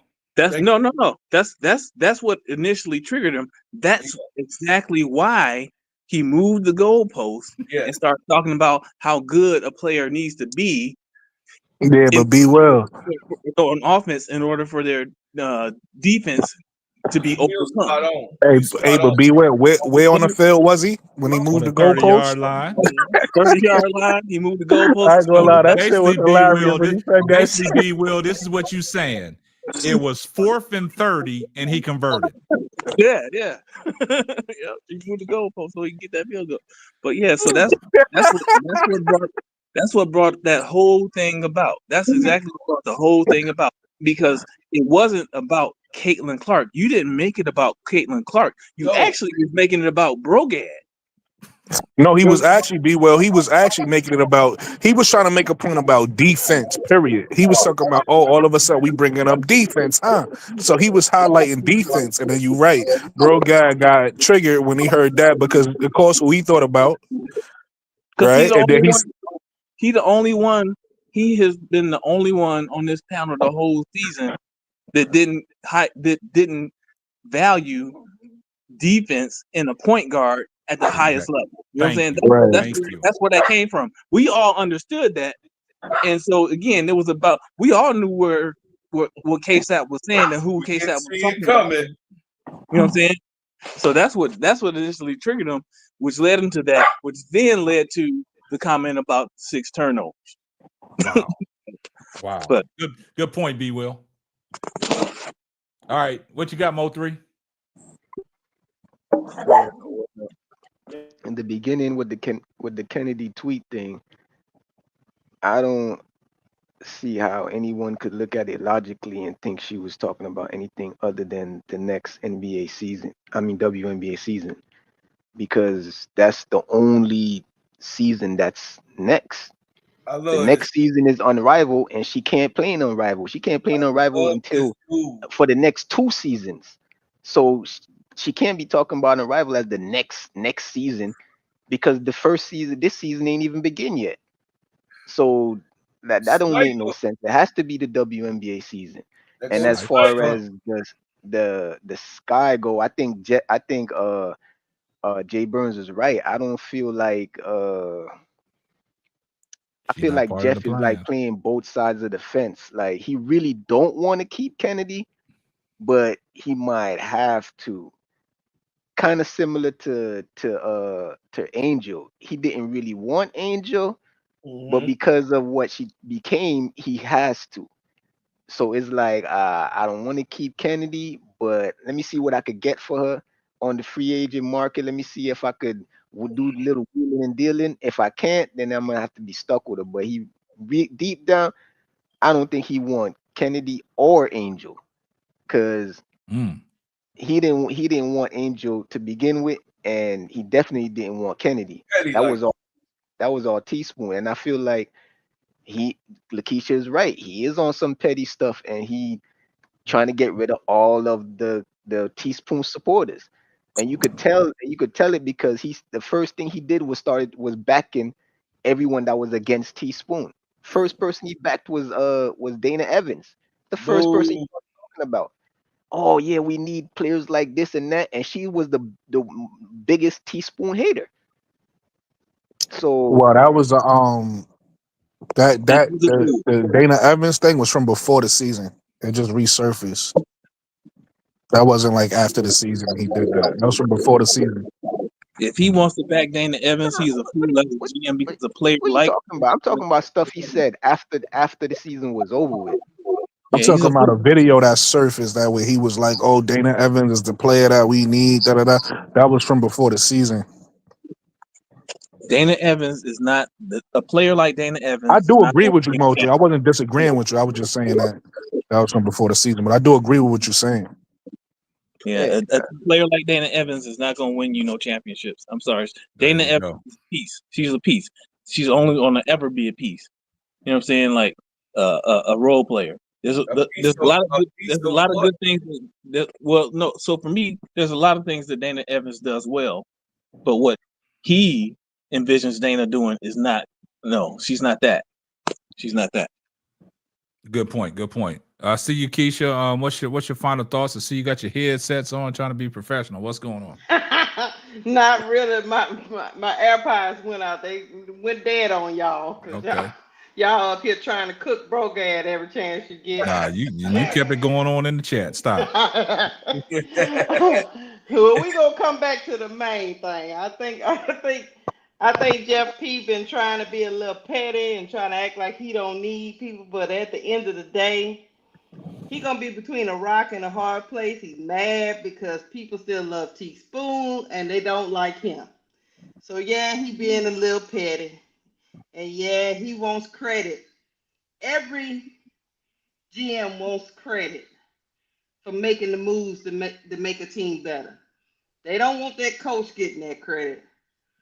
He's starting to remind me a little bit of I ain't gonna say this gonna be that he getting that little Jerry Jones type feel to him. Ew, no. So I think Chennedy Carter is probably gonna be back, because the reason why I say she's probably gonna be back because I think she wants to be back. It'll be beneficial to her to put together a full season, right? Mm-hmm. And stay with the Chicago Sky. Mm-hmm. And then when the new CBA comes out, she will have, if she has a good season next season, she will have all kind of she can name her price to Yeah, she gonna have teams. leverage. She's gonna have leverage. So I don't think it would be good for her to leave at this point. I think she should come, let them call her, whatever they got to do, and come put it down this season. And then she's gonna have Chicago Sky begging to keep her. That's a good point. Just 1 second. Here comes the money.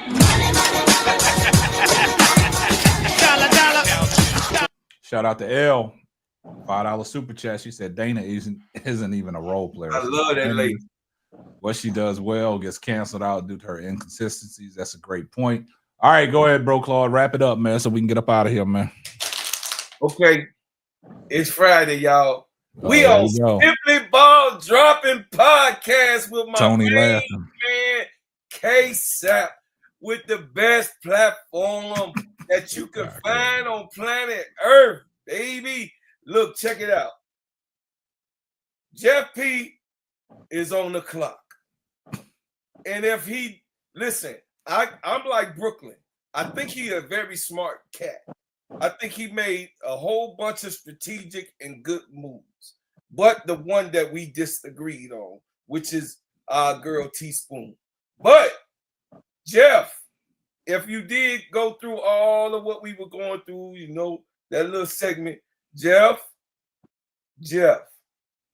Chennedy Carter is the main piece that you need to keep in the NBA, in the league, on this team. Chennedy Carter is one of the main pieces of scoring, more development. Her ceiling is still high of what she can do. We saw her do them clutch threes. We want to see more of that. We saw her do the jelly roll. We want to see more of that. We've seen her do the shaking back at the Island Ivo. We want to see more of that. It's excitement that you want to come to that stadium. So, Jeff P., you on the clock to get us what we need, develop the players that you need, Tyler Marsh, and go ahead and let's go ahead and close out and get back into the damn playoffs and do the damn thing. That's the main thing. Hey, man, I appreciate Hey, hold that. on. Before we close out, bro, Carl, let me piggyback off something you said. The stars came out to see Angel, but when they came out, they left excited watching Chennedy Carter, to your point. Yeah. Oh, yeah. Man, that's a great point, man. Look, I'm not going to let y'all talk no more because I ain't going to let y'all extend the show. We going to get up out of here. It's Friday night, 6 p.m. What's that? What Gorilla say? What she say? It's Friday night. What she say? I don't know. But yeah, but nah, great show, guys. 95 degrees. Yeah, Keisha, it's about 95 degrees in here in Texas, though. Yeah. 31 degrees in Chicago, y'all. Yeah, y'all snowing out there. But hey, great show, great panel. Appreciate all the love, man. Appreciate everybody in the chat, man, that held it down. It got kind of testy, man. If you out there, bro, Gad, man, we love you, man. We love you, bro, Gad. We love you, bro, Gad. Love you, bro, Gad. But you know what they say, man. You know, it's sometimes, man, you know, it gets heated, man. And I'm like, B Will know how to keep his composure, though. Right? When things get a little feisty, I've seen B Will on different channels, and you know, he keeps it even keel. And that's how you're supposed to be when you get in debates like this, and you get topics that are thrown at you that you can learn from. You don't have to get so defensive, right? You don't have to get in your feelings, man. Because one thing that you got to learn, like Brooklyn said, one thing you got to learn about, that's just Brooklyn. You know what I'm saying? Brooklyn is from Brooklyn. You know what I'm saying? And he understands how Brooklyn operates. Brooklyn knows how he operates. But at the same time, when we're talking basketball, there's no reason for nobody to get mad and just leave the panel. Like, I'm going to drop down. I'm like, nah, you ain't dropped down because of that reason. You dropped down because you had your panties in a bunch, right? That's right. And you got in your feelings. And I didn't like that. Tonight, I really didn't. You know what I'm saying? But if he feels that way, this is what I would tell him. I've been waiting to say this all year, and I'm going to say it. And this is a good time. Get the stepping. You know what I'm saying? So I mean, hey, if he feels that way, then you know we gotta do that. You ain't no good. But the thing about it is, I want y'all to go back to the other night on the stream. I sat there and took my lumps, right? Yeah. I sat there and took my lumps. I didn't end the stream. No. But I had something for y'all tonight in case y'all got out of line. This is what I was gonna do. Oh, you motherfuckers. Okay. All right. I'm putting cases on all you bitches. That's what I was ready. L wanted to cue me up, and I was ready. Hey, K-Sap, can I give you your flowers real quick? Go ahead, B. Will. Because it got real testy tonight. It was a lot. It got to be a lot. There was a lot of people talking all at the same time, and I just want to say I appreciate you for trying to keep order and restore order. And you did it with muting people as your last resort. So I appreciate that. Yeah, I appreciate that, B. Will. Like I said, it's always been a pleasure ever since you joined the panel, man. And like I said, I've seen you operate on some of these other panels where you keep your composure, right? And that's what I be trying to say.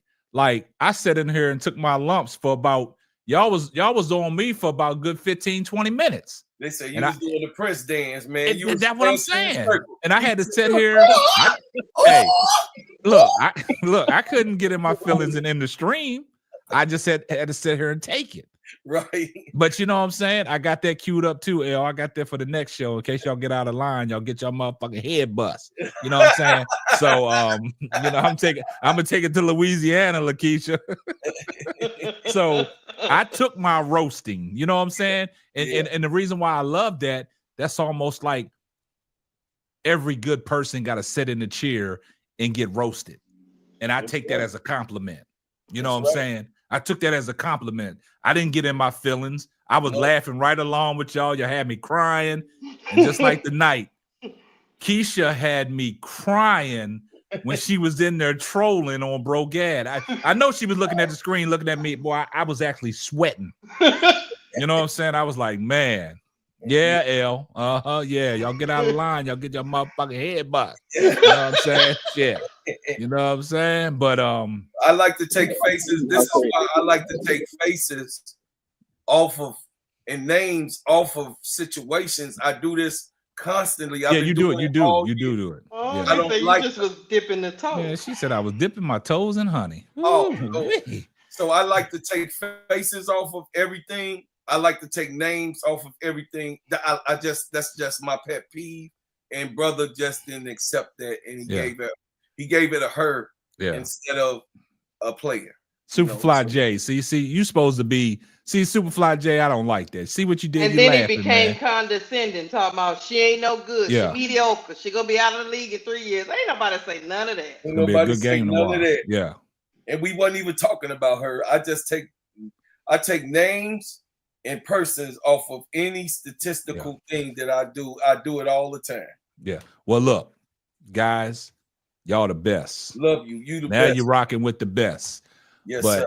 I appreciate you, Keisha. I appreciate you, L, B, Will, Bro Claude, Brooklyn, Brogad, ADP Art Creation. I appreciate Daily Dose of Tea that came on here. Appreciate Tony, the champ.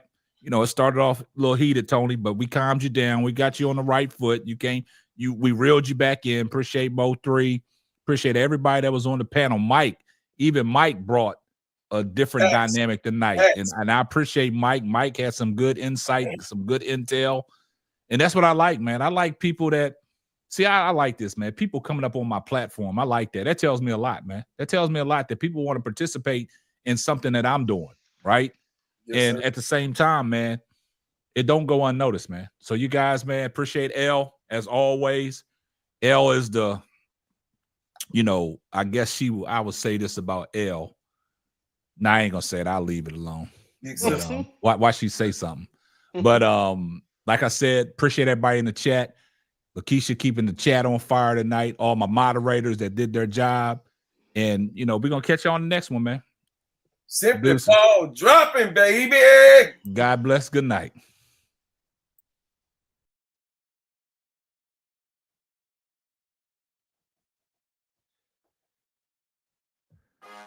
Thanks for listening to the Simply Ball Dropping podcast. Be sure to subscribe, like, and share on all major platforms. That's all, folks.